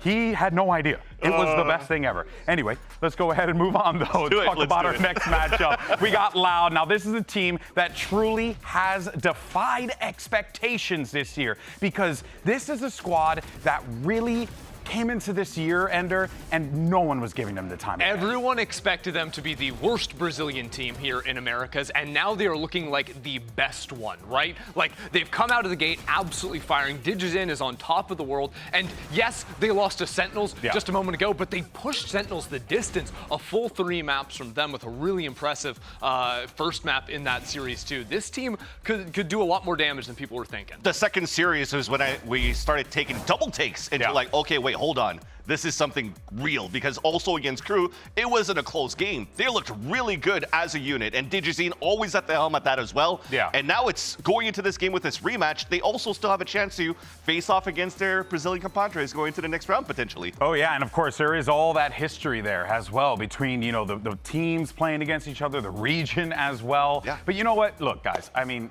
we owe Loud an apology. We were not familiar with their game. So you know what? What we decided to do is make an apology form. We made an apology form, everyone, because we totally just bailed on Loud. So here we go. Dude. Here we go. I'm gonna just, what is that? Van Silly. Here you go. GB, right there on the side. Yeah, no, I was a DGZ's doubter, for sure. Today. February 2nd. Oh, I also put too much sense. faith in Sodak and Les. Yeah. I miss Osbos. Yeah. I was not a DGZ doubter, so I will not check that. I'm familiar with SDK's game. Did I have NA bias? I only have one, which is NA bias. I wouldn't say that I was biased. I think I was just wrong. I'm signing here for NA bias. Did I miss Osbos and Green? Sí, claro. Yeah. Too much faith in Sadak and Les? También. Was not familiar with SDK's game? Sí se puede. No, I'm not a DGZ doubter. Je ne croyais pas en DGZ. OK. J'ai trop mis d'espoir en Sadak et Les. OK. Japanese? What do you have? What do you have on your phone there? You weren't familiar with... We'll have to say. Hey, look at that. What's crazy is that you can actually speak Japanese better than I can speak Spanish, and you definitely can speak French better than I can speak Spanish. So that is the sad reality of my life. All right, folks. Well, look, let's just go ahead and say it, right? We owe them an apology, and we also have to acknowledge that Pencada is, in fact, him. This guy has been playing great, and on top of that, he has been this anchor for the team, for the Loud organization for such a long time, and I would imagine that expertise comes with some confidence. 100%, that's the main thing, anchor for the team, but even anchor in the server. Christy was mentioning before that, you know, he's going to be an unstoppable force going into this one as well. I mean, even when they pushed Sentinels to the limit, and he still put great numbers onto that, and impressive numbers on the defensive side as well as an anchor player. Yeah, specifically, I was looking at the first map that they were able to win when Pancada's on the Omen over on Lotus, and that guy was up 5-0 in first kills, and that's a map where you are unusually challenged, I think, as a smokes player, because oftentimes on the Omen, you're the one actually taking a lot of those first contacts because you've got the verticality to play over towards Rubble. You're playing off of your one-ways on C as well, so I think it's very important on a map like that. You've got a guy that can frag like he does. And important to stay alive on a map like Lotus, because that paranoia, if you're not running more util, then that is going to be one of the most important pieces for the retake. So again, a phenomenal player for this roster. Yeah, Pencada has just always been an individual that whenever you see him there, you're like, he's got to be good for one, got to be good for two, right? And now I feel like we're seeing him evolve even further. He's good for 3. Yeah, he's good for 3. 4. I mean, yeah. Or dare I say, 5. No way. Good God, man, are you crazy? I don't know. All right, 6? now you're off the goop. I mean, all right, let's send it over to Elizabeth and hear from DGZ. DGZ, this is a rematch between Loud and KRU in the upper. Well, shake my hand. You can shake my hand. You're good. In the upper. Well, this is the rematch between Loud and KRU in the upper bracket. And now KRU look significantly better than they did last time. Do they post more of a threat than last time to you guys? Eu acho que vai ser uma partida interessante. Como você disse, é uma revanche. Os caras estão querendo ganhar e perdeu tá fora. Mas aquilo que eu falei antes, eu não me importo com eles. A gente está bem preparado. E o que vier para eles é bala. É isso.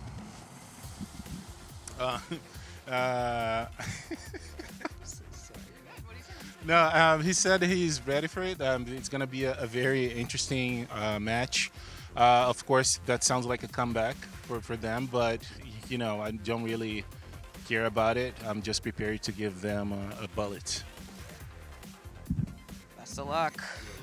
Yeah, I like it. I like this necklace too. This is nice. This is. prepared to give them a bullet. And on top of that, I want to take that chain. I think I'd rock the hell out of that, personally. You think I got so? mine. Yeah. Got it, nice. okay. All right, let's relax there, okay? This guy, it clearly gets paid too much. All right, well, you know, look, Digizin, right? He was talking about this, right? He wants to, you know, he's confident. He's going to pull a bullet in the head. He's ready to go. So if this is the case, right, I'm assuming you're going to really be leaning on Digizin in this. Yeah, no, I think that he is absolutely shocked, and primarily with the operator. Look at that, 50% of rounds on defense, he's rocking the op, and it's because DGG, or rather Loud, are winning these early rounds. They're making sure he has enough money to purchase that op in round 3 or round 4, and he's been absolutely crushing with that in his hands. To be honest, give him anything. Because again, I think if you witnessed that matchup yesterday, he was also able to play with a rifle on top of that. Not yesterday, but over in general. Going into the playstyle of Digizin, yes, there's going to be a lot of importance in the operator kills, as you could see that he leads on the board. But if the economy stays low and there is still a game plan to shut down Digizin on the operator, boy, is he still efficient on the rifle. Yeah, that was the thing that we were talking about yesterday. Like, hey, how good is this guy going to be with that particular item in his hands? Yeah. Turns out it's fine. He's perfectly okay. I still do think, though, that if you look at the amount that he is playing with the op, it comes down to how important the first few rounds of a game can be. Because if you can win that critical, like, first buy round of the operator, take that out of his hands, then very often, you know, that team that bought the op is forced into multiple rifle rounds coming in after that because they can't quite build up to that level if you win a few of those in a row. So for KRU, I do think it's very important to focus on those rounds 4 through 6 primarily, to get that out of his hands, because yes, he's fine with the rifle, but his operator is top of the league at the moment. Like, really that's what has been so impressive. It truly has been, and that's a great note. But for those of you at home, pay attention to that. Keep eyes on it. See how things go in the early parts of the matchup and whether or not it all comes to fruition. Now let's go ahead and move on to Loud's opponent today, because they're going to be going up against KRU Visa. Now, after years of heartbreak and losses, they finally took down FNS and eliminated NRG from the kickoff tournament. What a showing for them. For context here, going into this series, KRU's historic win rate versus FNS, 5-0 in series, and they were 0-5 in series and 1-10 in maps. They'd only won one singular map before winning the series. Oh, we'll take this one then, huh, Ventily? Came back with a vengeance for sure. They definitely shut all of us up, actually, going into this one, because when you look at the predictions, again, there was a crazy one from Bren, but at the same time, he was right. I just don't want to give him credit. Yeah, I'm sorry. But you know, kind of have to. But he was right. He did mention that before as well, even on Plat Chat, about like he did feel like this team had something special. And I'll be honest with you, I kind of feel the same way. You know, I really like what this team showed. And guys, I think we got to get another apology. We just got to get another apology. Okay, here we go. Just here we go. Another apology form, everyone. We're all just print it out, sign it. Now, look, here's the thing. We were swayed by Doug. So that will 100% be the thing. Is Doug here to defend himself, to say anything? No, and we don't care. Now, we thought Bren's prediction was a prank. Yeah. Yes, definitely. 100%. I just thought he was trolling, to be fair. I didn't think it was a prank. You know, like the old heads called that. It wasn't an El Cal prank, but it was definitely a troll. And then too many, they're going to go on a run jokes. 100%. Let's be honest. 100%. We've bled that rock dry. I don't say that, for the record. Yeah. Yes, you said it, Sideshow. What? No. You said that for the record? No, I'm Ender. I'm Ender. You're thinking of the other guy. I'm so confused. Yeah, Dude, I know. They look the same. It's been a long week. And then jealous of Kesnit's hair. Yeah, I would definitely go with that. Yeah. Recency bias? Recency This? bias. I'll put it all. Honestly, I'll just do the whole thing. I apologize. I will not be apologizing. I will not. He's here. Oh my God! No, I didn't check your thing, dude. Relax. Just take it and rip it. Just rip my no witnesses. I wasn't even here. No witnesses. Everything was perfect. For the record, this is why we can't have nice things. I will not be apologizing. I voted against them because they got smoked by Loud, who they're playing today. I used my eyes. I wasn't biased. I wasn't swayed by anyone. I did this of my own accord. Yeah, that's right. They got smoked by Loud. Well, that's awkward. You can't buzz me for that. It is a fact. Check VLR. Oh, I know that website. Production. Now, there is one more individual that I think could be a difference maker for this team, and it's Shy. Yeah. That game he had, yes, I mean, we were really blown away by what he was bringing to the table while Ender's fighting against the gods Vansili, do you think that Shy is capable of that game again? I certainly think he can. Definitely, and you also had in that series maybe not the strongest performance to start for Shy when things started in one of the maps, and then he just ended up this map. I think right here on Bind, he came out with a 4K towards the end to even get the map and series point. So he is going to be definitely a great impact player, and also continues to stay aggressive despite the record that he starts with, to just continue with the game plan and the responsibility that he has. Find those timings, keep pushing, and when you anchor, start anchoring. This guy was such a rat on defense. Genuinely, the movements he was making on sites to play around smokes, to play around tube over on B especially, sometimes sneaking up under window. Like, this guy is a rat. You've got to actually put so much focus into clearing him away, because if you don't, he's going to tear you up. Yeah, it's going to be a tall task no matter how you slice it, folks. A great game is on the horizon. KRU versus Loud. So let's go to the stage and bring out our teams. Riot Games Arena, cerramos la semana con un lower bracket que tiene mística porque están ellos. ¡Que se escuche para KRU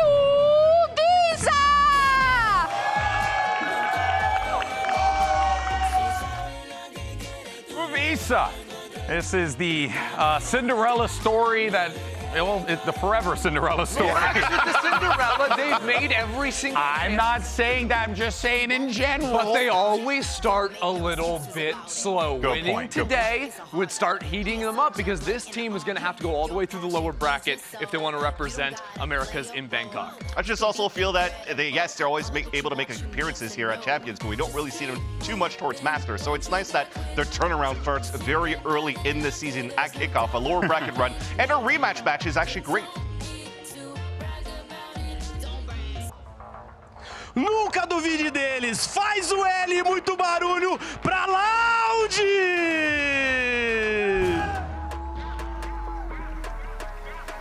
The last time Loud faced off against KRU right here at kickoff. It was one of our earlier matches on the 18th of January. 2-0 count for Loud. And when you look at the games themselves, it really split was the only opportunity that they had to try and come back and win that game. Loud were in the driver's seat for honestly, the entire time throughout that first series. Yeah, and look, you might see them walking out with 5 players and a coach, but there's a 7th coming into play here today, and that is Dujuzin's bullet he has prepared for KRU.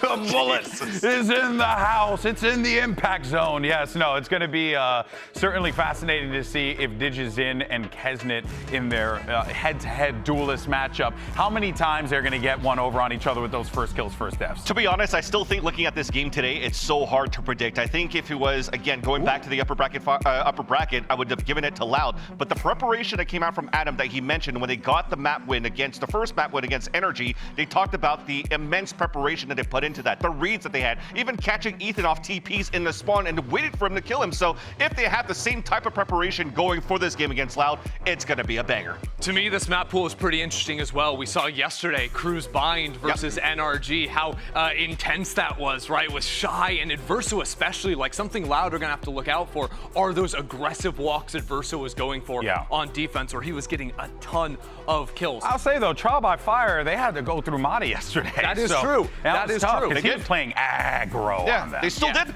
And talk about a player that KRU are going to have to get through. Move on to that second map. That's Haven. That's a map where Dijuzin absolutely farmed Kesnet the last time these teams faced off. I think they just have to go through the whole team on Haven, because their attack side for Haven has not been the best at all this tournament. So to still be able to keep that and float that through, and almost on paper looks like a freebie here for Loud, I hope that they have a better preparation than that, because their defensive side, definitely good. Definitely a lot of firepower into that. You know what shattered my brain though? I was actually kind of shocked to see Fracture get banned by KRU. Yeah, both these teams are just banning Fracture. Guys, if you're playing against a Brazilian team, learn Fracture. Play the game, yeah. Like, come on. All right, here's the composition. The brims out there from Elzu, as you can see. I like that Shy with Vice. Good to lock down those sites. Yeah, and again, what he does on the B site, especially his movement around there, is going to be something Loud are going to have to come in with a strong plan to deal with. Similar things that KRU are going to have to fight against. They saw the KO yesterday coming in from NRG, but that Deadlock, I think this is Deadlock's best map and has a lot of fun stuff you can do execing the side with the crouch. We have not seen a lot of Deadlock in this competition, so this is going to be quite fascinating. Let's go ahead and send it over. Riot Games Arena, make some noise for your casters. It's Bren, Halagib, and Sideshow. Real Sideshow. Yeah, I've seen the golden path, and it's LATAM and Brazil in the top 4. At some point, eventually, it's going to be happening. But listen, this is a game between two orgs with a lot of history in Valorant overall. Tons. And they're quite even, actually. They're 2-2 over the course of their history, playing against each other, but they got recent history, too. This is a grudge match for, you know, essentially KRU, who got knocked down to the lowers. Their chance to potentially bounce back. The first time that we saw these two teams clashing, it was a 2-0, and to be honest, I was really disappointed with what I saw from KRU. They looked limp in that game. Yeah. They didn't look like they had a fire lit underneath them. But as we go into this one, the Samsung match start, you can load up fast with Samsung SSDs. Let's talk about KRU getting off to a fast start, because they need the pistol rounds. That was a big thing for them when they played against NRG. They need to deny pistol rounds from Dejazine, take the operator out of his hands. Going to be especially important when Loud is on the defense side. Absolutely. Starting off. Strong beginning here. Early signs of life out towards B long. Kesnit. Hot shots rattled across. Vinny's going to be dropped though, and he was alone in the making with that one. So the rest of his team over towards A, even pulling that rotation shy away, but Thorns. This is such a nice pistol round strategy. KRU stack over towards B and push down B long, make that pressure. Expecting Loud to react into A, and they're running into all of this Vice util. Thorns everywhere, wall in showers, and Adverso to take contact in lamps. Yeah, vitally important that he wins that one out as well, and time being bought. You can see the backside control here for Loud. It's not quite there still. Let's see if they can get a couple of more kills going their way, but KRU are lighting them all up. A pistol round, great beginning. It's what set them apart the other day versus NRG, being able to win out early. Yeah, they got so many good starts to those maps, to those halves. Able to also come up with great bonus round ideas, even when they had very light weaponry. I was super impressed with the preparation that KRU had brought to the table. They also came out with specific anti-strats against what they were expecting from NRG. I don't necessarily think this game is going to be as full of anti and reads on the opponents, even despite the fact that this is a rematch game. Oh my God. They're getting into it. But it is going to be full of passion and fire. Oh my God, what a way to start. There's that beef. That's literally round one. Yeah. You've not proven anything. And they're up throwing their chair backwards. That's how much it matters to them though. Week one, we're Loud, the ones who knocked KRU down. And not just that, remember that these teams are only a few wins away from being able to make it to Bangkok. The last time that we saw some of these big names, Pancada and Adverso are the players that come to mind. They haven't qualified and played at an international event since Champs 2022. Yeah, eons ago. It feels like it hasn't been that long ago, but whereas these were previously household names of the LATAM and Brazilian scene, it's been a while since we've seen them on the big stage.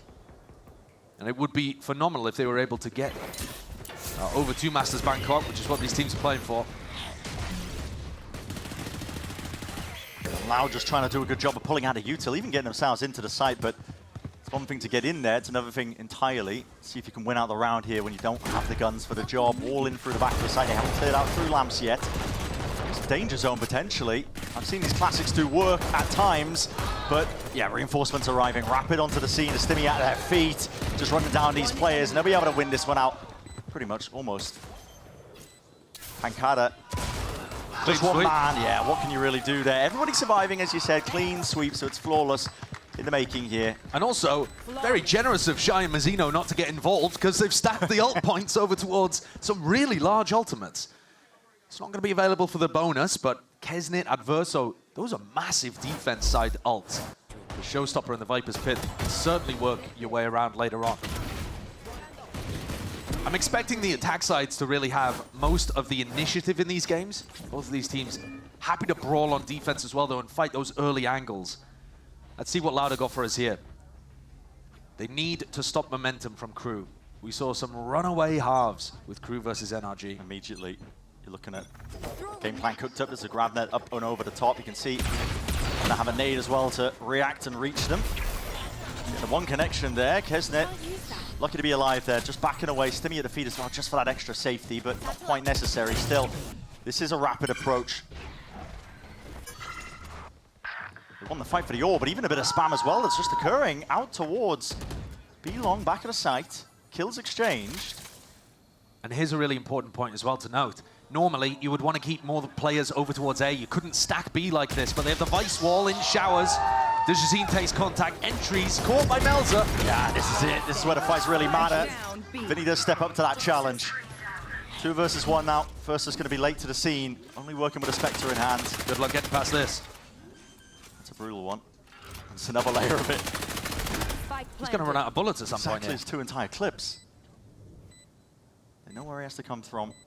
Should be all set up for Loud to end up winning this. I mean, at the same time, he can push elbow here or come back through CT for a cheeky pick. First shot.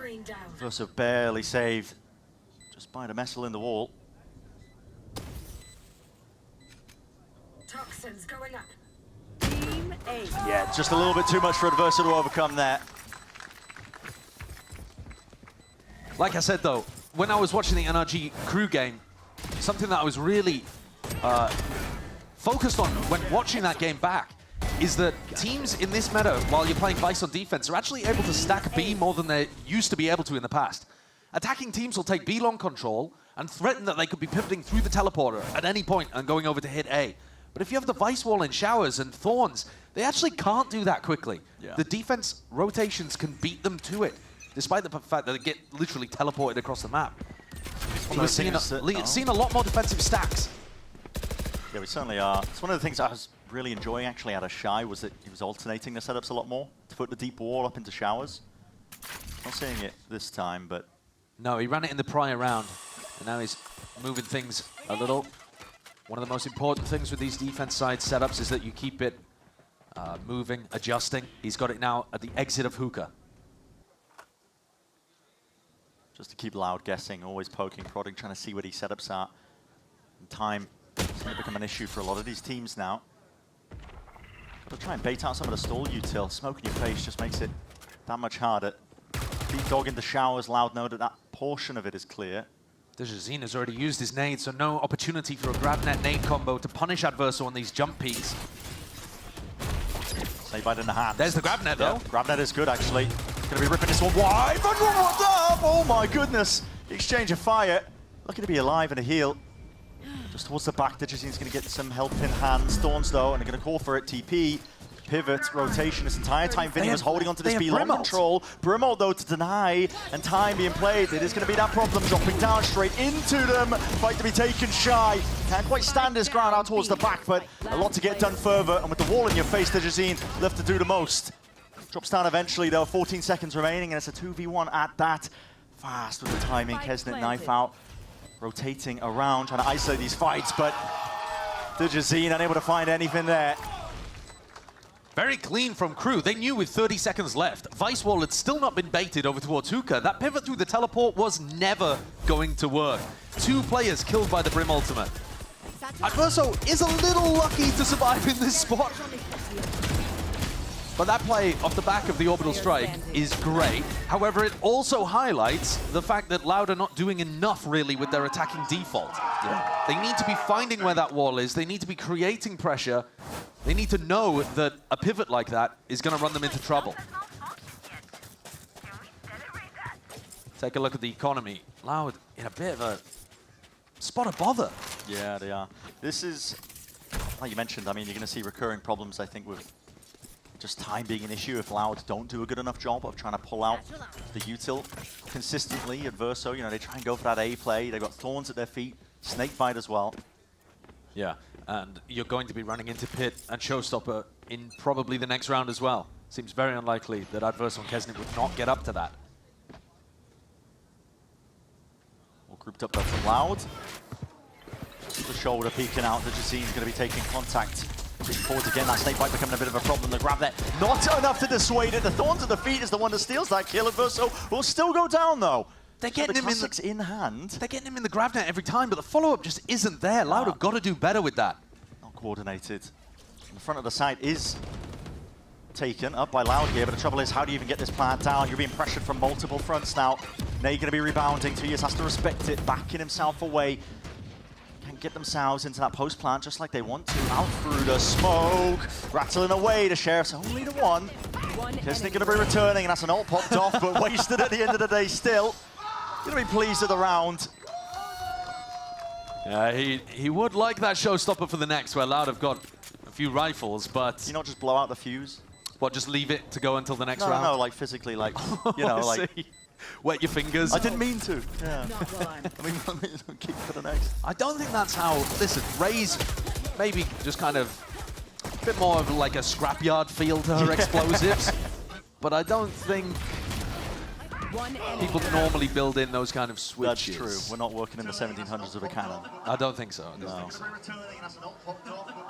So Loud are now going to have rifles back. Is there a pick going to come down here as well? Adverso's got it. Yeah. And we're into the TAC timeout. So plenty of opportunity here for Loud to discuss what they want to improve. I think one of the things, you cannot be allowing Adverso to be playing in lamps like that and getting caught by a grab net every time. You know he's jump peeking. So just to rewind a little bit, Loud are not playing a Viper in their composition. So they don't have that wall down lamps. So they can't really go for those lurk plays into lamps. Adverso's going to be jump spotting it and seeing that it's clear. The punish to that is to catch him in the grav net, catch him with a nade, do some kind of double blast back onto him. Adverso should be dying if he goes for those kind of jump spots down short. And yet he's gotten away with murder so far on their defense side. Well, Thorns just saving it. I mean, it literally can be as simple as trying to spam out the Thorns before you even go for something at the beginning. Sure.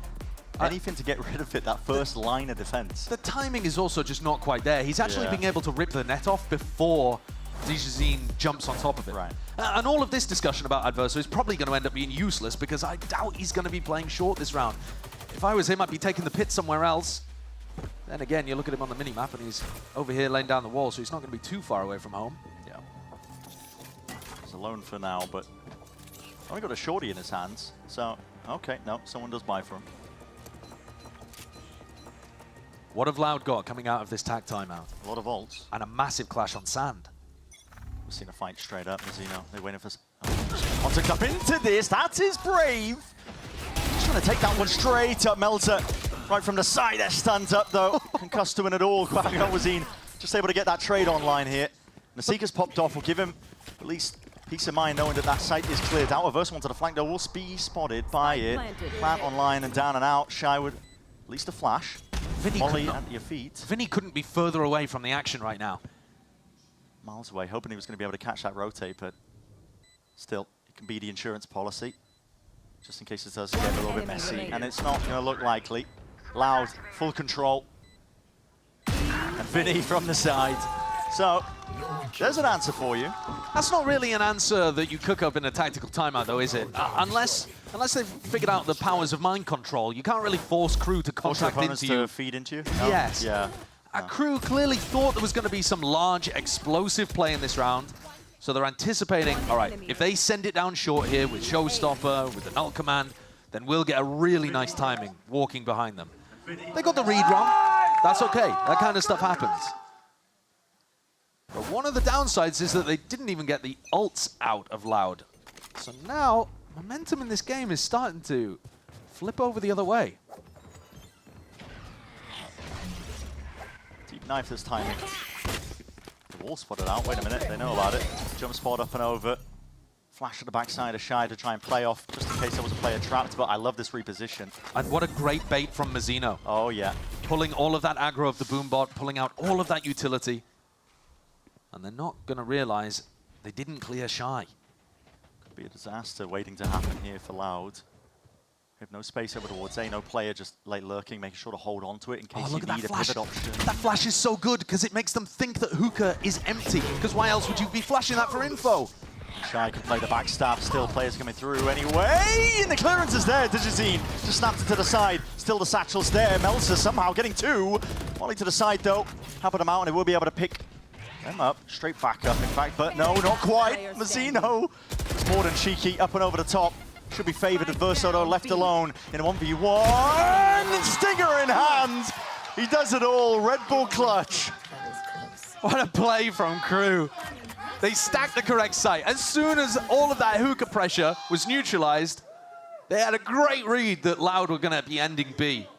Couple of blinding shots hit from Melzer, who, by the way, right now is 13-3. Yeah, okay. We didn't even see how he hit these, but that second one, I guess it's a body shot onto 2Es as well. He'd taken a lot of kind of chunking chip damage coming through that choke point. That's got him back in the game. It was looking like the momentum was going to flip there in terms of how taking control. Not to be. Flash will get that acknowledgement here from Mazino. You're playing a dangerous game. Already players straight up onto him. There's a chance for the spam to connect. No, not quite. B hops away. Like you said, gets him back into the game as well. He's probably not looking too hot here, but okay. How do you deal with that? Grab there. Orbital strike. Goodbye. Deep fried. Shy did not stand a chance still. The util, he's getting a bit of value before he ended up going down with a ship. Primed and ready, Annihilation is going, and that's one player wrapped up nice and pretty. Presence occurring all across the place here. Mazino just trying to sweep his way through, but no one clearing into these corners. Kesnet lights it up into the feed. It's a 2v2 scenario. And a slow down into the middle of the round. But players not expecting it. Adverso right from behind. The adjustment the crew were already thinking of coming out of the previous tactical timeout where they were pushing more on defense, abusing the fact that Loud don't have that traditional sentinel, eventually comes through. Both ults found value there for Loud. Orbital Strike got a kill. Melza got turned into a pretty little butterfly, ripped off in the cocoon.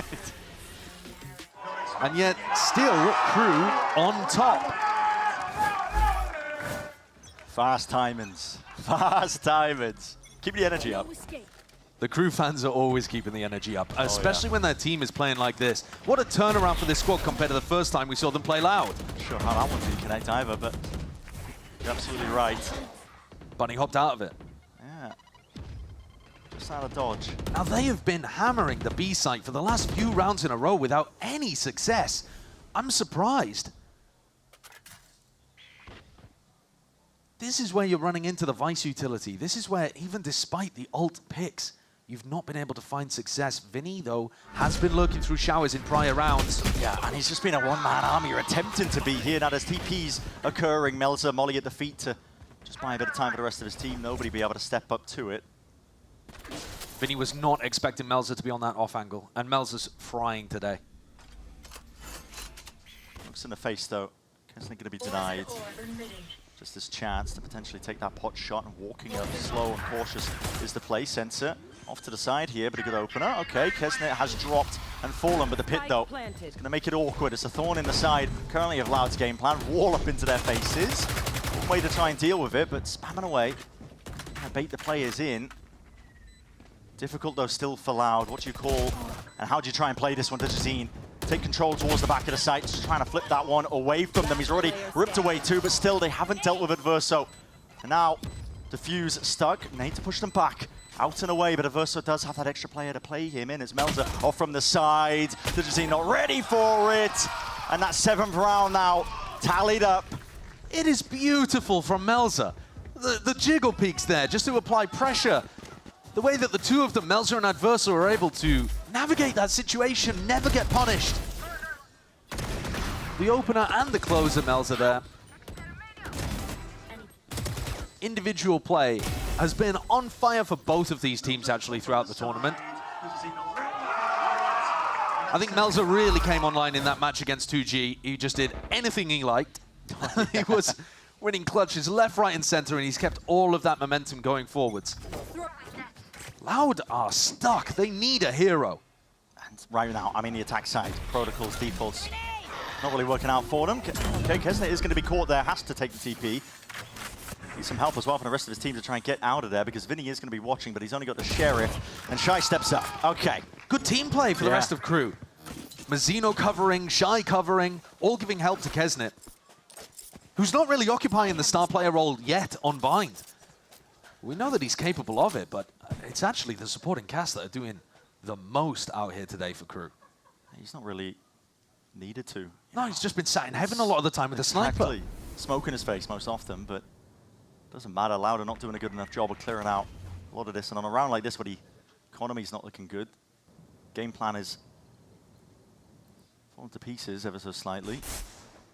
Mazine just lurking up with a wall in his face, thinking twice about it. Even spam down himself. They spot it. Did they leave Pancada on the other side of the wall? Yes, they did. Could you not have communicated that? Tried to timing it together, but it's going to be delayed with this one. And 2 years in danger of dropping a spike into no man's land. He's not being defended. No one to cover this one. Pancada finally able to rejoin him. Still, that plant is stuck out through triple. Crew are going to be happy to play this one to the retake. Massive player advantage for them. It's Loud are the ones who have to take risks. Wall up. Bullets to the side, straight to the cranium. Kawazine left alone to do a lot. A lot of players all grouped up, but a Guardian spam just does not lean in his favor. Every anti-eco has been clinical from Crew. Kesnit's been hard focusing on buying the Outlaw, so he's got the easiest punishes onto some of these players. And we're not really seeing a heroic player stepping up for Loud. I think in the previous matches, that's what has often made the difference for them. Somebody, and it could be anyone on this super experienced veteran roster,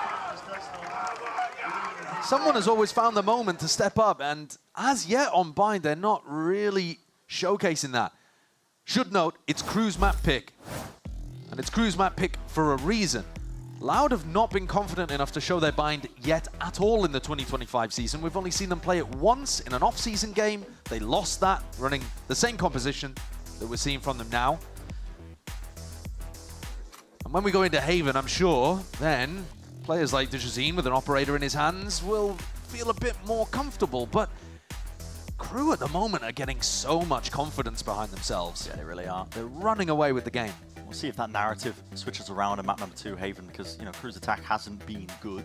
It's been appalling. Yeah, I was being polite. They have a 16% win rate on their attack sides of Haven, so that, you know, we really could see a shift up heading into map 2. But the problem with a team like Crew, I think, is that they feed off energy, passion, momentum. Like, a lot of the game, the way they feel it, seems to be a mental one. A process of feeling confident to take the risk, to find the opportunity, to make the play. And if they're in that zone, if they're in the flow state, it can be very difficult to stop this team. Now the back of this one. Here's the difference. Vinny's usually the one who's trying to play solo, I guess, onto the extremities, trying to take some space himself. It's the same grab net that we saw prior. It's being used, though, up and over the knife. It orchestrates quite a lot, but it's a fake. They're trying to pull players over towards B with this. Yes, and instead, Kesnit, he was posted on top of the truck. He's dropped off his position and making the rotate up towards Heaven. Remember, there's no Viper, no attacking Viper wall, so Kesnit's got this line unless you commit super deep with a Heaven smoke. It's a good job as well. Vinny just breaking that dog makes it really feel like this one now, but Kesnit taking pot shots, man, and cheeky peeks up onto that high ground perch. All out through the back here. Lau going to be going for that plant. They will be getting it at that here. Dejazine with a showstopper just to try and delay a bit of time. Very early. Retake wasn't coming through for them, but he has found himself a deeper position. Just about messing up the movement. To no avail there. And now, return of the fire here for Kesnit. He's going to answer it right back, but that knife is well timed. It's held into the hands. Perfect with it. Still, players are going to be dropping anyway. Out onto the side in exchange of that fire and lead firing down onto them. But time is starting to tick in. Fights need to be won out. Crew taking this one rapidly. The tempo adjustment for them. Sticking now onto it, but still bullets firing. Tap, tap. The kills need to be landing. Half onto the defuse. And out has been purchased. Adverse. Oh! Cannot be doing this again! But finally, 2 years shuts this guy down. And I think a very apt choice of words there. Finally, 2Es. We saw like 10 seconds, the guy trying to land a kill onto Mazzino. Both players trading attempts at headshots across it. Dude, it's messy. Looking like they're having a dance competition more so than playing a game of Valorant. But that kind of round is what Loud need. Despite dropping a player, they get in, post-plant, push up aggressive, and make Crew pay to play the retake. There's one more chance here. Another orchestrated attempt. You can see a bit of a grab net. I don't think there's going to be a connection. Too many of these players. Annihilation out and through. That's not one connection. Showers is in danger. Melza has to defend, but not enough to really get his teammate out of dodge. The rest of his team has his back. Full defense occurring out towards shore. This is just carnage. Blink of an eye, and the round is done. It's a brawl out there, and Crew coming out the victors. 9-3 the lead. Off the back of the pistol, had momentum the whole way, players playing better individually, and almost 20 kills for Melza. That's ridiculous. Something about brimstones on this map, Josh. Don't know what it is. I've seen Cryo put up those type of numbers. Sometimes they just come alive. It's going to take a lot for Loud to get back into this one. Certainly is. Still second half to be waiting. 9-3 though. Hefty, hefty difference in terms of those rounds here for KRU, and we'll see if they can take it that much more further.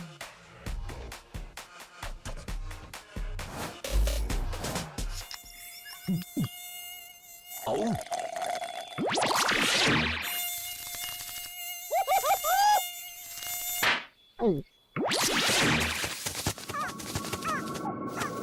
Huh, nature sure is full of wonders. Red Bull gives you wings.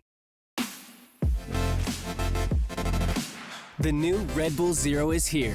100% wings with monk fruit extract.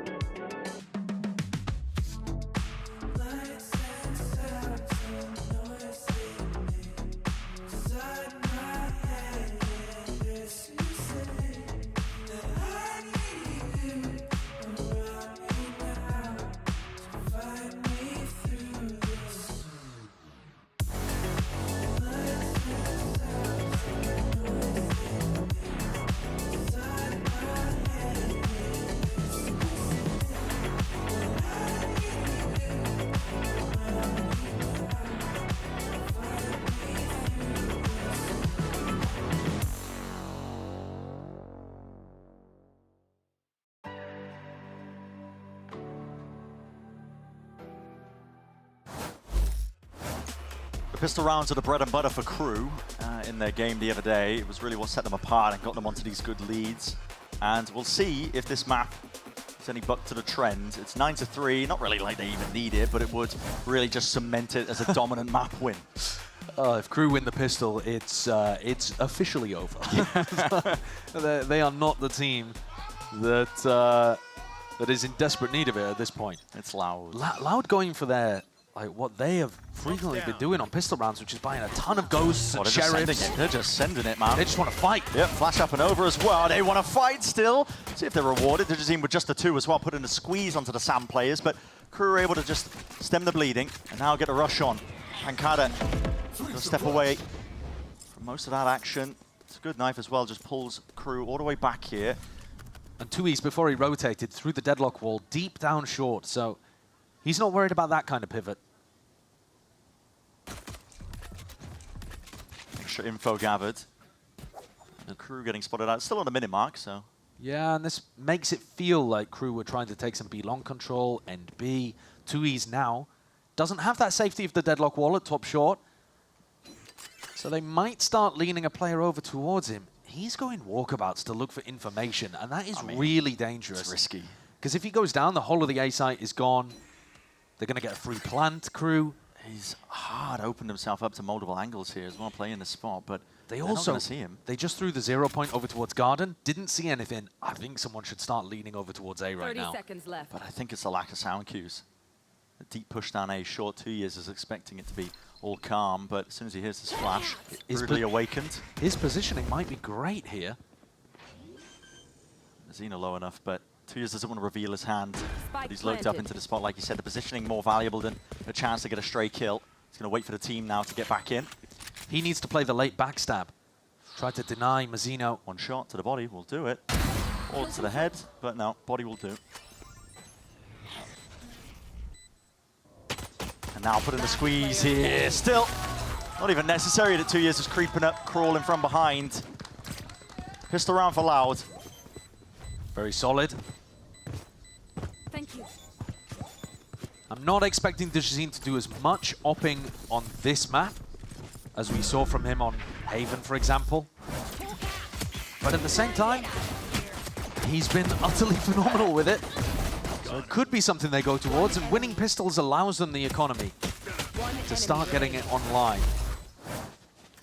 I was most impressed with Loud in their game most recently against Sentinels. Dajazine's entrying was lovely, but we didn't really see that in the first half here. Couldn't find the moments to get in. Yeah, locked out. Stalwart defense put up by KRU. Might change the tide of this one, though. Deep Flash getting that acknowledgement. All in the face of a few of these players. 2 years. Gotta respect the nade. Loud on the defense side. Love going for these individual aggressive plays. Here, Kawanzin has doubled up with 2E, so they do actually have a couple fighting. Don't be long. But they really love taking these fights on defense. It's a cheeky fight to be taken. Okay. And so punished for it. Yeah. I mean, that is brutal. Trying to disrupt the timings, expecting those players to be up there. That's not what you're looking for Loud. They needed a clean conversion on this. They've allowed upgrades as well. A bit of spam, Vinny. Hunting for one of the weakened players. It's going to be calmed out. Knife is going to get that acknowledgement. It's going to know now. Wait a second, that's all three. Calling for backup in case they want it, but they're going to take the TP. So there's hesitation, I think, from KRU, or it looks like they were.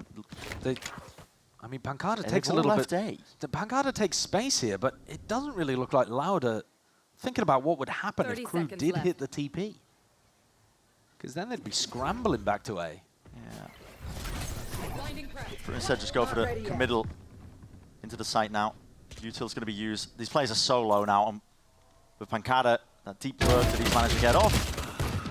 Okay, traded out, still time. Hold up. Shot. These players are low. There's 8 seconds.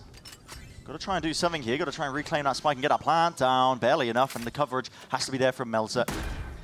Head on a swivel, looking for the Jazine, and it should be favored surely with these players this week, but you never know. Finds the first, needs the second, satchel up and away, onto the top, and there's spotted Melzer! Thrifty win granted! Gets away with murder! When Jazine jumps up on top of that box, he's got such a good idea of where the final player is. So he drops into him and is inaccurate on his drop. Yeah. Just giving the advantage to the player with a shred of health. That shot from Shies. That's nice. Miraculous. And Melzer, he's been pulling off miracles all day long. Yeah. These KRU players, they've got a clutch gene in them. They've been proven that over and over again. They didn't need that Thrifty. They really didn't. They could have been kind and merciful to Loud and given them at least that one. But it is dominance out here on Bind. Straight back around. Coming up to the side there. It's weakened guns here for Loud. Not a lot to work with. They just want to try and deny these orbs, but honestly, you need a round win more than anything. But we'll see if there's openings later on for them to capitalize on. For now, slow and steady, taking a gamble stack over towards A. I'd also like to see, even if Loud end up losing this map, the players to start heating up, getting some fire underneath them. Because Haven is an absolute must-win. Even if you didn't know the result of Bind, you're thinking, all right, Loud, they've got to be able to take Haven. But at the moment, KRU are so far ahead. They've got the stack in the right place, though, here, Loud. Yeah. Good gamble. Creeping up. Straight behind the wall, gets them into position and to the place, but like you said, the gamble is correct. And the bullet's going to be raining down. Exchange of those fires, hold on! 2 years! He's tempered it, at least with a sheriff in hand, a spike as well, a bit of a getaway and a chase. My God, Kesnit, lucky to be alive. But he's maybe, potentially, earned them a chance. B-site, cracked open wide, 2 years. It's low enough that a single shot at this outlaw will do him dirty. Does Kesnit get the read, though? I actually love this reposition from 2Es. He doesn't take the teleporter, but he's still coming from that direction, which means Kesnit is not going to hear the audio cue. But as Kesnit holds CT, the more time it takes, the more he should start thinking about the flank. Where is this guy? Why have I not seen him yet? Here it is, it's kicking in. Still almost certain, but the timing favors Kesnit entirely.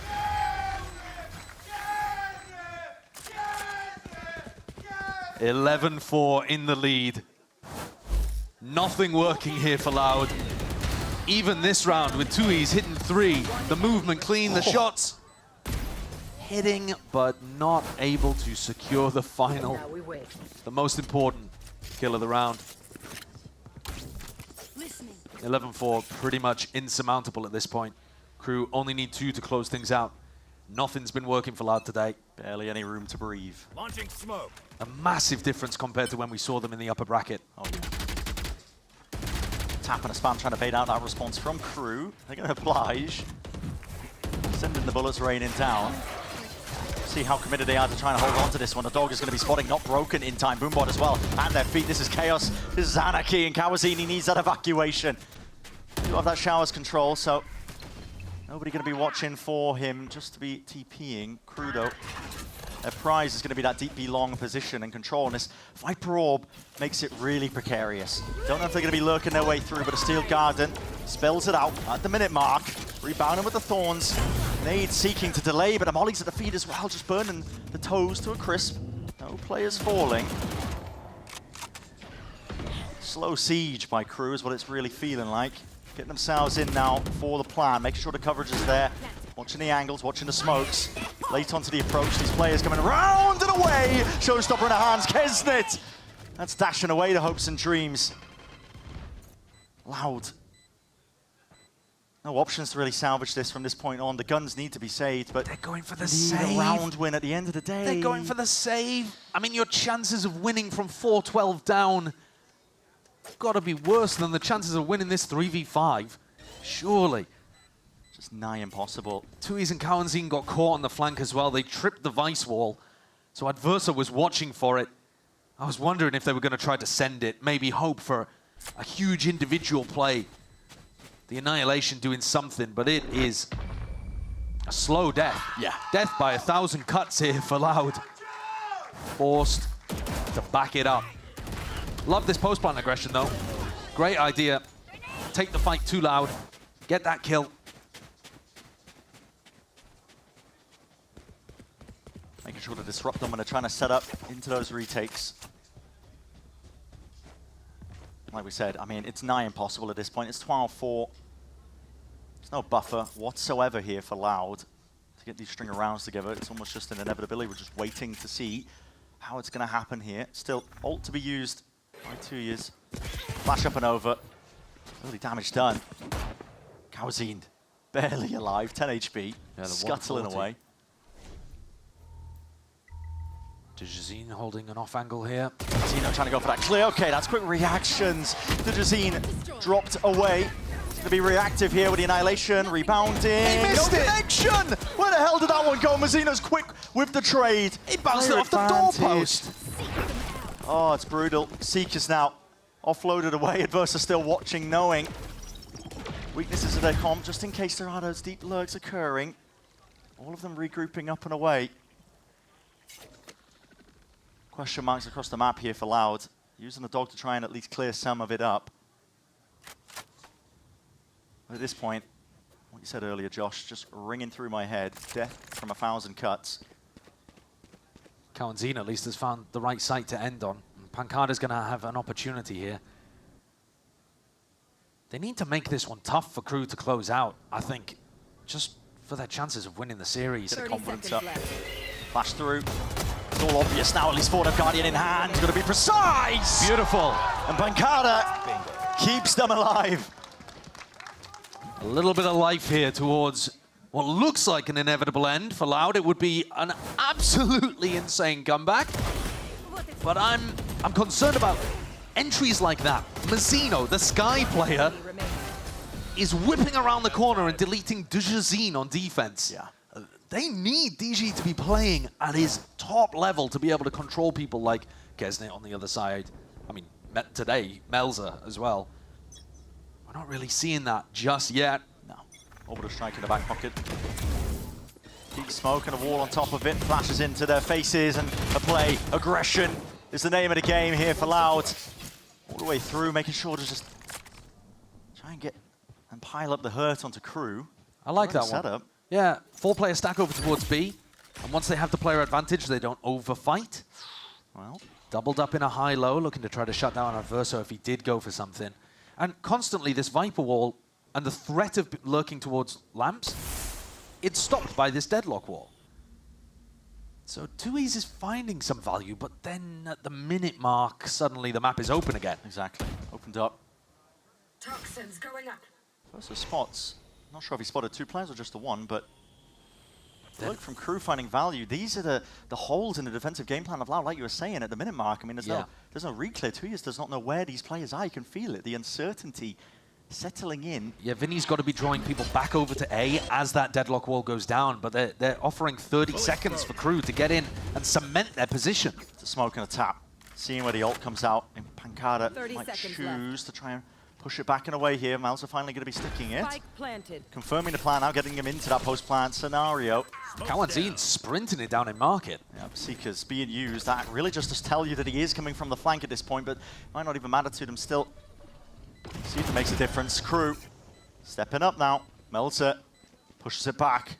As long as he stays alive as well, there is that danger. Still buying that time for them. Orbital strike, no value. No one cutting up the corner into that one. Wall going to be dropped down, and Universal wins the fight out. Vinny, a tap.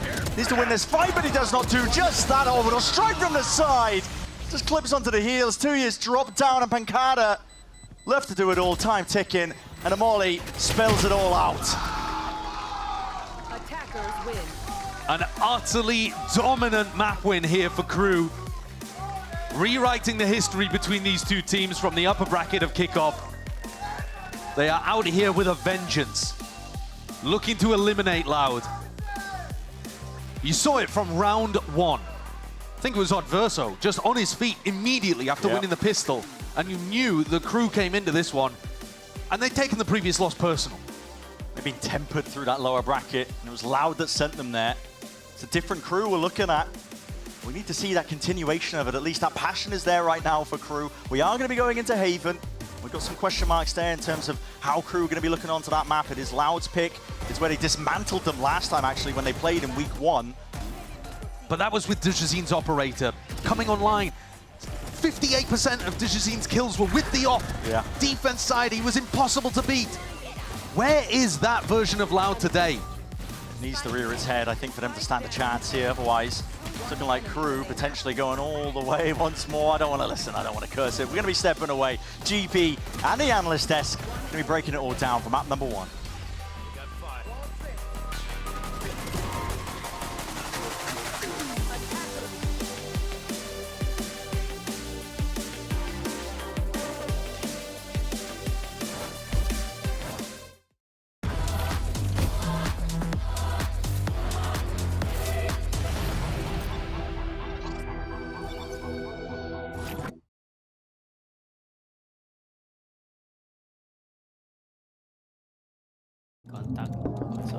Okay, Team Secret, we need you guys on the stage now. Come on, let's go.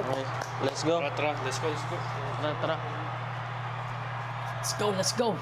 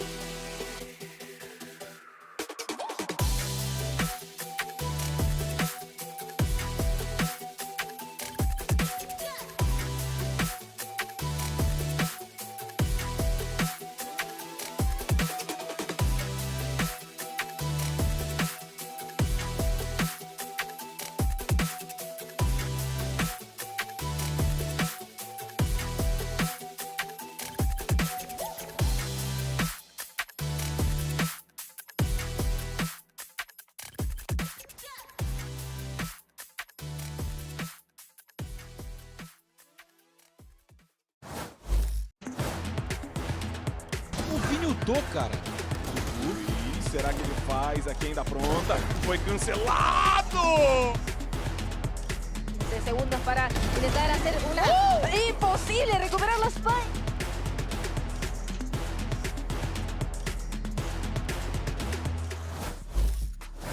here with Adam of KRU Visa, a dominant map of Bind. 2 questions for you. They were talking on the desk that Loud's Bind hasn't been seen in a while, or hasn't been seen since off-season tournament, and they didn't play well in it. Was the Bind pick on purpose? We don't knew anything about your Bind at all.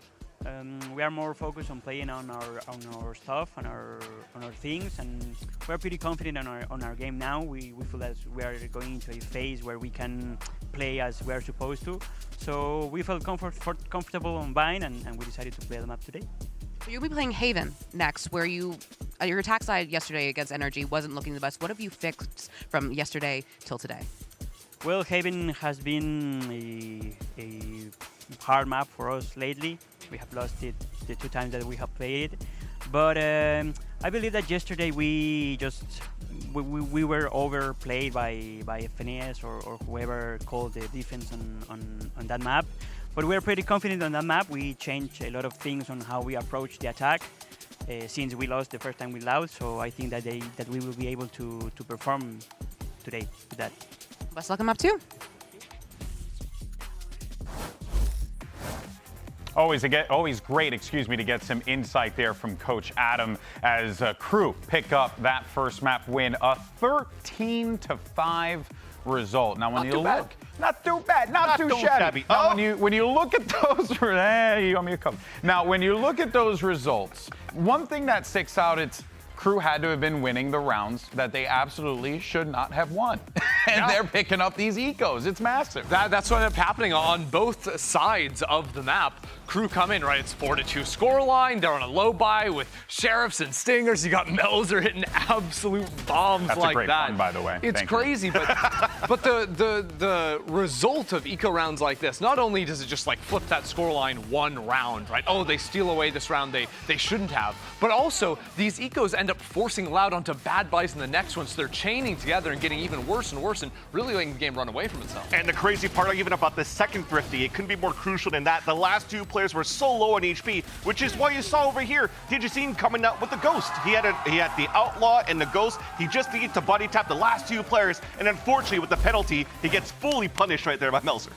One thing that stuck out in that game, and should have stuck out for all of you guys at home as well, was Melzer. Oh, yeah. Because Melzer was on fire. We were looking at the stats going into the game, and we were like, who should we talk about? We're like, Melzer's doing all right. Melzer did even better than all right toward the end of this one. 100%. I mean, he started off this map 10-1 on the Brimstone, but truthfully, I just think KRU play an incredible defense. So much of it is due to their anchoring ability. Yesterday, we saw it so much from Shy and from Adverso, and in this game, it was all Melzer, just super confident in the fights he was taking, especially towards that B side of the map. It was really nice. I kind of like to go back on the interview here that Liz was asking about to Coach Adam, saying that Bind, there wasn't really a game plan around Loud. It was just we're comfortable in playing it. But I feel like picking that map in itself was already a great start to already stop the dominance here of Digicine on the potential of the op that you could bring out that we always talked about. Already on the attack side, the composition you're bringing out here for the side of Loud, you needed that duelist, that raise to just satchel for the team. Yeah. So you can't really get those op openings. Yeah, there was...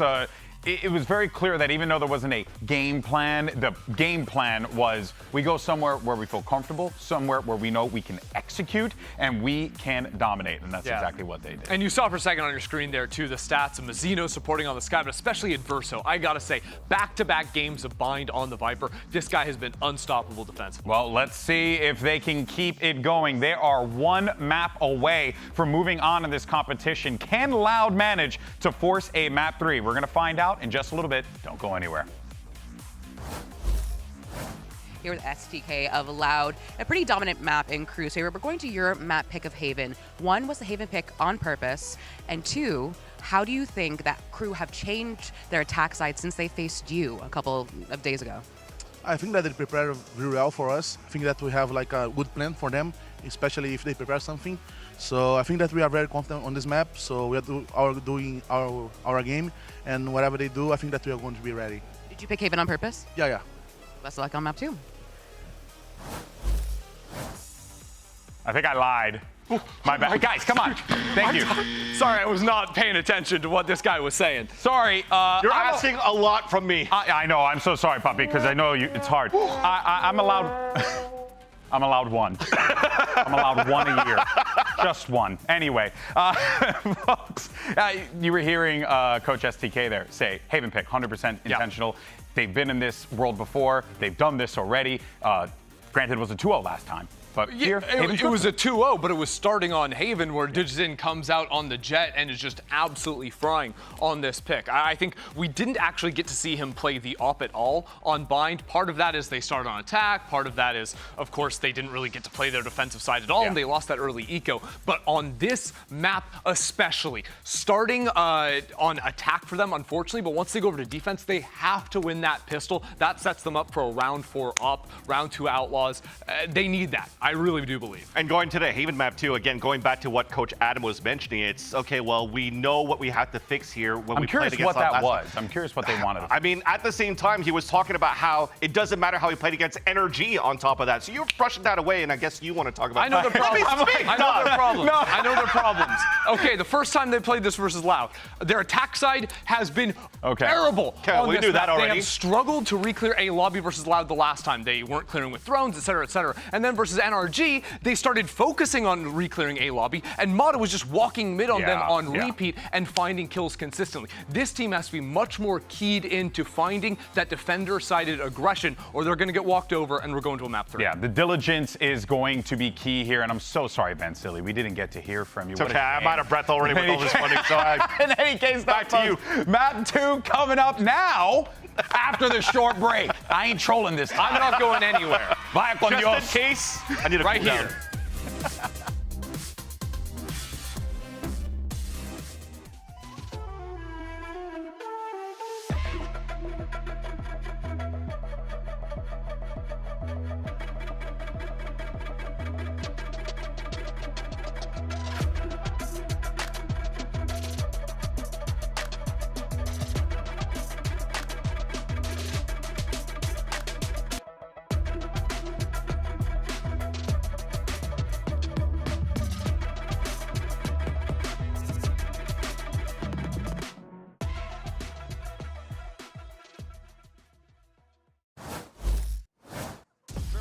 here. Map 2 is coming up here for KRU versus Loud. A lot of talk about the KRU attack side. You're going to have to wait for that, though. Yeah. You're going to have to wait for that because they're starting defense side first. And, you know, Coach Adam was talking about how they put a lot of work into the map itself, actually, and trying to correct that. I did see glimpses of that versus NRG, despite the fact that they kind of got owned. I agree. It did look better compared to when they played against Loud. Well, Adam also said we got out-called by Finesse, or whoever else was doing the calling. Yeah. And I would agree with that, too. I think that they've made improvements. This team is not the same team that we saw the first time that they matched up against Loud, but the facts are the facts. They have a 16.66 recurring, of course, win percentage on their attack sides. I mean, it's abysmal. 4 out of 24 rounds that they've played against Loud and NRG. But their defense is not bad. And so we actually might start out Haven with some success for KRU, getting their feet underneath them, coming up to the back of a really dominant win on Bind. I think this is going to be tough for Loud. Tough to have the belief that if they scrape a few together, they can make a comeback in the second half. Remember that when NRG beat KRU on this map, it was 8-4 down. Yeah. And they had to make a big comeback and win the pistol and have everything work for them. So Loud are going to have a lot asked of them, despite the fact that we're going into their map pick. Got to pick up the confidence because it really wasn't looking like it was there. In that first one, they weren't really shooting back that much. The overall game plan, though, I think that's what it kind of boils down to. So when your attack side plans don't go to fruition, it's hard to really just rack up the kills at that point. Going to be taking a look at Digizin here. I think he's the key player for me on Loud's attack and defense. Defense, it's obvious. You're looking for him to get an op online and try to timing all of that, attacking util and destroy people. But I want to see the Digizin that we saw getting entries out dueling Zekken when he had an op in his hands. Oh, yeah. Whipping around corners and taking people's heads off. That version of Digizin that he's exploded out onto the Tier 1 stage, returning here to VCT Americas and putting on a show, that's been missing today. Yeah. And Loud need that. They need their star player to be online. Here we go, Agent Selects. Probably nothing out of the ordinary here onto Haven. Both of these teams are quite standard, actually, in terms of the concept playing. They don't really experiment that much either. No, they're sticking to tried and tested stuff from last year, or really just all time. Silverbridge Cypher has been a very solid pick on this map. But it is interesting, isn't it? The teams that we have here not really experimenting much at all with Tejo Breach combos. Not even playing that much Vice, even though we did just see Vice on buy. We're getting into it here, and I'm excited about that. The Jazine player focus that you were just really highlighting as well, him versus Kesnet. Got to see it come alive for him, because that previous game that they played versus Sentinels, despite the fact that they lost, it really did answer that question. It dispelled the doubts that potentially people had about his rifling capabilities. We've always known he's had that dog in him, but he really did prove it in that series, and now it's all about stepping up and doing it here and now. I want to take a look at the pistol round strategy. Crew normally come out with good ones. They got a triple stack by the look of things over towards B. Are they going to walk down mid? It's a very common pistol round strat to be doing that kind of stuff. Play a bit of a soft setup on A and try to find the timing to play this flank retake really heavily. Cam's going to be catching a contact of that one player walking down, so I know there's danger there. Yeah, but you see the breach and you realize there's more. You know that that's not just a solo breach walking down mid. Mazzino's a nutcase, but he's not that much of a nutcase. Contact play is going to be called out. Deep shock dart, that's just off of the timing that they suspected they've taken. And they're right, and not only that, Jazine has now wasted his dash. He procced the dash, he got ready to go forwards, and a stun coming out from Mazzino stopped him. So now they've got no entry capability from the dash. They need a free walk into the B site, and that's exactly what they've got here with Kawanzin and Tuiz. Contact plays on contact plays. They've walked their way all the way into the B site, but it's going to be that rapid flank approaching. That's 3 players. Pack mentality out from Crew. Plant for the front section of B. Now for to push it back. Crew players just trying to buy time for this. Right now, it's going to be explosive. Dart connecting onto it with the bullets as well. We've got to defend these angles out. And already it's dismantled the hold that Loud were hoping they could get into that post-plant. Pancada from behind. No! Could be the difference maker. Out to the side. Kesnet just weaving, dodging, ducking in and out. Wins that fight out once more, but it leaves it just down to Pancada. Barely any shred of health to play with in that instance, and a pistol round here for Crew. They are so damn active. I love their approach to these pistol rounds. They look really well planned. They were trying initially for the triple walk down mid and getting a heavy flank retake against an A push from Loud. And when that got solved and Loud instead found the gap on B, it's the same idea, a triple push this time coming out from A to flank retake B. Just taking the same concept and being flexible with it. And Loud, I don't think proactive enough in their post-plant. Didn't take control over towards the C connector. Didn't set themselves up with great post-plant situations. Allowed themselves to get flanked. Crew are a step ahead when it comes to understanding the metagame of these pistols. Just being fluid with it, making sure to take the space when it's given up. Always with an action on the map. Even though they're on the defense. This time they're willing to slow it down, though. You don't want to be handing over any guns. Shy's run this camera that watches towards short. 1 and 2. Shoulder, Kesnet. Tuiz gets away with his life. My eyes are down. What's the protocol off the cam being tapped then? First has got to be worried as well about this. Well, okay, Ghost in hand. He's not going to give them a weapon even if he does go down. He's willing to fight it. Tooth and nail. Time being bought for the reinforcements to show up, and yeah, every possibility accounted for so far. Yeah, it's looking very nice. They'll probably swap their setup heading into round 3 as well. So all of this info that Loud are currently gathering, not going to be too useful. Crew look tight. Yeah, flawless, everybody surviving. So in the last 2 rounds, Loud have seen Kesnet over towards C, a soft kind of setup on the A site with only the Sova and a Cypher cam. Pretty early stacks towards B, to be honest. Yeah. Right, so they might not be as happy to go for those fast B execs. Just an insane amount of rounds won in a 4v5. Yeah, absolutely ridiculous. That shows you the clutch power of some of these players. And here's the adjustment in the setup once more. Crew, heavy fight over towards A. Slowing it down a tad. Waiting for a response potentially from Loud before they, I think, commit to all the util that they're holding out. Look at this trip too. You got to break it. Yeah, it's spotted out. We'll do that. TP in. Kada committing the plan on top of it, so prodding for the weaknesses prior, so Loud have known that they can get themselves in here. Updraft position up onto the high ground, got to hit these shots. The Jazine show that rifle and make it sing, but shut down in the end. That's an instantaneous trade. Keeping all eyes onto the flank here. Time ticking. Crew have to get themselves into a good position here, but Vinny could be caught, and yes, he is. The util is out wide into the open, not ready to take that gunfight as the cage drops here. But still time might be getting away from them here. Tap from Azino, gotta force out some response. Pressure being applied out through the double door. Shots, great collection! That is prime Pancada. Let's loose with the rifle aim there. And there's where you see the value that Loud were looking for when they drop back into that passive hold in the B post plan. This time, Crew didn't go for the push through A lobby, despite the fact that they had 4 players over there towards A. And that allows Pancada to play in these kind of spots. That's beautifully played.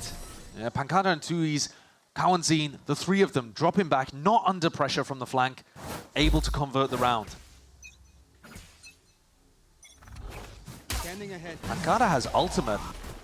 We have been seeing teams rip it in some of these fast execs. Oh my goodness! Shy has just got away with so much there. Deep trip, not anticipated by them. Did you see an updrafted it? That just over the top of it. That was bizarre. That looked like an anti-strat from Loud that they were trying to get past the trip. It's a great shot though. Can Tui's recover this?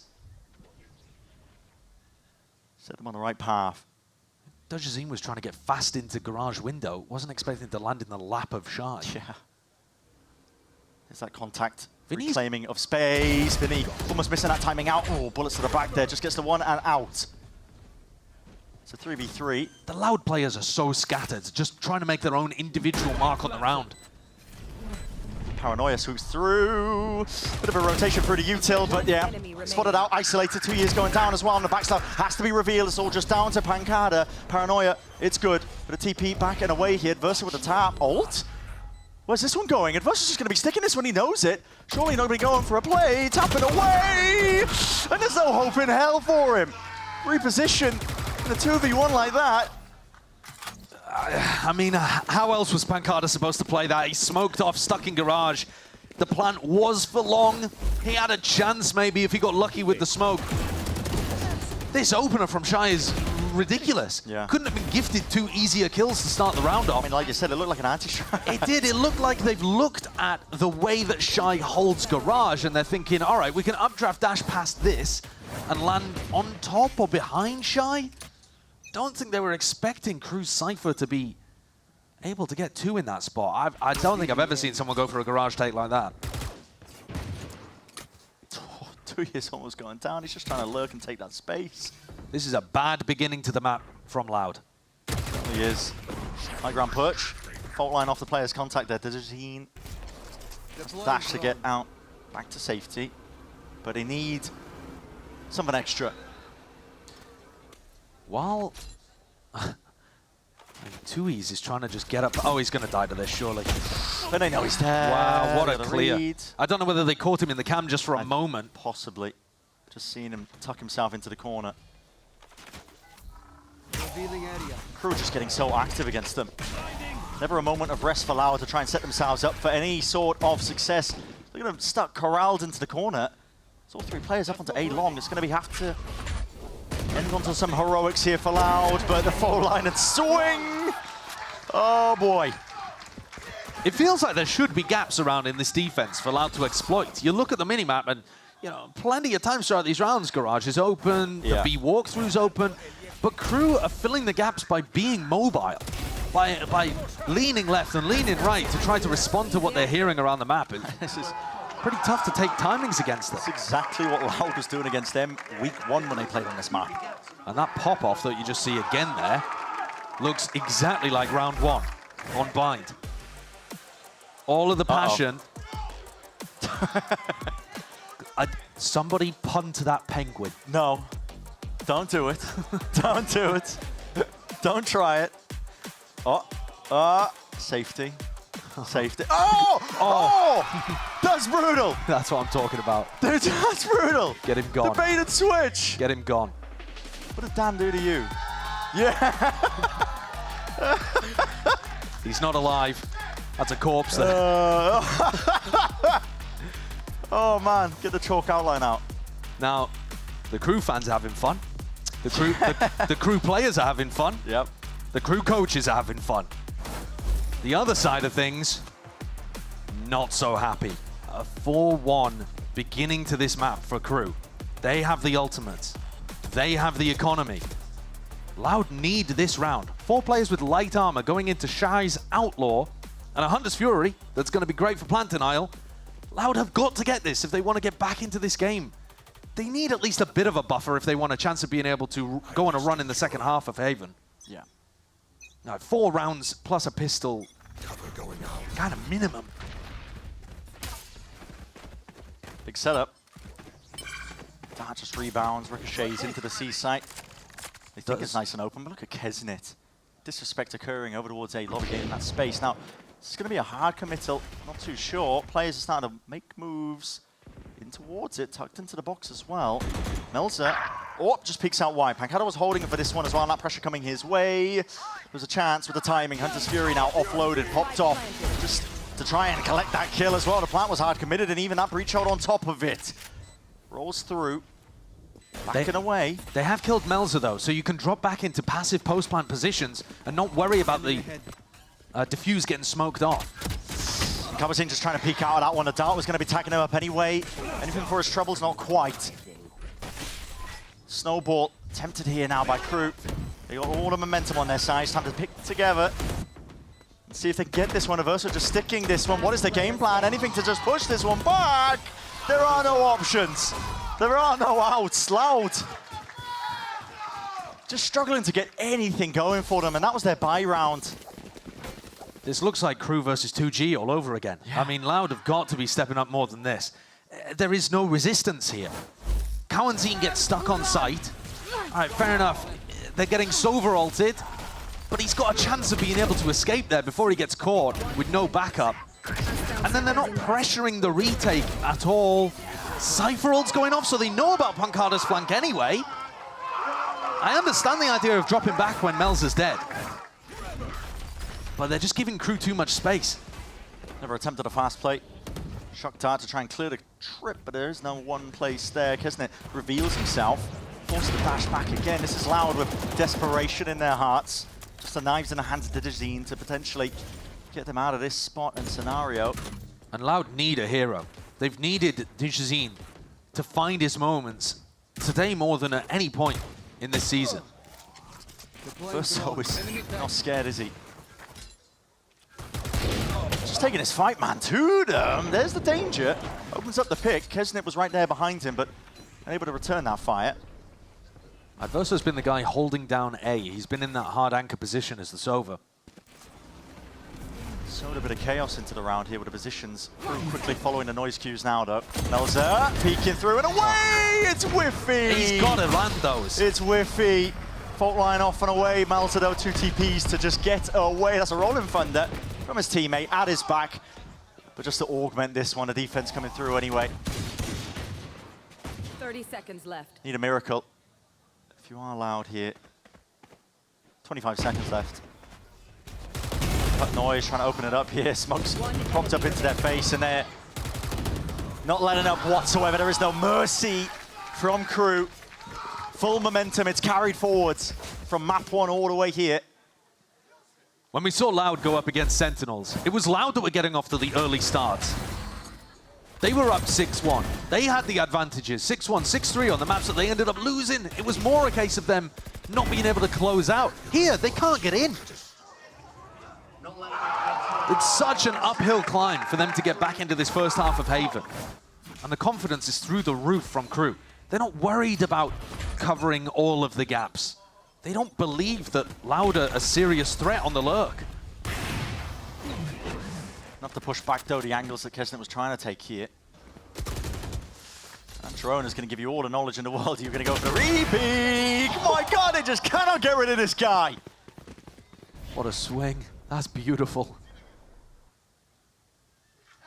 Dash the back away. Falling for the pause once more, but Louder a player down. And they haven't done that mid-round exploration, breaking the deep trips that are occurring right now for crew. So Listen, Crew have got full knowledge of what potentially is going on here.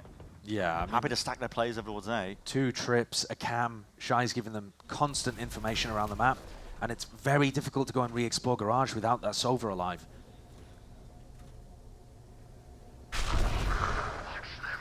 Even more information for you. Elsa sees the breach. You see the breach, you know that's probably the spike as well. Holding it down with a fault line. Ooh, the walk in.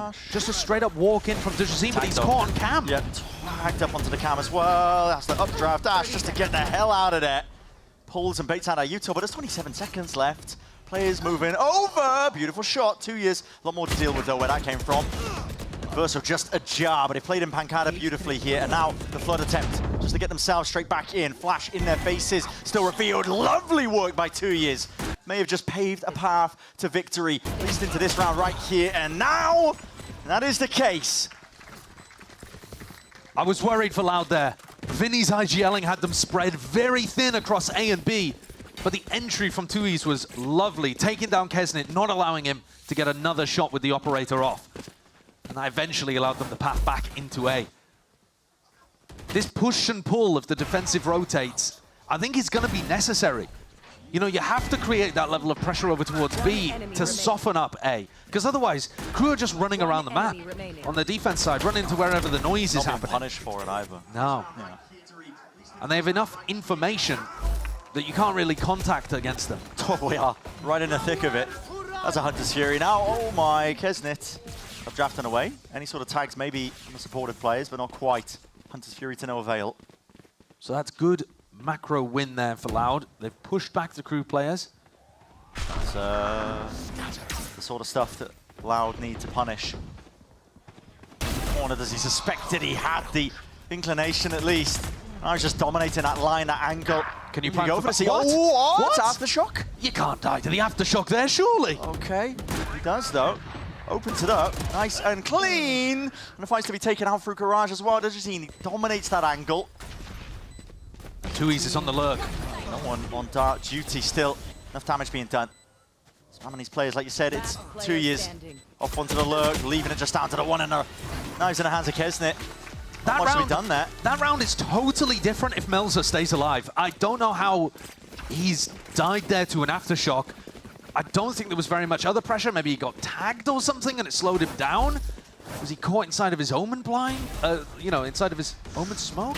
Oh, what? Oh, the TV just got caught in a corner. Yeah, everyone who's ever played Omen knows the pain of that one, thinking that your teleport's gone into the right place and it just clips a little. That's brutal.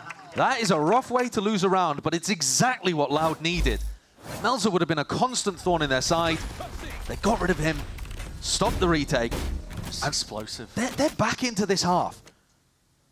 Like I said, I think they only need one more and a pistol, and they could be good for the map. Stringing together the rounds. Flash and a peek. Breaks the drone. Moving that threat. Dejazine as well is the one who's trying to take that point. Peekaboo. Yeah, nothing seen, I don't believe. Even got a cam as well. It's a heavy setup from Crew to lean in hard over towards A. Kesnit's about to take a peek into 2E's. Misses the shot. Critically though, Loud are doing a lot here. Moving a lot of these trips, and with a Verso going down, that re-exploration is punished this time. Fluidity that we were typically praising, yet okay. Goes back and around. Dejazine trying to just find the timing there. It's a bit rough. I mean, they've got double lurks going on. Yeah, Cowan seems walked up. Clear really what the game plan is. It's a nice shot. Not from Kesnit. Fault line, aftershock, Vinny. Gonna be able to escape out of that one? Not quite. It's gone, done. Taken out. Mazzino going for the record of most aftershock kills. It's absurd. Pancada, familiar spot. We've seen him do this one before, but it's a lot to overcome. Smoke propped up into his face, and the peak timings are perfect at that. I suppose I say that about Mazzino, but it was Vinny actually that got it last time, wasn't it? So they're just going blow for blow with them. Kesnit missed 2 really important operator shots throughout this round, and his team still manages to do the work for him. 7-3 up in the lead. This round felt very unusual from Loud on their calling. They were just trying to lurk 3 separate players into 3 different lanes, going walkabouts. It's like they knew their goal was to try and remove some of the side detail, but they didn't know what to do after that point. Yeah, the coordination of the distractions were not really there. These final couple rounds, though, could make all the difference between KRU slamming the door shot on Loud and Loud finding an opportunity to win on their defense half. They spotted Kesnit's op towards C long in the previous round, so looking to try to take some pressure, take some control over towards A long. They haven't spotted the Jet yet. Jazino's burnt the dash before an exec. Exactly, it's a very early dash. Don't know if it's anticipating the refight there or what, but... I think he's anticipating Kesnit to go for a reswing. Yeah. Doesn't realize he's over towards C again. 2 rounds in a row. John tags up. Only seeing the Jazine, primed and ready, flash up into the corner. Might want to try and explode into the site here, but there's plenty of players ready to meet them. What is the plan? I don't know what the plan is, really, because we've still got Kawanzine and Tui's exploring over towards Garage, but KRU have seen the Jet and the breach on A, so you're not really buying this Garage fake. I'm confused, and I can see all 10 of the players. Yeah. I think, I mean, you look at KRU, they weren't even thinking about rotating for a moment. No. They know it's fake pressure. Yeah, they don't care at all. Going for this peak though. Oh, Tuya spotted out. Hello, Paranoia on top of it. Lay it up. That's a rolling thunder in, sweeping into the site. A short control. It's vital now for KRU. Pushing double up through the cage. Taking a fight to them. They needed to remove that area of the map that KRU could play in and around. 3 players left to stand for them. Loud have their opening, but still you can't drop it. That one that's handed into your lap now. Repeat. What a flick! Nasty stuff. Kesnit picks it up, but does he anticipate? Off to the side! My goodness! Talk about dropping the ball! Loud needed to be able to convert on those kind of situations. You have only won 8 rounds in the match so far. You can't let opportunities like that slip away. What a flick from Kesnit with the operator. Nasty stuff. And Vinny, maybe just not confident enough to take the duel against him. He was tucked in a corner trying to wallbang get the kill. That's gross. Zeno happy to clean up over the shoulder there. Well, that increases the stakes for round 12. It definitely does. That is a heartbreaker, man. Yeah, frustration. Absolutely understandable for SDK there.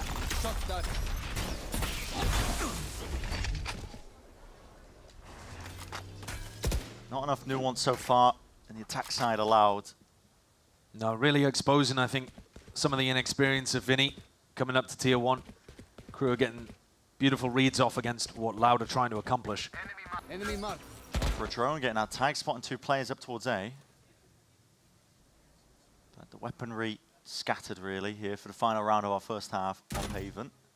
And Loud desperately need this. It is potentially doable. KRU's attack side has been so poor on Haven, only winning 4 out of 24 of their rounds against Loud and NRG. It could be doable if Loud can win this, if they can get past Kesnit here. Oh my! Kesnit perfectly happy. Takes that angle, takes that opportunity, but Kawazine finally, someone steps up to the challenge. Response from Loud now. Plant, Vinny, be able to try and get this one off. I don't think there's anything to push this one back, but KRU getting active into the approach. Right for fire online here, Rolling Thunder as well to push them back and away. What is the game plan for Loud? Everybody revealed up. Silhouettes highlighting exactly where they're trying to play. They should know that Vinny's right there, and they do. Fast, rapid. KRU not willing to leave any sort of gaps for Loud to play in. And it's dominant again from KRU. It's a different team to what we saw when these two went up against each other the first time.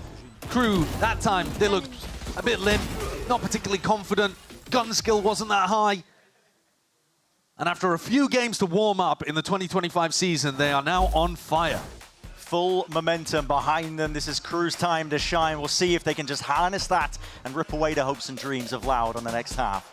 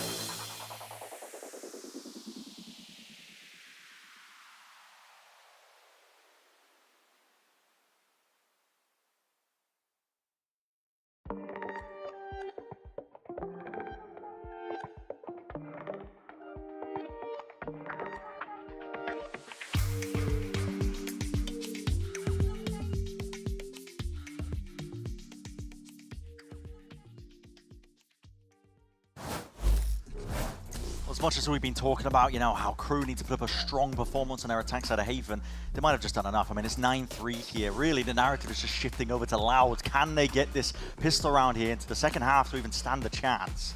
If they can get the pistol, maybe it's doable. Because also that would allow them to get the economy to get Dejazin's operator online.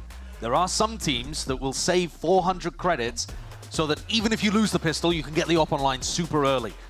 Not Dejazin. He tends to buy Sheriff on pistol rounds, use all 800 of the credits, and just focus on winning that round in, like, right in front of you.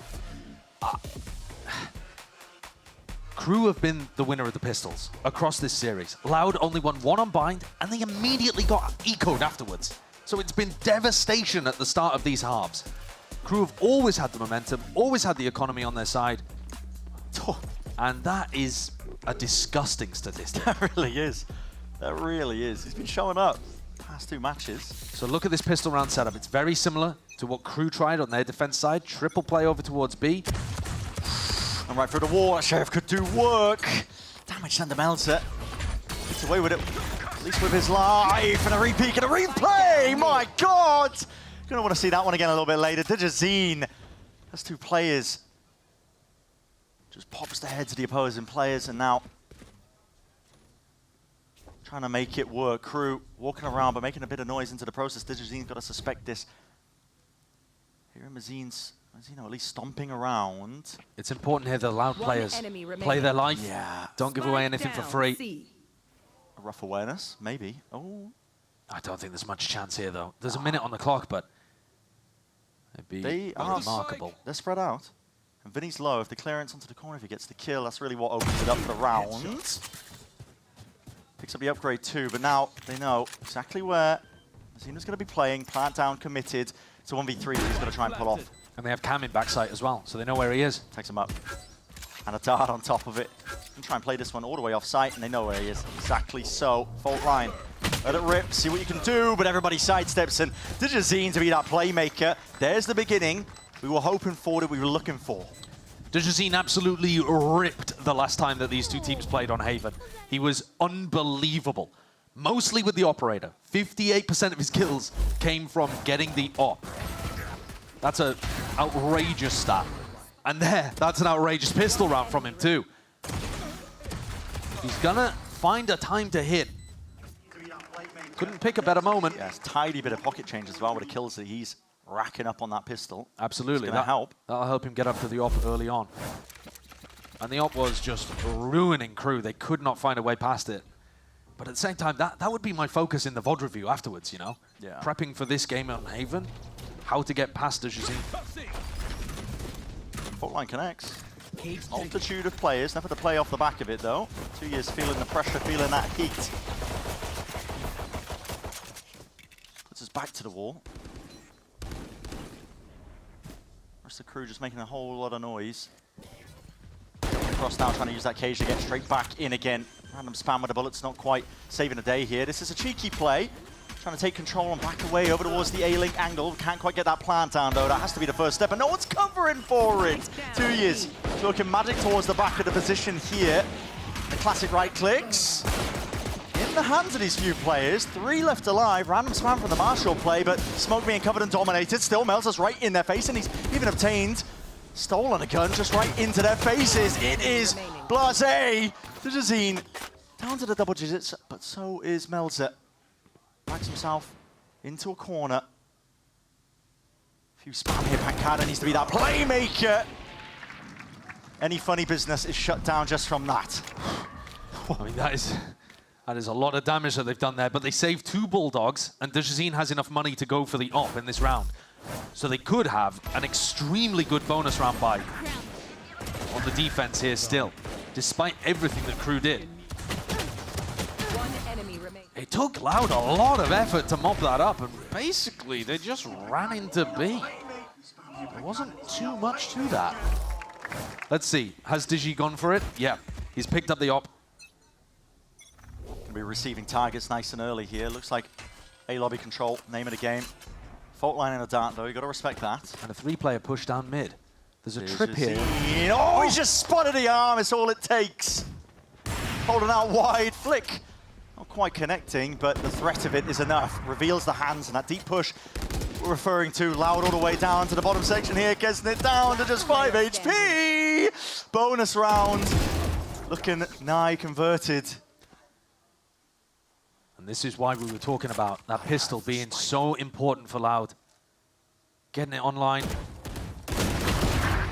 Firing line going to be meeting him. Hold up. Surely no more chances. He's worried about being pushed from the flank. Doesn't have full information that they're all in front right now. It's an incredibly tough clutch, but Melza has been astonishingly good in them this year. And if you thought he'd slowed down from map 1, I mean, only slightly. Still 14 kills across 15 rounds. If there's anyone to do it, might be him. Vinny does have a full stack of util'd up. It's so much respect from 30 Loud. seconds All left. 3 of their players are watching different things. Yeah. Shadows. Just trying to wait for Melza to plant, so that at least then they can group back up. Tap. Seeing if the util's there. It's just the rifle in the hands of Vinny. Okay. So pistol round, bonus round, secured from Loud. And here we're seeing examples of what Ender was talking about on the desk. You have to be able to worry about where the defense is pushed up to. Loud walk all the way down mid here, and KRU, they just swing mid-window to try to clear it. Not got great reclear protocols on their attack side. Didn't really see what was happening. Did they place the early cam? Did it get broke or what? But normally you see it just outside garage by the attack side Cypher. I don't believe they placed it. I think they just went for a trip in the mid-window. That's fast. Rebound with a dart. KRU looking to clear some space here. These were the adjustments they were making, or attempting to, when they were playing against NRG. Yeah, they ran quite a lot of fast C-splits. So yeah. You let the beast get an operator online. So he's going to show a bit of respect here. Give them access to that B site. Deep trip as well at the feet of them. Wait, oh, okay, just backs up. Away here. B side is given up. Could be difficult to get back into this one, honestly. Operating the hands of Digizine, despite how fantastic he is with that weapon. The circle is starting to tighten here, though. Loud approaching from every angle. Already Paladin doesn't clear that one. Hello, sidestep. Little dance occurring. Pancada is holding out the TP here. Melza's going to be spotting him. Hold on. Still, surely, this should be curtains. You got to imagine. Oh my God. The timer was getting close. Yeah, they've got all shut down in the end. They got plenty of time there, but if DG hadn't managed to land the right click, he shrugs over to his teammates there like, yeah, of course I got that one. Of course I do. Bit of RNG in play towards the end, but there was nothing random about hitting that first shot onto the jiggle peak. Digizine has been just an absolute menace when he gets the op in his hands. Yeah, and the way he plays and we how didn't see it active on he Bind. gets. No. He's a danger. Honestly, I mean, respect to him as well, his play style. I was saying to you earlier, Josh, he reminds me of Kankan when he's playing, you know what I mean? Yeah, I really do. He's extremely active with the op. He loves moving it around. He takes difficult shots and he hits nasty flicks. I agree. I think it's Kankang-esque kind of play style. And he's very consistent with it too. And this was such a nightmare for KRU to deal with last time they played against each other. And once more, I just want to remind you again, KRU have been unable to get more than 2 rounds in their attack sides when we've seen them on Haven in the past. When they played against Loud, when they played against NRG. Even though they're making some of the right moves, it ends up being a bit readable. Or they run into a star op player. And Atom will have assuredly been going through his coaching notes and telling them a different game plan to bring to the table here today.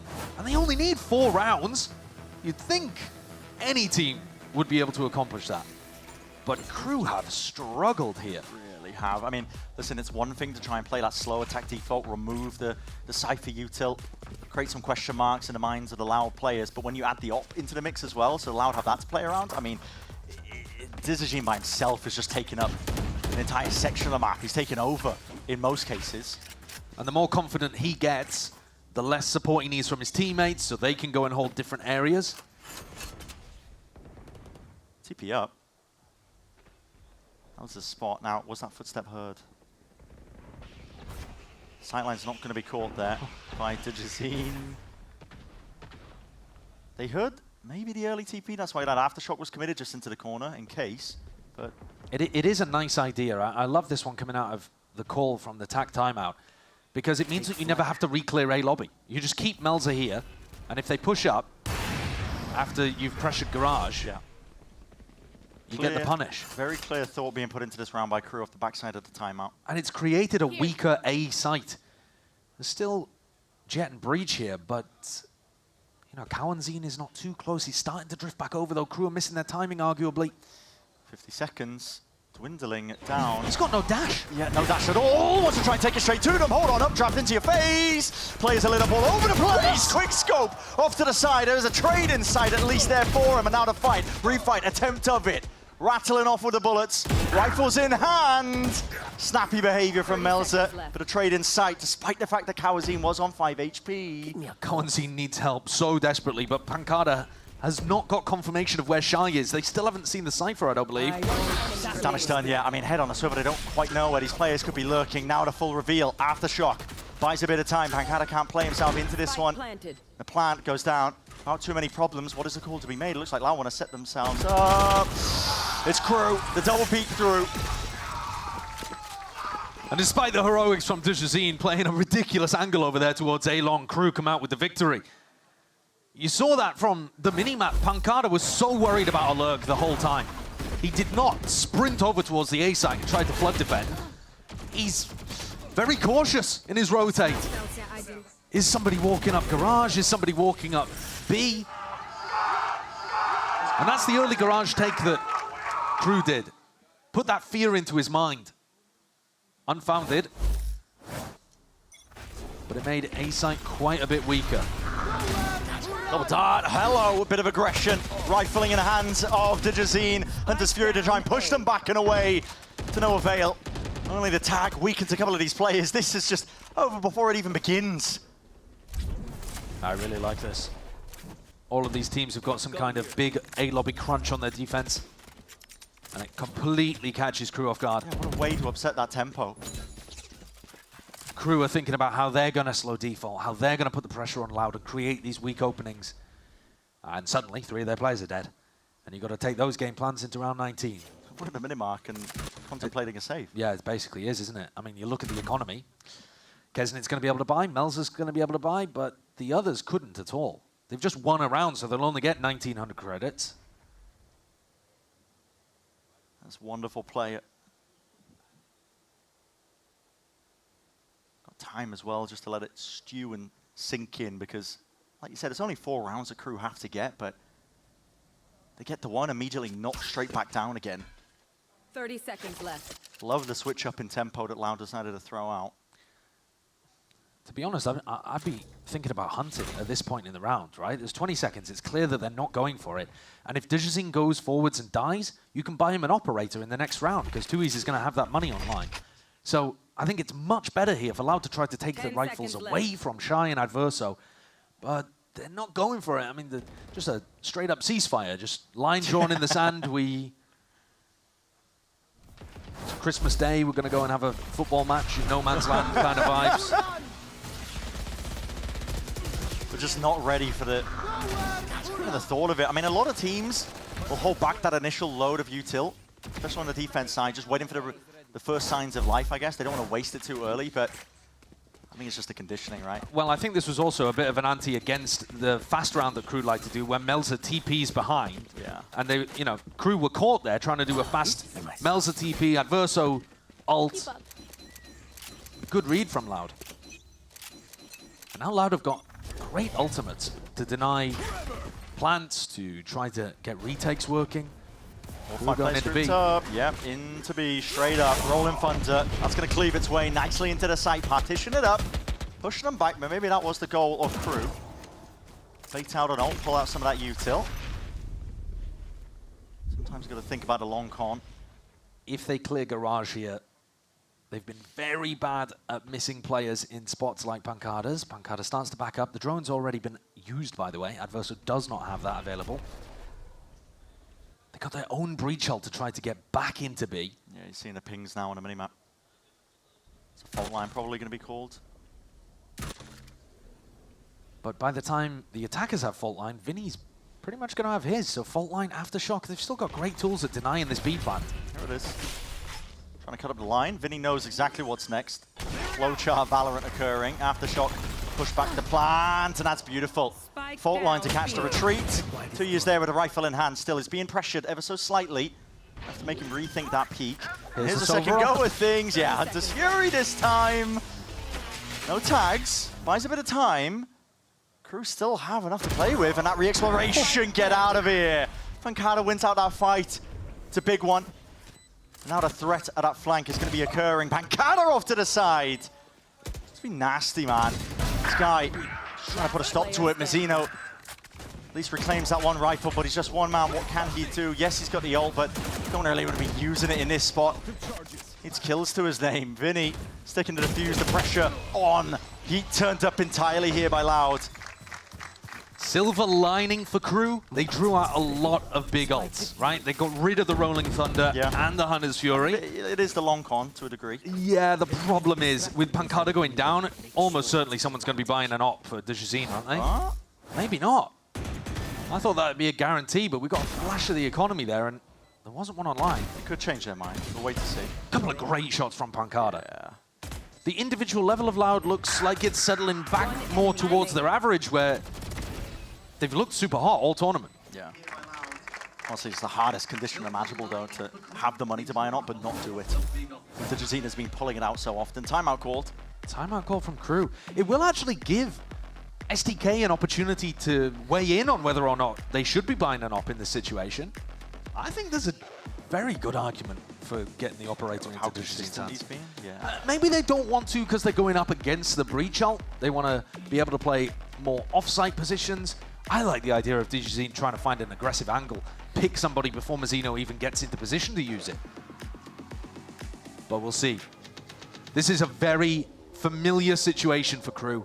A good defense half, and then your opponents start running it back, and you're struggling on the attack side. They've won one round out of the 7 that we've played so far in the second half of Haven. It's getting stressful, isn't it? And that's not an outlier. That is the norm at the moment for KRU's attack. And that is going to be rattling around the heads of these KRU players, wondering, oh God, it's happening again. They have gone for the op then. So right there. KRU took a timeout. Atom hitting the button, and it's actually changed the plan for Loud too. Dejazine going to be solo holding this one down. That's 3 plays for Loud. Looking to clash, looking to brawl. In through mid. Deep angle by Pancada. He's got some util as well, just in case he needs to be set up for it. That is fire exchanged. And Melza's on that top box in A lobby too, watching to see if Dejazine pushes up. They've hard baited Pancada into the forward spot. Yeah, Pancada's got his Omen ult to escape if needed here. Adverso goes for the drone. This time, revealing it. So, yes, the op has been played. And Pancada also just taking that peek, almost catching it. That's a TP of his own. Backs himself out and away. It's a minute down into this round. They used the Sova drone first to push Dejazine back. Now, he's on a second angle. What tool do you have to work with here? Did they hit a drop down? Not too sure. Oh my, breach shot, missed the timing. Oh my God, he's been rebounded right back into them. Smokes have to be offloaded, dissipated down. Shorty, not a chance. Melter, sharp in that position. Dominates it, secures up the short control and a plant down for KRU. This is the best chance they've had in quite some time. Going to be a double flank retake here. Maybe even triple. Breaking the trip, applying that pressure. Dart's going to be clearing some of those angles, and the off just used against them. Melter picks it up, uses it purely against him. Can't quite hit the flick, but that's okay. He's mounting that pressure, applying it consistently now, and Loud are going to be struggling super hard to get into this. Playing exits here, though, really is important. KRU have got to keep their economy up. And will they be able to escape? They want to try and hunt down these players themselves. Trying to get through this one. A crossfire setup, tucked into the corner to the side. The spike imminent, but it looks like they've put enough distance between them and it. So up to 11 for KRU. And Melza doesn't keep that attack side operator. Oh no, he does. Kesnit picked it up at the final moment. Wow, okay. Melza threw it away, swapped over to a rifle, and Kesnit was like, nah, what you doing? I'll be having that, thank you. What a breach ult, though. That ended up making all the difference there. DJZ tried to play in front of it, thought that his positioning was aggressive enough to be able to dodge it, but Mazzino, super aware, made sure it caught the majority of short as well. And DG just buys another one. Straight back into it. Op v op. Bank running deep for that. Crudo nowhere near where that potential angle is. Instead, all the pressure applied out towards Garage, and so far ahead of where they were expecting it. Mazzino, that early peek onto Pancada, with him taken out of the picture. KRU very rarely do a garage tech like this and actually end towards C. They do fast C splits, but they don't do that kind of slow siege. And so DJZ is just sat here, wondering, when are they going to come back towards me? And here it comes. Yeah. Time to come alive. Dash still available. DJZ, here's the TP, sees the cage. Knows the threat of it. Doesn't activate the dash yet whatsoever. In fact, he's not even getting any help. There's nothing to support him out towards short. Cutting the noise after shock, and what a peek from multiple players. DJZ, how are you going to get the hell out of this one? Knives are offloaded. Flashes into his face, Paranoid on top of it, and here is the follow-up. Reinforcements arriving right from behind. Pincer maneuvers, Loud! Got a full-on handle towards it. What a read from Loud. DJZ just knew that they were coming back towards him. Great timing of when to proc the dash there as well. He's now got 20 kills, top of the scoreboard. And despite the fact that Mazzino gets the opening kill, I think you can tell from the fact that, you know, I've been watching the footage. I know that KRU are not ending C in that kind of round. And Loud have been doing the same kind of stuff. Loud have been watching all the footage too. KRU just are a bit too readable in their attack macro. Here's something new. DJZ's ready to meet them. Still, it's the flash, the fault line, even the drone on top of it. Vinny trying to get in front of it. Gotta be careful of all this util. Does deal with the dart in time as well. Flash timing ever so slightly off the KRU. Not stepping off the gas. All the way forwards. Kesnet low enough. Quick scopes in play, but the damage done prior. Weakened him. And the players are dropping, toppling all over the place here. Follow the sound cues, and you will be rewarded. Loud shut down any sort of attempt at a C play. We talked about 9-3. Maybe that's enough for KRU. Loud. They didn't get that final round of the half. Even if they win the pistol, they're going to be in a difficult spot to run it back. We should have had more belief. Yeah. We should have had more belief in the complete collapse of KRU's attack side on Haven. We've seen it so many times, and the script, it ain't changing. 11-11. All that fire we were seeing from the KRU players, standing up, shouting back. It's just dissipated. It's gone. We're right back into it. It's round 23, 11-11. DJZ has almost always been opping on the A side of the map. Now he's swapped it up. And so that level of resistance, not here on A, but they've got 3 players ready to defend. Walked all the way up. Smokes into the face as well, Cage up and through as well, just trying to prevent these players from getting in. Kesnet, it's got to be the opener, and potentially even the closer. He's done enough surely into the round, but the play is Loud. Not willing to at least tread lightly, give up the round entirely. Vinny got the one, but how do you get back in? Up into the hands of DJZ makes that retake so much less likely.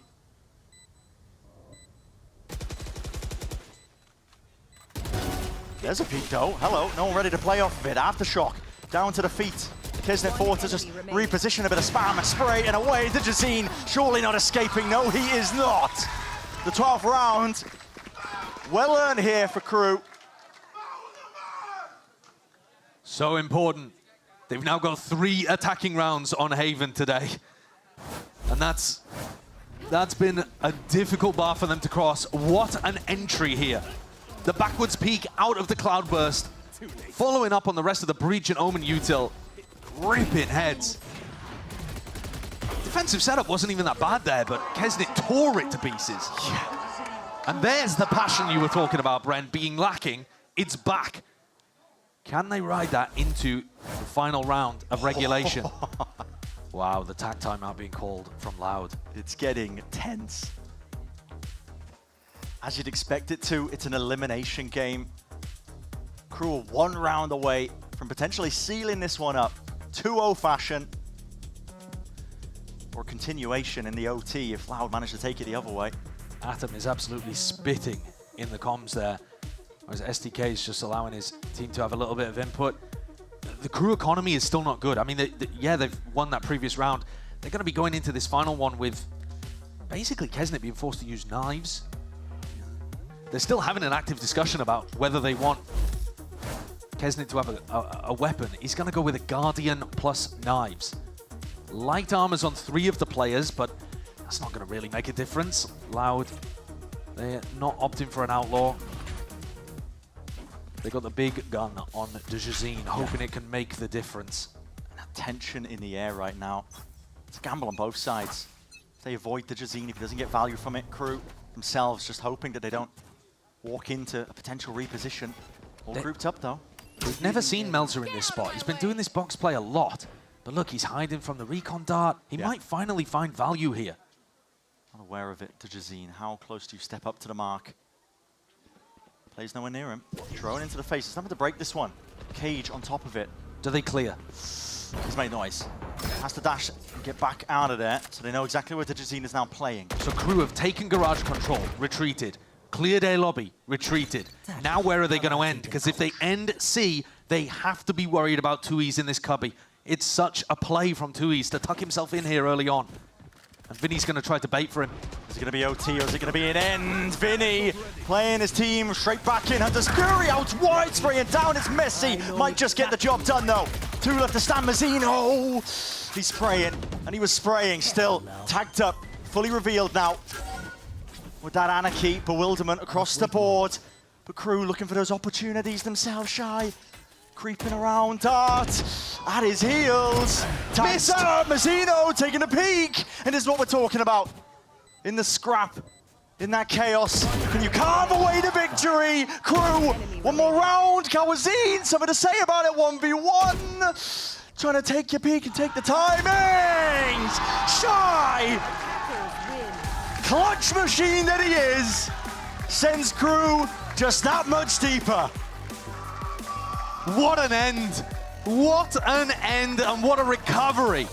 Denying the comeback from Loud there. In a round that looked like Loud had done it.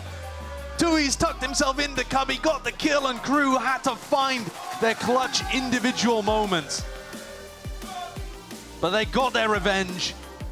For that upper bracket game, crew got cast down to the lower bracket in 0-2 fashion, and now they've eliminated Loud in a 2-0 of their own. What a resurgence this team has had. They just look like they've got more drive than the first time we saw them out here. Absolutely.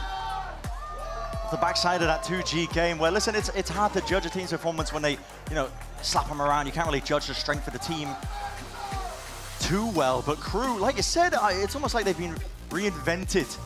Coming straight into this rematch after Loud sent them down to the lowest. It is them that are sending Loud out of it, and crew, they should be proud of themselves here. They've got a chance to slaughter another Brazilian team as well. They'll be going up against MIBR. Kesnet versus Aspas. Yeah. We've seen that kind of story before. Often when Aspas was playing for Loud, the team that's just been eliminated. What a day for crew. What a day for the crew fans here in the venue as well. They're going on their own little run and finding their form when it matters. Tournament-style brackets really work for this team, I feel. They do. The LCQ Demons. You love to see it, honestly. Playoff clutches. You love to see it. They really heat up in these kind of moments. I'm still not convinced about their attack side on Haven, by the way. No. But they got the job done here. And they gave themselves enough of a buffer with their performance on defense. Yeah, they certainly did enough. Certainly did enough to get it over that line. Denying a chance at map 3, even just OT in this individual moment. So we've got 2 of our North American teams in the upper bracket, G2 and Sentinels. And then we've got representatives from Brazil and Leviatán in the lowers. Still an opportunity for anyone to go anywhere. Oh yeah. That is pretty nuts. That's what you call parity as well. There's a lot of talk as well about potentially Americas this year being top heavy for the North American teams, but listen, love to see that. Top 4 here for kickoffs, and yeah, man, LATAM team, Brazilian team, 2 Americas teams. Wouldn't have it any other way. I love tournaments. And also, as I mentioned at the beginning of this game, Adverso, new player that's come back, or returning back to crew, he hasn't been on a stage since 2022 champions, and now has the opportunity, maybe, if they can continue stringing wins together, to get to Bangkok, which would be ridiculous for his return onto the big stage. Crazy, crazy stuff. Now, with that, we do have to say goodbye to Loud and their chances of making it to Bangkok, eliminated. And honestly, this is another team that I do want to sing the praises of, despite what we just witnessed from them, where they couldn't quite pick it up towards the end of that Haven map, because a lot of people have very low expectations for even this team coming into kickoff. They did. And I think part of that was because they didn't perform in the off-season, they looked limp there. But as soon as they got onto the Americas stage, you saw the experience and the veteran presence of some of these players. Yeah. Cowanzine was doing ridiculous stuff. Dijazine had a great re-entry back into 2025. But I think they couldn't just put it together as a team in the end. They'll be gutted because they had advantages in the game against Sen and couldn't close out. Definitely so. Well, with that being said, let's send it down to Liz, who's down on the stage for the Verizon post-match interview. So take it away, Liz. Thank you so much, gentlemen. I'm here with an insane player who makes my jaw drop every single day. It is Kesnate. Crew, be loud. Do your thing.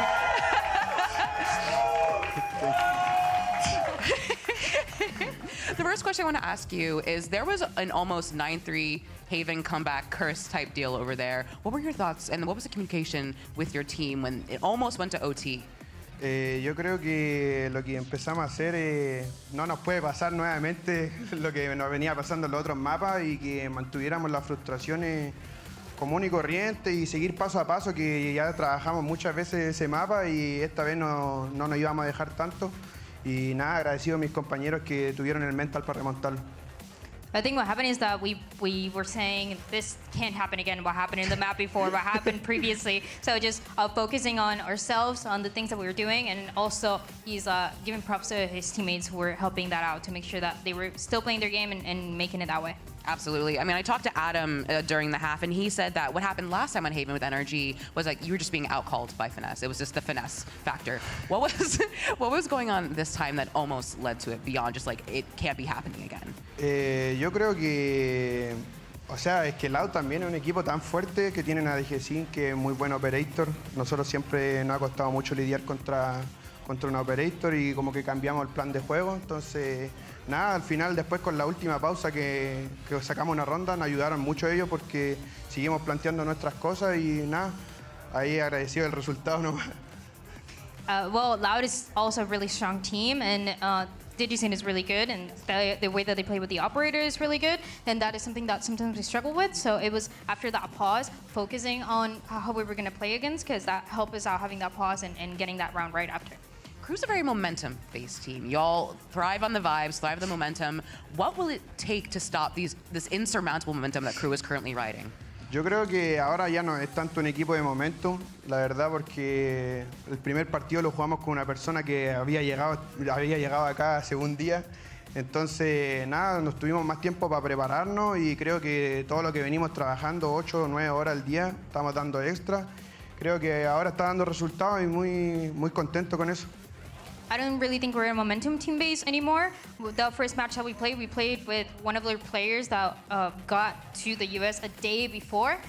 So it was the adapting and the work that we've been putting 8 to 9 hours every single day that is taking us here. Hard work. Last thing I want to ask you, you'll be facing MIBR next with Ospas. And you have talked about him sometimes, and you just said, DGC with the op. Ospas is also known for being very good with the operator. What are your thoughts on facing MIBR and Ospas? Because it would be an Ospas-Kesnet battle going on there. Yo creo que va a ser una partida muy difícil, obviamente, como todas las que han sido acá, pero creo que estamos preparados para cualquier rival que se nos enfrente y nada, seguir confiando en el trabajo del staff y el nuestro. Así que ojalá que sea una partida muy divertida y que ganemos. It's going to be a difficult match, just like all the other ones that we've had, to be honest. But it's going to be focusing on ourselves and trusting in the work that the staff has been putting behind the scenes to see if we can win. And he says XD at the end. XD? XD. Adorable. Well, thank you so much. Everyone give her Kesnet one more time. And we have our match point post show with Adverso and Mazzino.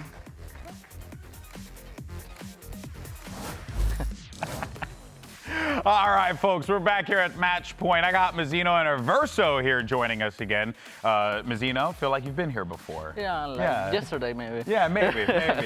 Congratulations on a hard-fought win. Averso, I want to start with you because you say you want to do this in English, so I got you. I want to do it. All right. It's my first time here. What was, and thank you for joining us, buddy. What was the most challenging part of this game for you?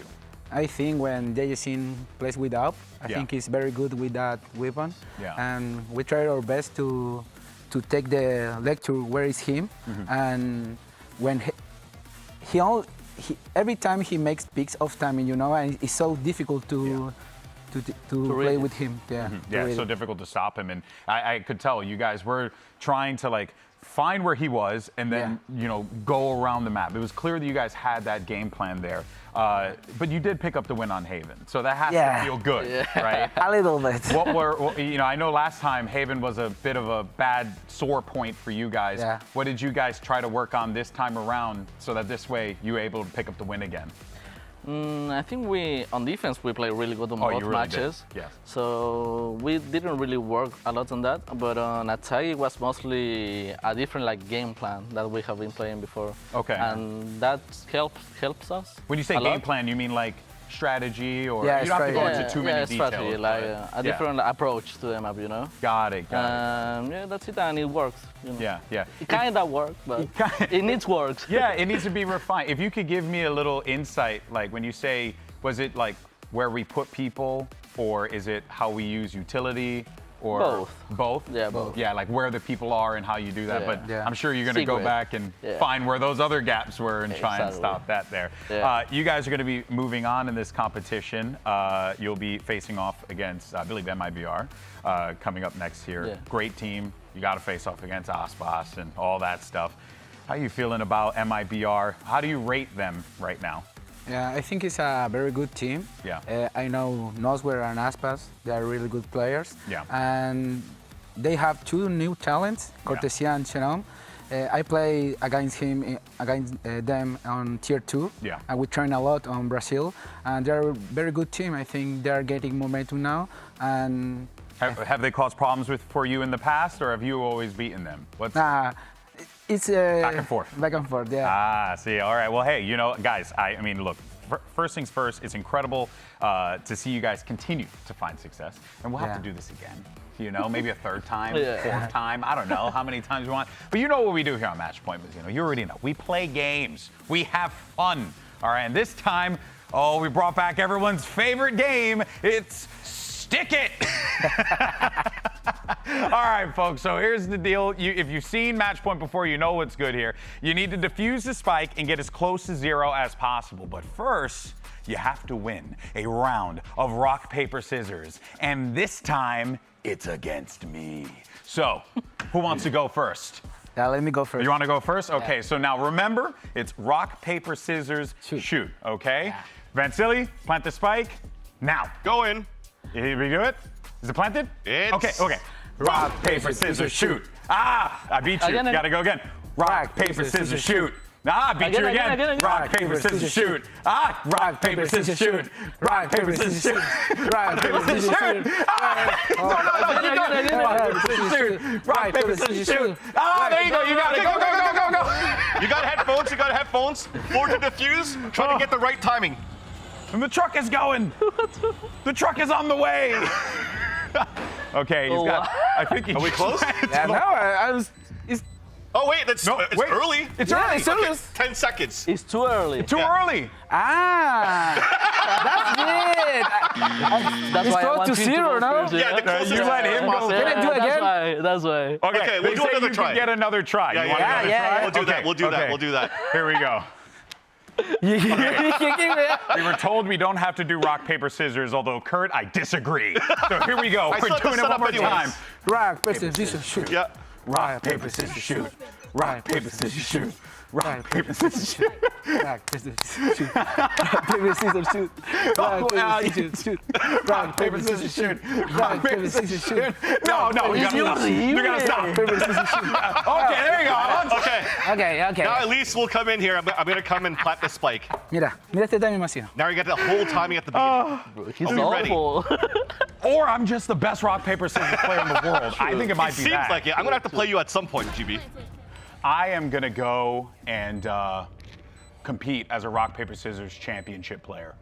I think that's what mind games do you have? What mind games do you have? Do you say, like, I'm going to go for rock, and then you actually go for rock? Yeah, my buddy CDN to third would always tell me that. He'd always be like, I'm going rock. I'm going rock every time, so I kind of adopted that strategy. Wait, can you stop talking and try to focus? Oh, you're the one talking, you yapper. God, like you've been Look at this face. Look how he's thinking. Yeah. Man, yapper over here. Look at the focus face.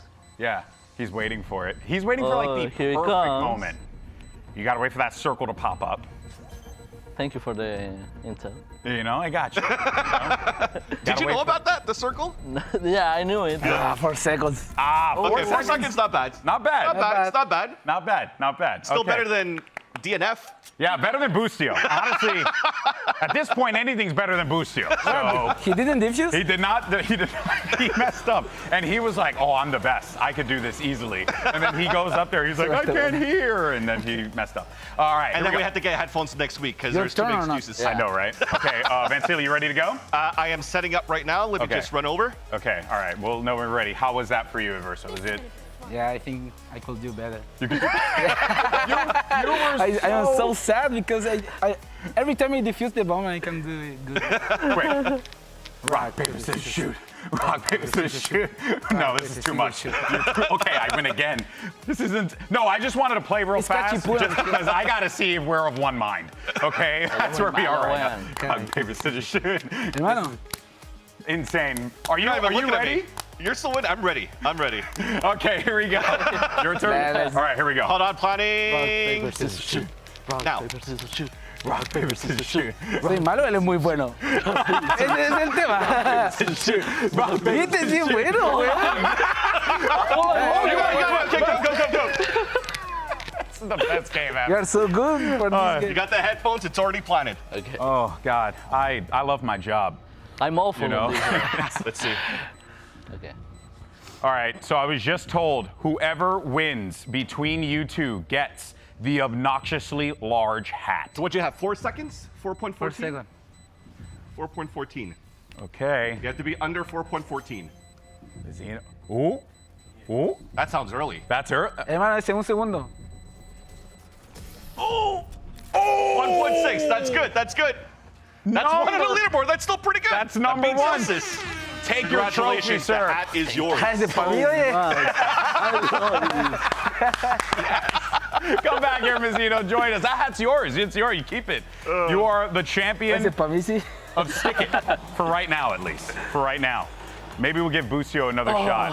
1.06 and Adverso 4.14. Yeah, I'm so How do you tired. feel?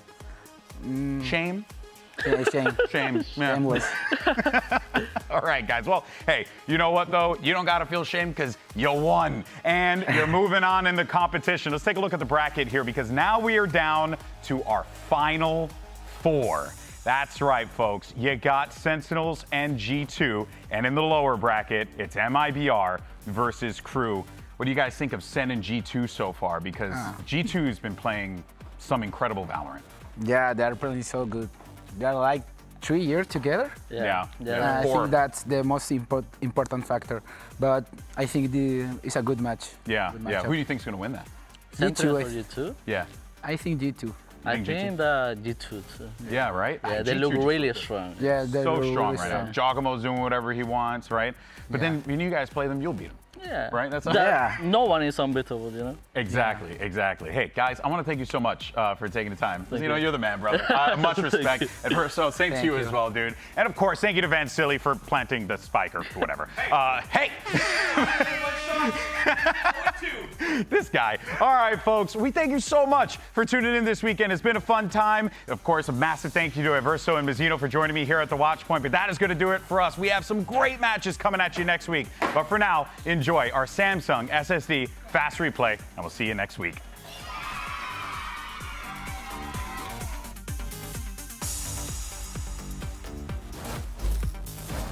The stakes really tell the story themselves. Elimination on the line, and for MIBR, they've had to do it the hard way, and now they're facing probably their hardest challenge since 100 Thieves.